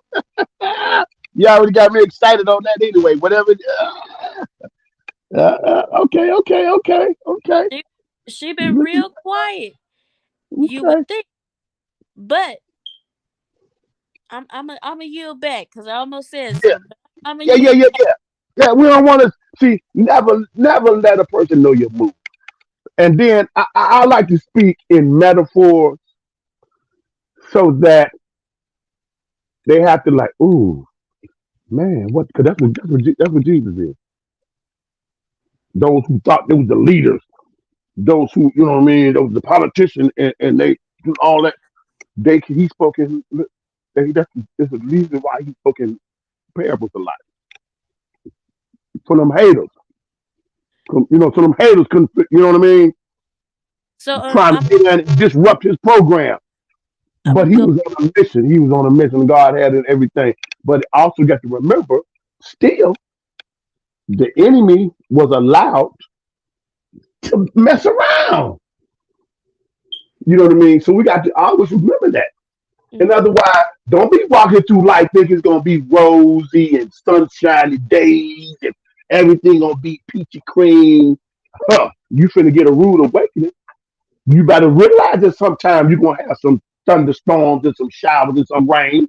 You better prepare for that. You better make sure you have your rain boots, your galoshes, whatever you want to call it, your raincoat, your pants, and you better prepare. Make sure you have it handy. Don't mm, think of you can't be. You see what I'm saying?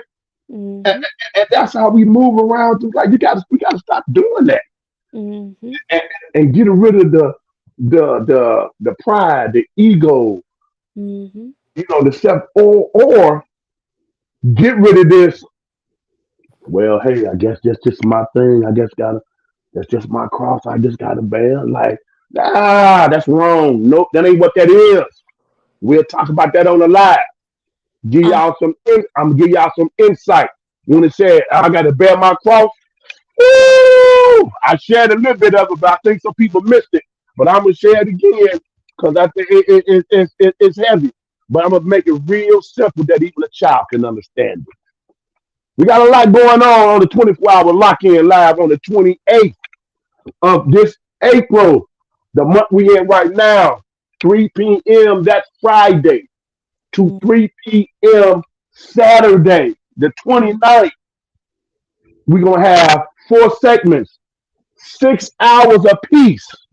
mm-hmm. We're gonna touch on a lot of everything. We're Oh, gonna I'm touch on coming a for 'em lot all. of everything. I'm coming for them all of them. We're Yep, gonna touch on a lot of different things. yep.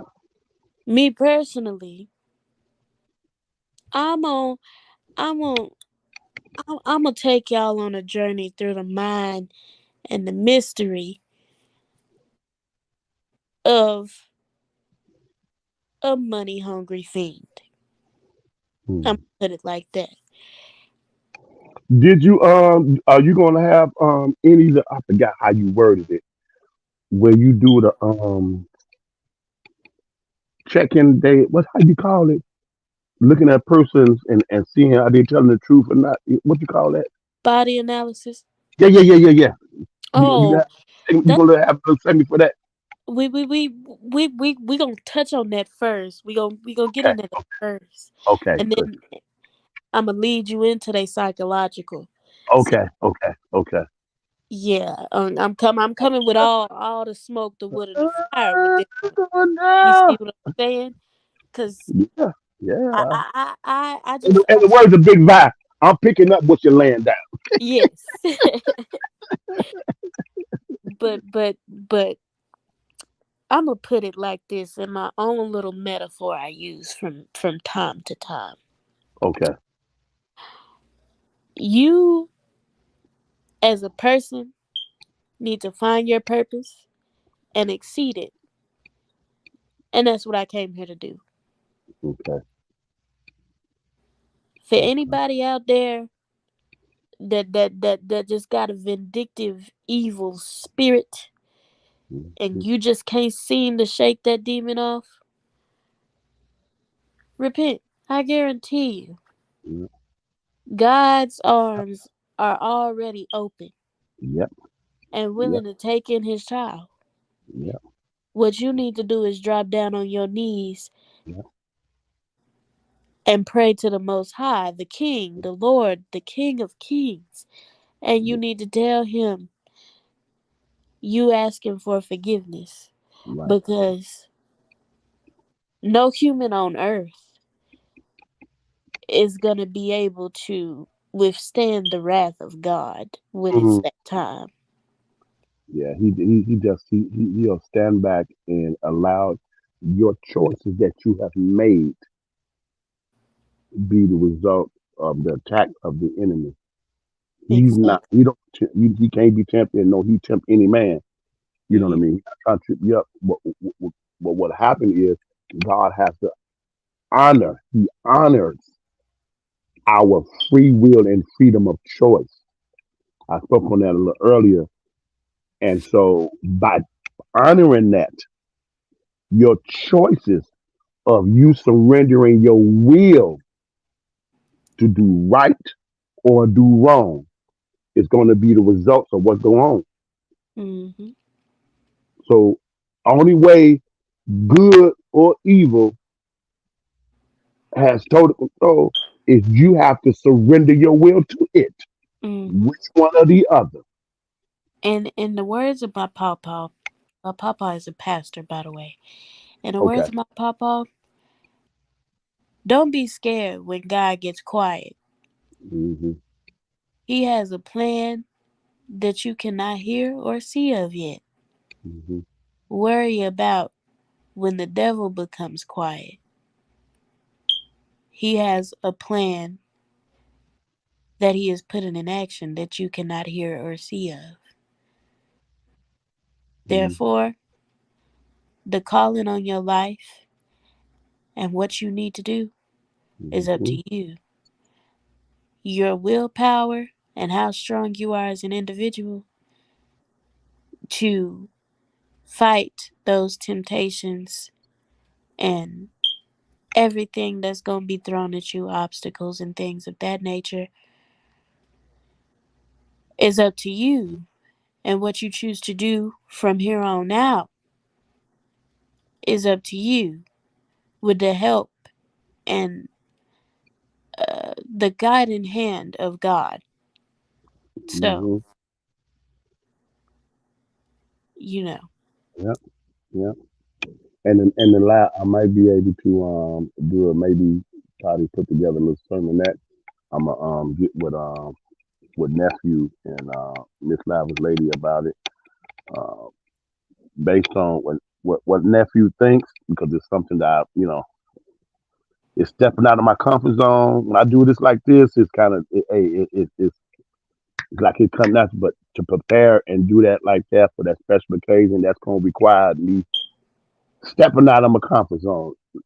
Classy. Mhm. But we might be able to. I'm considering. I'm really considering some, and we're gonna probably touch on someone who took a 2,500-mile trip away from God's purpose and calling. Mhm. Away, he went. This person went 2,500 miles away from God's presence to try to get away, as opposed to following God's purpose and will, and it's only been 550 miles away. Mhm. That to the point where even those who supposed to have been worshiping other gods and idols and stuff recognize the God of the universe. Mhm.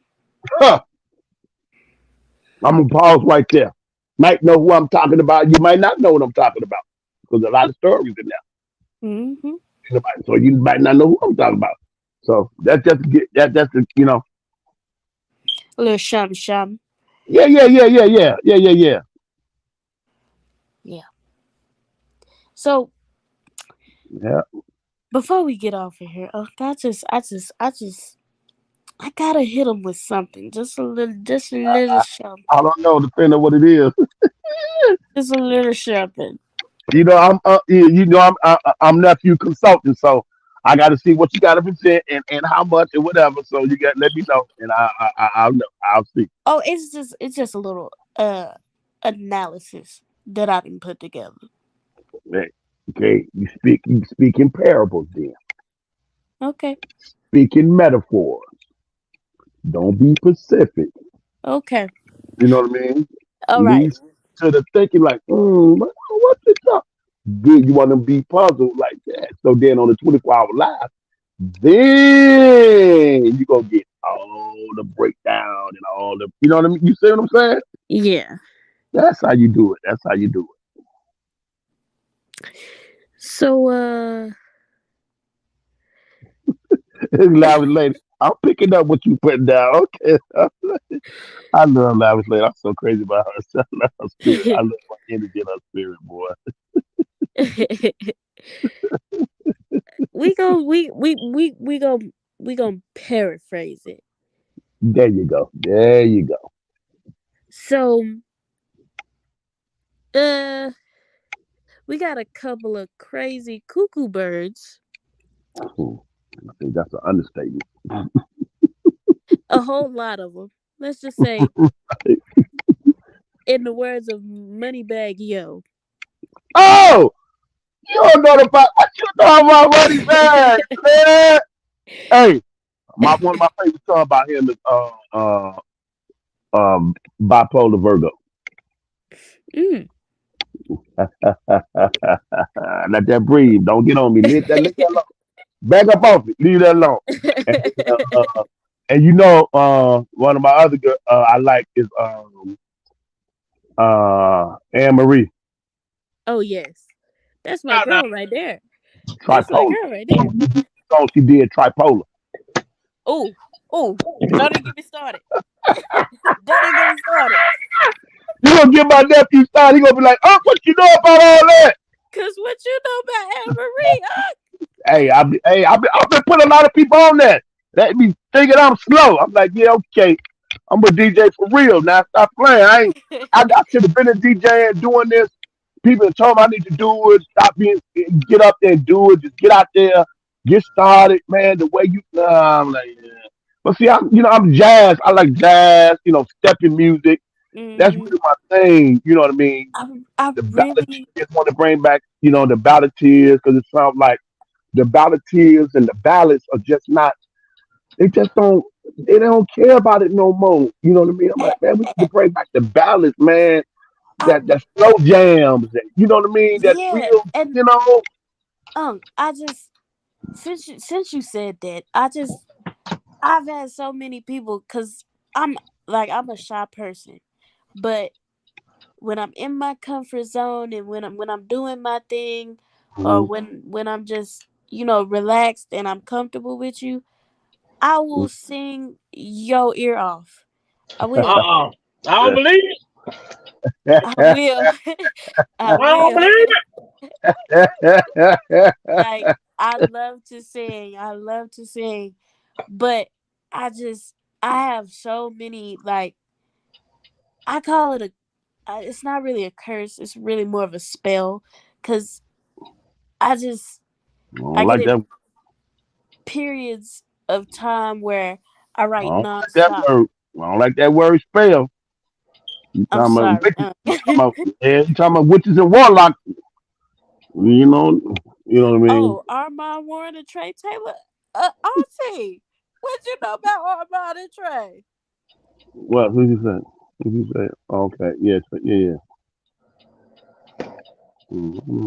Cause that it. joint they She got she with follow Armand and Reginae. Um, That's her sector. cause yeah, I got. that that Yeah, that I got it song. Yeah, Trey Taylor. I think I remember. I remember that. Yeah, that name. Auntie, Man. I Yeah. need to know, cause that joint they got with Queen Naja, no strings. I I wants to like Queen know. Naja. Hey, classy. Do you know about Sydney Renee?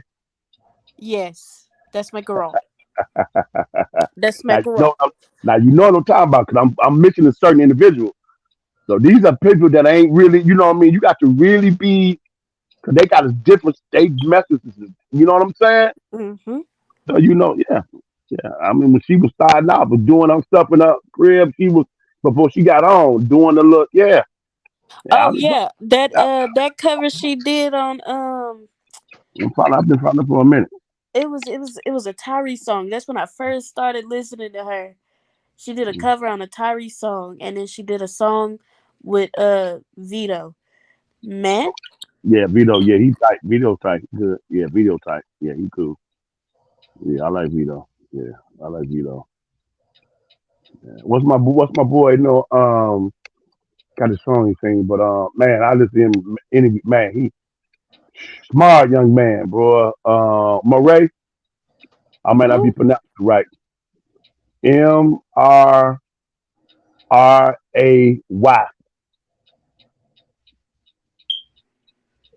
Man, Mer- what's the name of the song? What's the name of I don't know. You know the song. That's he Yeah, from California. He from Carolinas, ain't yeah, I think even down. Yeah, what's that song? I say the song, you'll know it. I say the song, you'll know it. I he? You say the know song. Monterey. He's a heavyset Right, yeah, kid. that's yeah, right, yeah. Man, you got to hear them in interviews. That's why I be mostly following. I be watching their interviews, see where they mindset at, where they heart at, what they journey, their I think story. he got signed to What's the saying? What he said? Waco. Uh, uh, because the video, what he did, like, the video describes what the song is. Oh, shucks, man. Oh, it's right there. I can't remember. Oh, I hate when I do that. I can't remember. It's right there on my tip of my tongue. But yeah, yeah. Just give you an idea. Hmm. You know, and yeah, I'm a little baby all day. I'm a little baby all day. Oh yes. Yeah, if you ever listen to him Well, interview, if you ever well, listen to him interview, as far as business wise, man, man, please, he'll mess up your man, dome. He'll mess up your man, dome. He'll mess up your dome. and he from the A. Yeah, he'll Huh. mess up your dome. Now Dude. you know. Yeah, yeah. It's a number on my test. Of course, much love to, shout out to Mo three, ready, rest in peace. And then I don't know what's up with Yellow Beezy, man. Man, when that's the Yellow Beezy, I don't know what's up with him, man. But yeah, Last I heard about Yellow Beezy, he was working on an album. I don't really know what he's doing now though. yeah, But yeah, Yellow Beezy. man, Unc, you won't believe this, but I got a friend who used to stay like round the corner, I wanna say. However she put it. But she stayed very close to Mo 3. Wow. And they was close enough to where it was a concert in their hometown that he was gonna do. And for my birthday, she was gonna take me to meet him, and then she was gonna take me because he had connections to YB, and everybody know I Mm, love me some young boy. right, right, right. They together were gonna take me to meet young boy, and I can't believe it. Wow.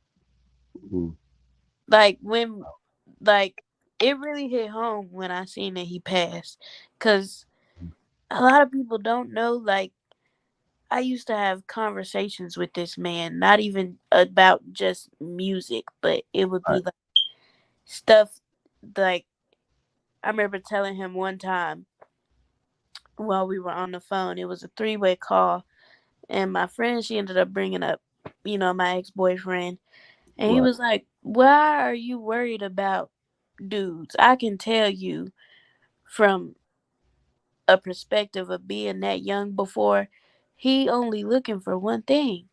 You Right. need to focus on you and what your purpose is." That's right. That's right. And I Mm, couldn't believe, like, the intellectual ability of this man. I just couldn't believe it. He took me to a whole nother level. yeah, yeah. And another singer too, another rapper too. I don't know if people up on this guy, but his name is Money Man. Money man. Uh-uh. I listened to Pull him up. Yeah, pull him up. Pull him up. Pull him up. I listened to Pull him up. Money Man. His name Money Man. Money Man. Yeah. Mhm. Yeah, and I listen to a lot of the gospel hip hop. And one particular guy that comes to my mind that he wasn't necessarily compared to pop, but on this particular podcast, the the dude, he's a Christian rapper, and out there, I think California, LA, one of those. And he did try to, he's out there in the life for real, for real. He's out there in the life for real, for real. And he tried to commit suicide, I think, twice. And God saved his life. And he dedicated his life. He got a whole ministry that he do. that he speaks to the prisoners, he speaks to the gang members out there. He about it. He walking like he talking. And his name, his stage name is Seven. He is well known in the industry. He done worked with Exhibit, a lot of people, a lot of studio albums he did, impeccable studio albums. So much so he's so heavy in his lyrics, and he raps and sings. Um, that they was playing like some of Pac's song, and they'll play Seven song. They'll play his song, then they'll play Seven song. You know what I mean? The dude, Sevin, Sevin. His real name is, I know his last name is Adams.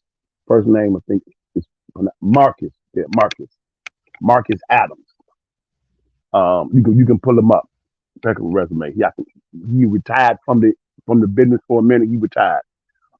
It's been a little while, like a couple of years back. He retired, but he got a large catalog. And yeah, Seven. Another guy that's his name is Young Bro. That's another one, Young Bro. It's a couple of them, man. Yeah, there's a couple of them. Christian rappers, man, hip hop rappers. They off the meter. They off the meter. Let's see what they're saying in the private chat.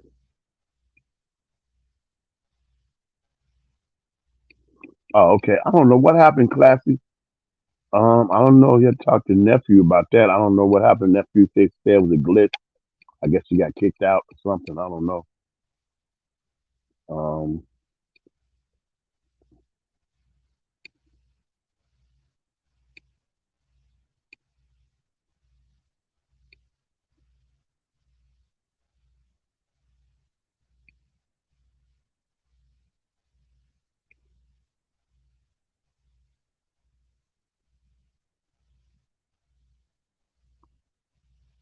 yeah. Nephew, where you at, nephew? What's cracker lacking? Talk to me. Talk to me. Let me know what's going on. We got to, I got to get my doggone. I got to get my other device. I'm working off my phone, but I got to get. Yeah, I got to get my other devices, and I can really do my thing on here.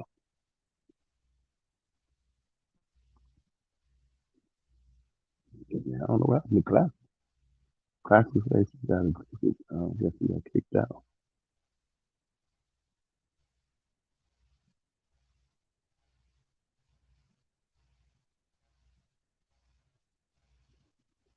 Okay, okay, I'll do that. Okay, I'll do that.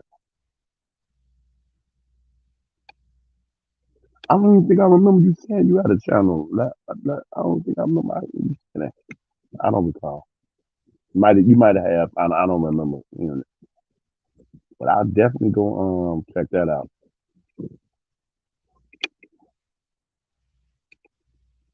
Man, what happened to classes?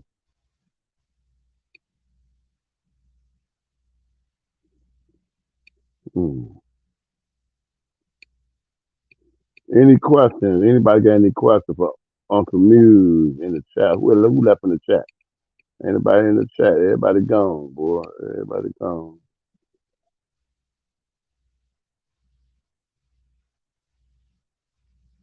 Yeah, everybody gone. I don't know what happened to Classy, man. I don't know what happened to Classy. He got kicked out.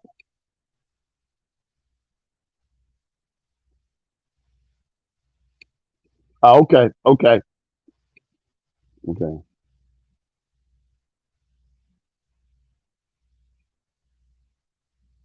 Yeah, yeah. Money bag, yo, yeah, yeah, yeah. It's a couple of them, yeah. You know. Okay, okay, okay, sweetie. You get some rest, get some sleep. See you next go around.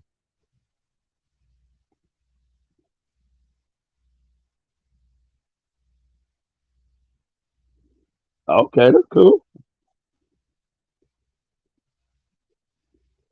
Yeah.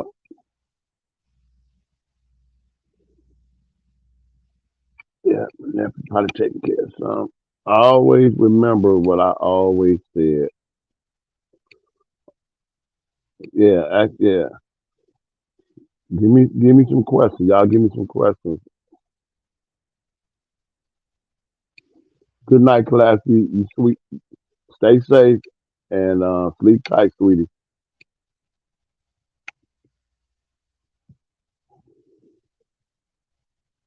Oh, let me ask Angela. Hey Angela, a while back, um, how did you like that song that I suggested to you by Layla Hathaway called Mirror? How did you like that song called Mirror?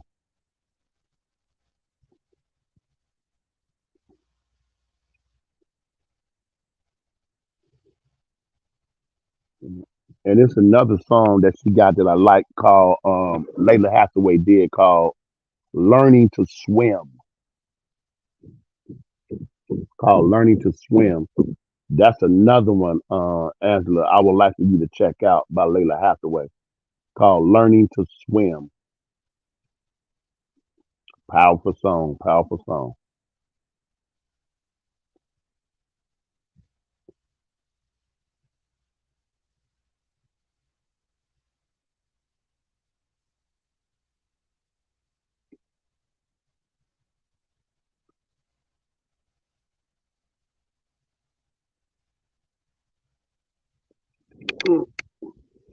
Y'all want me to give y'all a little taste of that? Or have they figured it out? Have they figured out who was that lavish lady that went 2,500 miles way out of the way, away from God's purpose and God's calling, what he told him to do? Who was that went that far away? But little do we know, you can't run from God's presence, though. When he have an assignment for you to do, he have a calling on your life, you can run, but you can't hide from that. Because there are individual souls that are attached to you that need to hear your story and how you articulate it. They need to be touched by your particular testimony that the next person or the big somebody may not articulate it in the way that you can because they're not attached to you. If you get what I'm saying.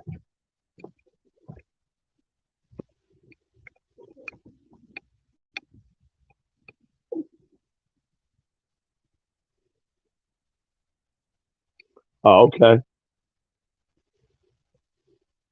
Ah, come on, lavish lady. There you go, lavish lady. There you go, lavish lady. Lavish lady paying attention. That's what I'm talking about. Yep, it was Jonah. It was Jonah. Yep, it was Jonah. Yep, it was Jonah. Yep.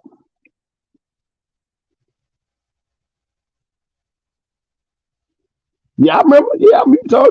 Yeah, I remember you told me. Yeah, I remember you told me you PK. Yeah, I remember you told me. Yeah, yeah, yeah. We got to stop being stingy with our stories because we never know who we may be around or who we come across that may need to be touched by that. But we be hiding, man. We be hiding. We got to come out of hiding. And another thing, I tell you, listen to this, y'all. Just because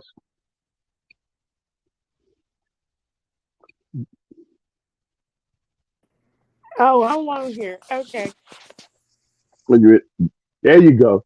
Oh, Yeah, I okay. remember you telling me that. I remember you telling me that you was PK. I ain't forget that. I remember you telling me you was PK. So, yeah, I be hearing you, but some people just, I be hearing you. I be hearing you. I be hearing you. I be hearing you. I like for the engage and talk back to me. That's what I be liking, boy. That's what keep me going. I be hearing you. I do. I do. and you be talking some real spill. You Man, know, some people, you're right. Somebody's testimony could help somebody else, but you you know, never know. I'm telling you, some I people know what just I'm talking about. some people just like to be in the background.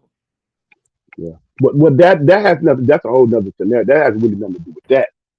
That's a whole nother thing.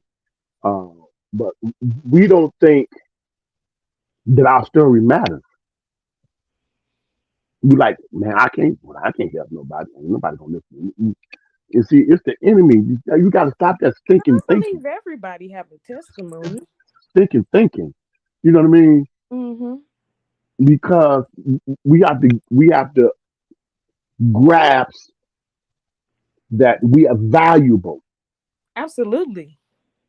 See, when you think you don't have value, then you don't think you deserve to sit at the table. That is correct. Man, I done went through a whole nother thing, but hey, I opened the door, so I'm gonna go through it. Go on through it. Go on through it. Go on I through it. don't, You gotta I, know your value. Go on through it. I'm gonna Because if go you don't through it. know it, nobody else will know it. Right. You Just teach people how to treat you. So right, go on through it. man. Go on through You know what I mean? That's all I'm saying. And it. if you don't know, see, but just the thing, we think that service and value are synonymous, and they are not. No, value consists of Hear what I just said? Let me say this again, and I'm not dare trying to insult your intelligence, but really hear what I'm saying, because I'm going deep for a moment. okay, come on. Service. Like, man, why I serve you? Why I did that for so and so? Man, I looked out for so and so, man. We looked at that. We know the word service, man. So, man, I looked at that. I did that. And so we think because of that, then they value us. No. Now you just help me do what I needed to do. That's real talk. That's real stuff. And we get that confused Mhm. that when someone else says, hey, man, I appreciate you, I value you, then we come to, why do you need someone else to tell you that you're valuable before you come to create your own table? That part. You know what I mean? But here's the thing. We fall back on the sideline of life, and it appears to others, oh man, they just humble. They ain't really trying to engage like that. They really trying to be reserved, trying to humble. Are you being humble or are you hiding? It could be both. A lot of people not humble, they hiding. They sitting on the gift because they listen to the enemy, and the enemy has told them in such a way that now they have devalued the gift. So if he can get you to devalue the gift, you would never see any validity in the gift or value it. So you won't even use the gift. I'm not worthy. I can't make no difference. Jeremiah said himself, I'm a child. I'm a child. He said that not a child. Later on, you go to Jeremiah, he said, oh, he just wouldn't leave me alone. The gifting was so in me, and he still didn't take the call. It was like fire. Jeremiah said it was shut up in my bones. He just wouldn't leave me alone. That calling kept nudging me. It kept pushing me. I can't even speak. With all that. Hey, Aaron, go with him and go to Trevor. Take care of that bitch. That's what we do. Mm-hmm. We try to hide behind. And I said, okay, next excuse. You defeat the next excuse. Okay, get the next excuse. But so you got to know what it is you were put here to do. Yeah. Because it ain't simply just to pass the time. You have It's to a know your purpose. purpose in life. Huh? Definitely must know your purpose in life. It's critical because if you don't, you go wander and find yourself in a lot of spaces and places where you should not be. Mm-hmm. Like Jonah, 2,500 miles away from God's presence. And Psalm 139 say, whether should I flee from the presence of God? If I make my bed in hell, say he's there. If I sin and dwell to the uttermost part, he said, even thy right hand shall I hold with. But he thought that if I go far enough, by the time you come get me, oh man, it's too late to go do that. I'm good now. But God want to talk to what he created and say, hey, I got this rebellious prophet. I need you to go scoop him up. So I, deal with him for a minute. Yay, Lord. And that joker, after going through that experience, when he repent and decide to pray, I said, okay, got your attention. Good now. Mm-hmm. The only land was when he went to top. That was the only place. One other land. So when the fish spit him back up, guess where the fish spit him back up at? Where he started out at to run from the Lord, he put him right back at the point of his rebellion. Full circle. I'm gonna tell you why I know that's true, because then the other chapter, second chapter, say, and the word of the Lord came to Jonah the second time. Arise and go to Nineveh. Now let me give Jonah some credit, because they don't talk about this a lot, and they need to. And y'all can go to the nail the I don't pronounce it right, but it's another chapter there, and you can research it too. Now you got to understand about Nineveh. Think about one of your worstest places in this world. Mm-hmm. Well, I'm talking about killing. I ain't talking about no average killing. Nineveh was so bad that they not only would kill you, this whole city was so notorious for that. They would kill you, cut the head out, and put your body on display. That's how notorious they were and ruthless they was. Savages. In the worst way. Mm-hmm. He said, they sin and come up before me. They ain't got wicked. I ain't up in the sin. I repent that I even created them, and you made them. You know what I mean?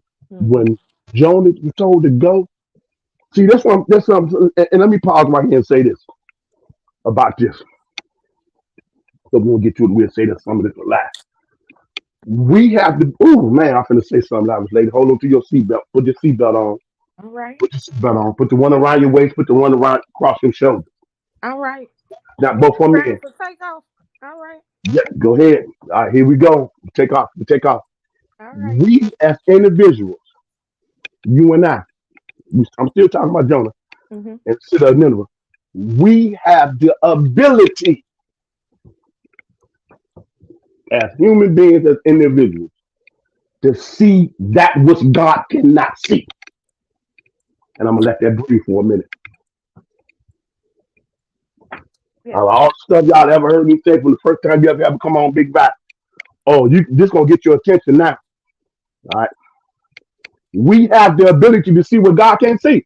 Mm-hmm. You supposed to challenge me on that. And I was like, come on with me. I don't want to lose you. Now stay with me.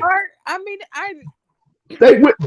You supposed to refute that, or like, whoa, wait a minute, wait. You said that we can see something God can't see. Wait a minute now. Wait. And this is why I don't refute it. Because God sees and knows all. And if we're made in his image, and then we see and know all as well. But we have to tap into that. What I'm saying, we have the ability We have to tap into and that the image of God. capability. We do have the See ability. We're that made in which His God image. Himself cannot see, God sees everything. but we can see something that God can't see.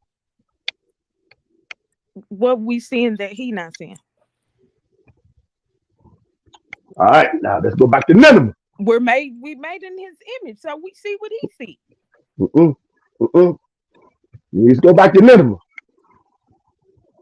See,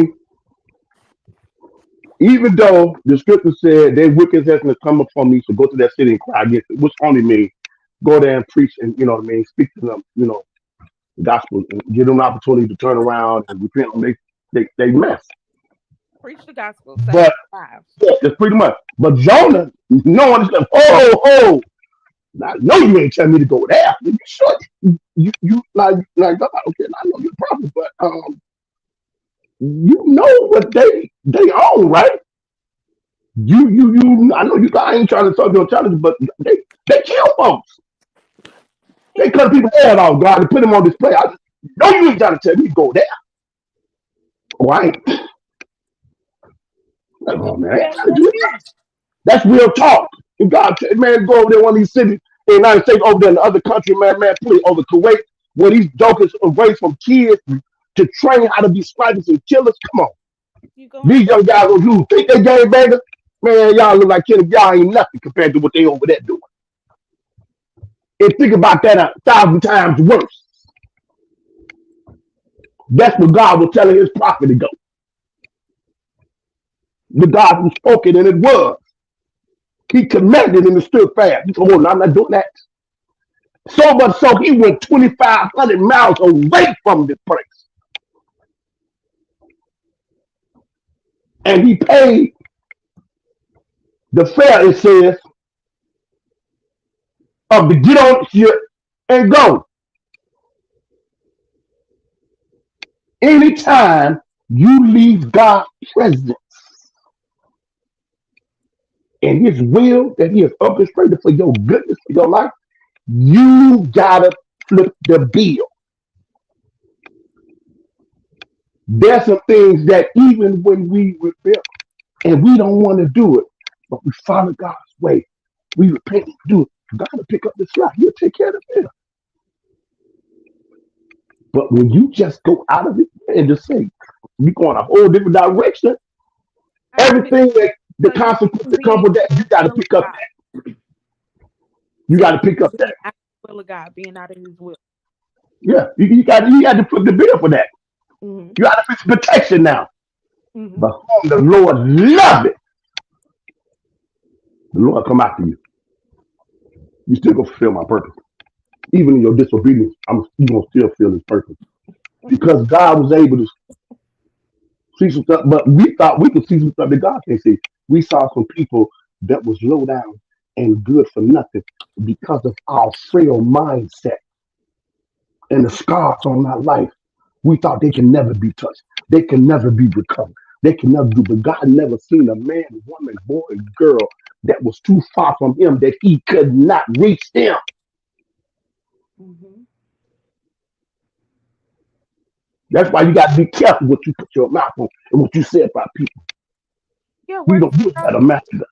Words are You know what I powerful. mean? Words are very powerful, and Yeah. I'm a firm believer in that. So, hey, Tongue speaks this loud. Joker, just the thing about Jonah, man, it really flipped me out. This Joker, see, that's what I'm saying about what disobedience do, man. When God got to call your life, you get out of God's will, your man could be so messed up that you can go around some people, quote unquote, not living for God. That ain't none of your business. You don't know how God working on their hearts. They don't have a light like you do. Can't judge them. Exactly. God doing his own time and how he doing his thing. That's why he died and we not. But you can be so in disobedience that you can go around some people and cause havoc in their life just because of your disobedience. God coming after you. Because it say he sent a storm. So bad. Now, let me tell you how this serious is. You didn't watch Sunday 11. You didn't watch these documentaries where they got these ships with this cargo. Man, this how people make their money. This ain't livelihood. Mm-hmm. So they got to get this from this port over to this port. Here this joker running from God and went on this ship. It was going that way. So, oh, y'all going that way? Cool, man. I want that in. Got that. Get on the ship. And this joker is so comfortable and is so disobedient, did not want to go with God, want him to go, that he not only paid the fare, he go down to the bottom of the ship and it was knocked out.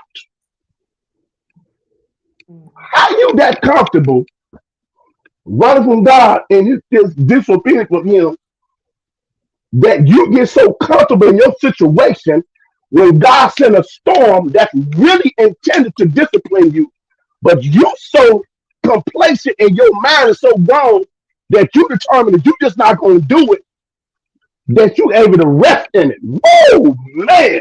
You know how far to God's will you got to be to do that? And God sent a storm. Now, these jokers on the ship praying to all other type of God. They don't know the true and living God. They praying for this, praying for that. Man, these jokers say, hey, man, we're beating the ship up. Man, we're gonna be destroyed. Well, man, we only got one truck.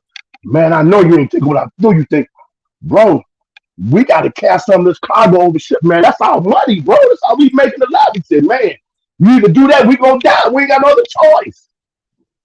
Mm-hmm. Everything was good until that joker got on that ship and they got out into the sea. God sent a doggone storm. Now these folks got to throw the cargo over this. How they make their livelihood, how they take care of their family. Mm-hmm. Because the prophet of God is running from them.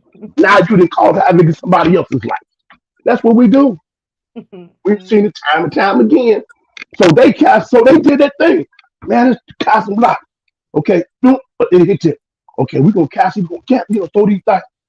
Keep on swimming. Man, wait a minute. They prayed this God, tried it. This ain't working. And say, wait a minute. I said, where's so and so? You tell me, dude, man, I think dude down there in the bottom thing. They had to go down there and wake that joker up. He was while they throwing stuff off and beating the ship, they about to die. Man, and they did this for a living. Terrified. That joker down there. Jonah knocked out. The man of God. Hey, man, why you sleeping? Get up, man.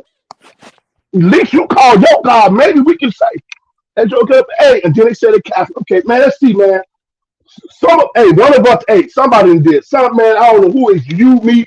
I tell you what, let's throw these. Let's see who will land on. Land on Jonah. Say, man, who are you? Where you come from? Who are you?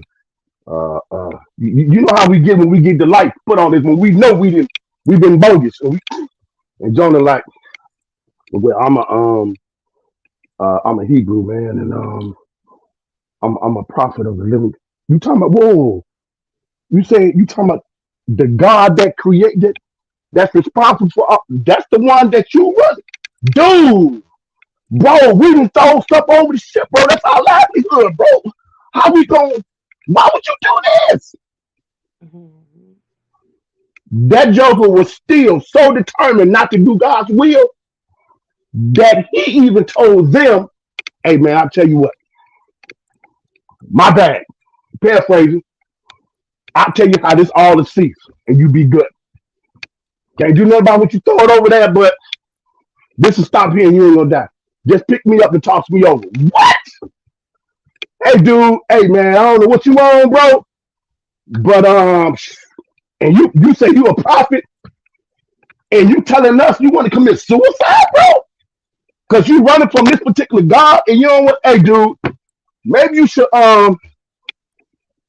they pray to God. Sinners that worship other gods. They prayed. God saved them in the midst of his disobedient prophet. And it said once they picked Jonah up and threw him over in the sea, got him out of the situation, got him far away from the that he called, that he was responsible for, immediately said the storm ceased. But God saved some sinners with a disobedient prophet. And when the doggone fish scooped him up, he spent them days in the fish, recalling everything, got his man right, started to pray, repented. God said, okay, got your attention. All right. Told the fish, take that joker right back where he started, his starting point. He said, all right, let's try this again.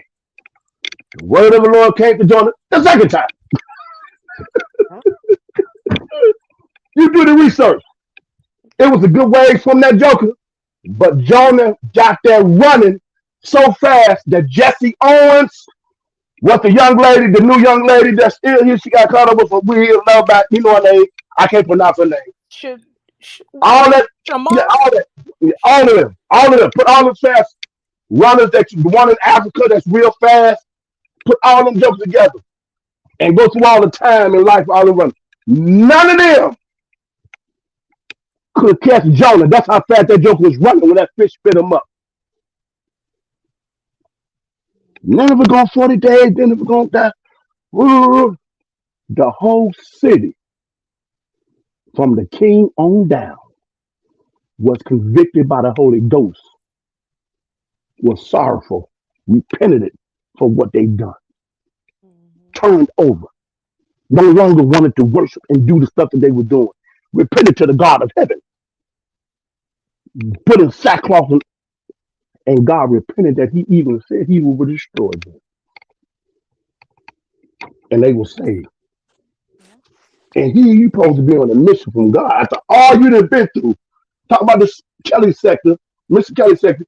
And you would think after all you've been through, what your past, whatever it is, that you would have some sensitivity and some compassion. That joker was upset that God didn't even destroy them. You know, you got people who, you know, they don't witness. Why? Because they so arrogant and so high and mighty. They all that. They don't want other stuff. But that's what the purpose of Christ came for. That's why we are baptized into the family of God. That's when we take on the new life of Christ, so that we can be ambassadors to seek and save that which is lost down the wrong path. But he was so he went and sit up on a doggone tree pouting. He and his feeling some type of way. After what you done been through, you got the nerve. We done seen it we done seen it in the Mr. Kids case. We done seen it. Oh, yeah. That's how that looked. The city turned around. That's because God is always trying to seek and save that which is lost. He's always trying to speak recovery, repair. He's always trying to speak restoration, to be restored. If you open up the door, he'll come in. He'll make the necessary adjustments for you. He'll help you navigate whatever it is that you're dealing with, you're faced with. He'll release you from your past. Absolutely. And he will even use his disobedient servant to accomplish his ultimate will, and that is to save that which is lost.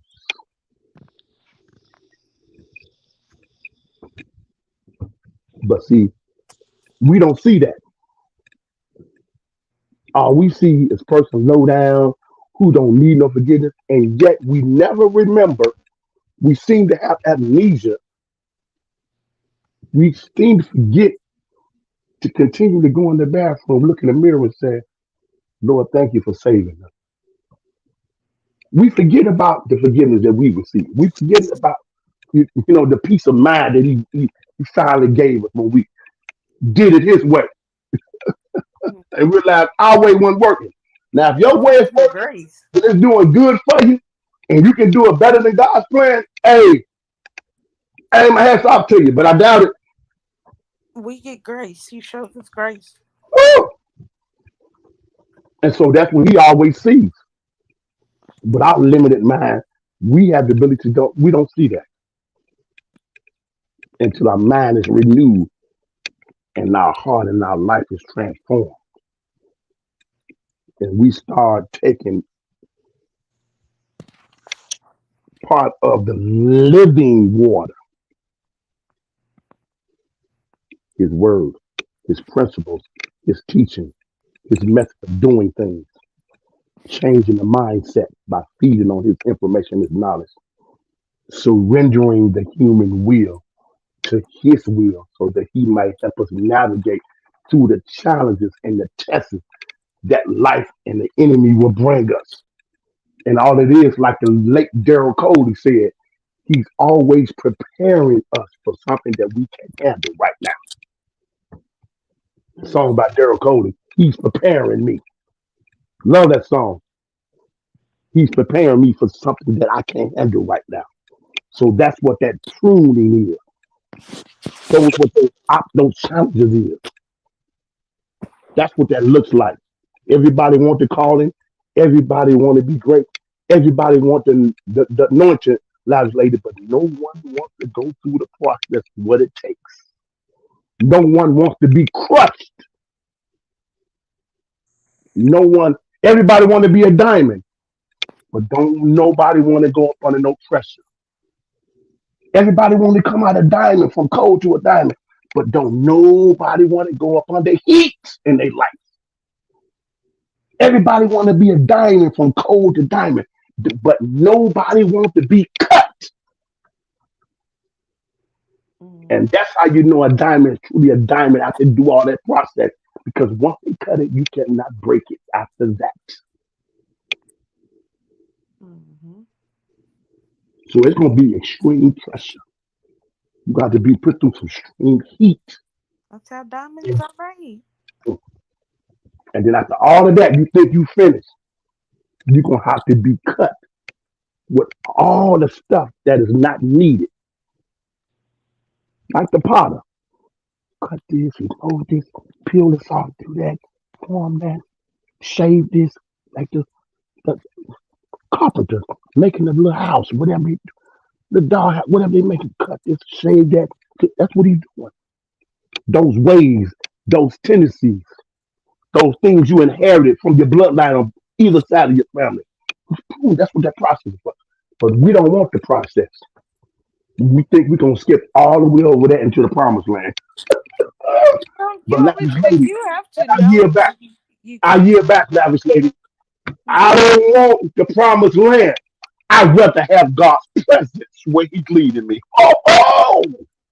Well, you have to know where you come from in order to know where you're going. So, when you say you need to know, about your both sides. Yeah, that's very important. Yeah, because we want to get all to the good to see live late. We always want to get, and maybe that's a human thing, and I get it. We always want to get to the goodness, but let me go through the process of the diamond goes through. Because if our property goes through that process, when I get over there, I can better manage that which he gives me charge and govern over. That's it. And I'm going to do it from a pure heart, meaning it was said by Ronnie Bow. And Miss Prima Donna had to stop him in the interview and say, whoa. Even in his circumstances and his situation inside there, all that he's experiencing going through, he is still, paraphrasing, had the character, she didn't say this word, character, looking out for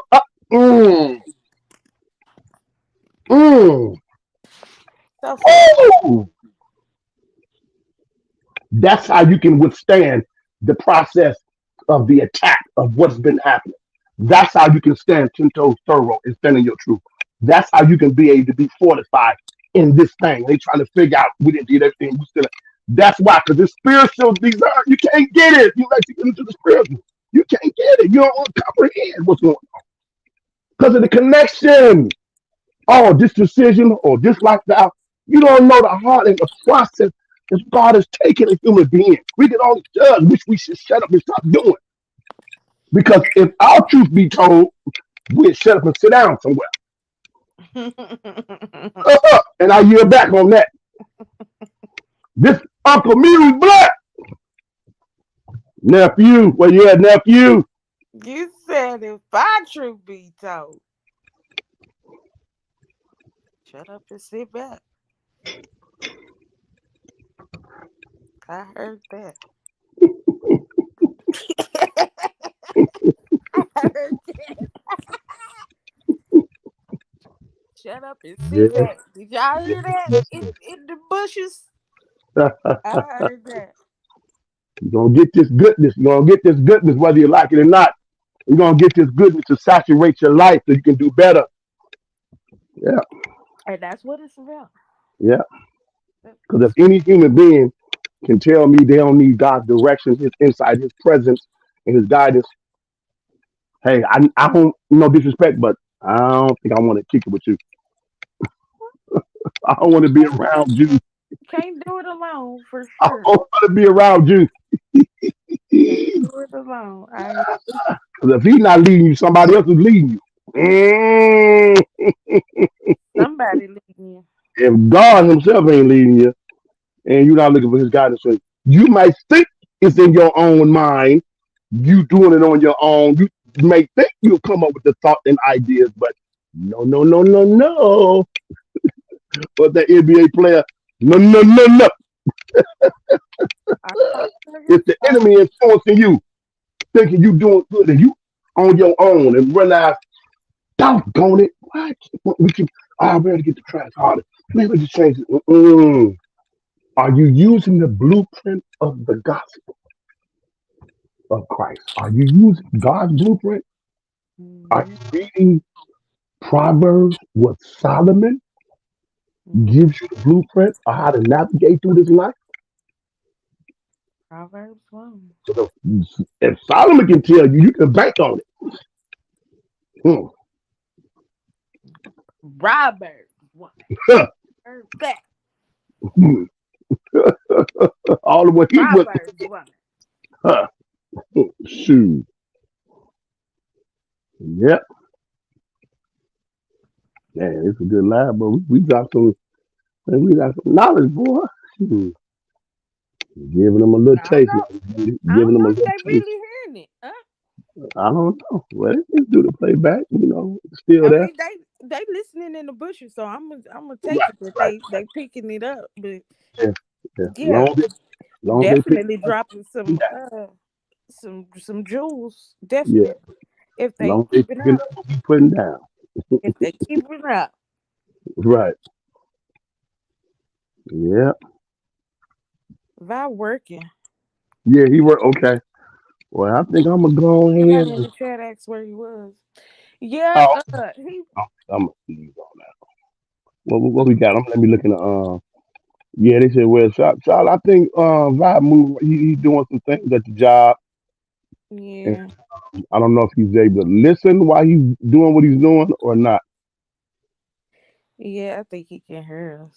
But yeah, it's 3:30 Yeah, and I gotta hit it in a couple hours. okay. Oh yeah, but you go ahead and lay down.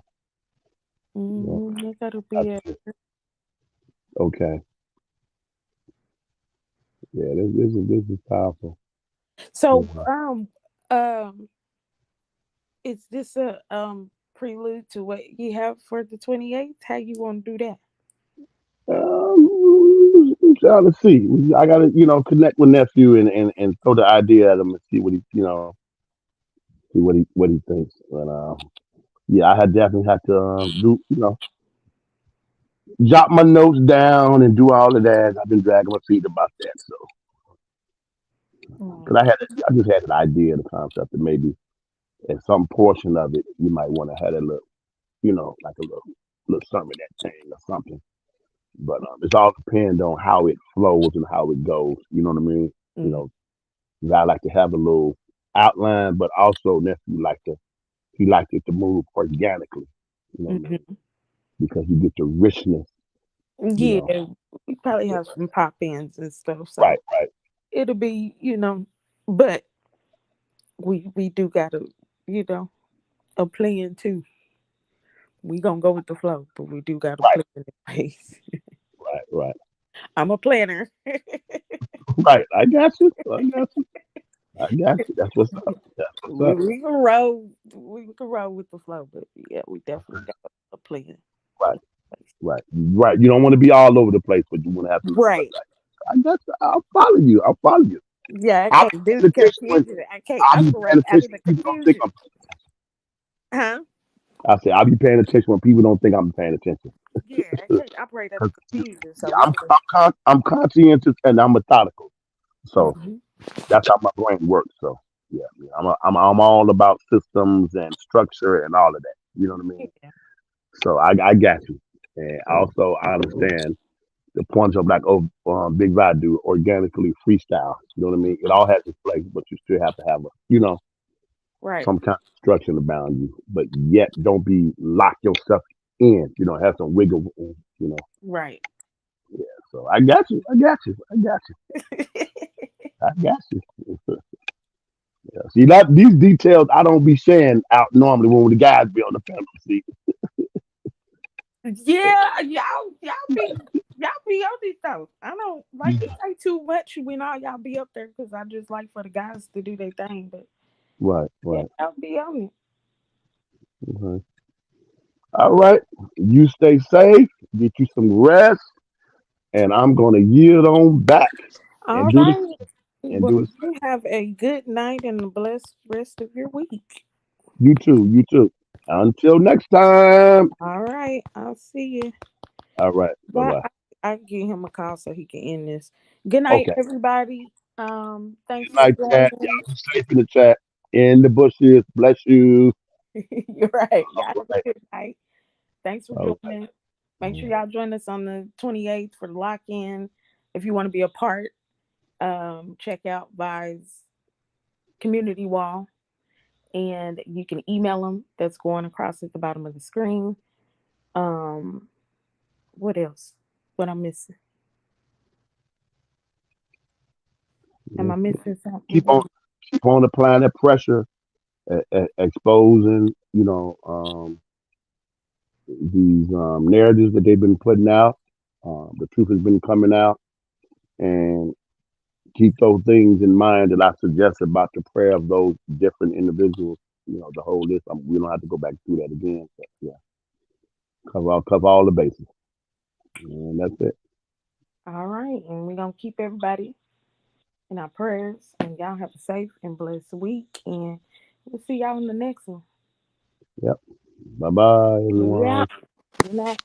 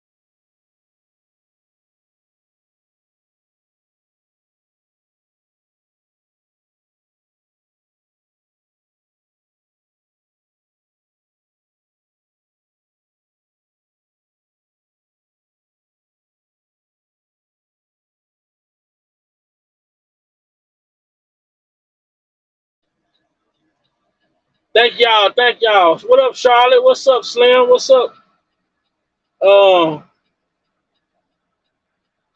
Chrissy? Thanks, Lavish.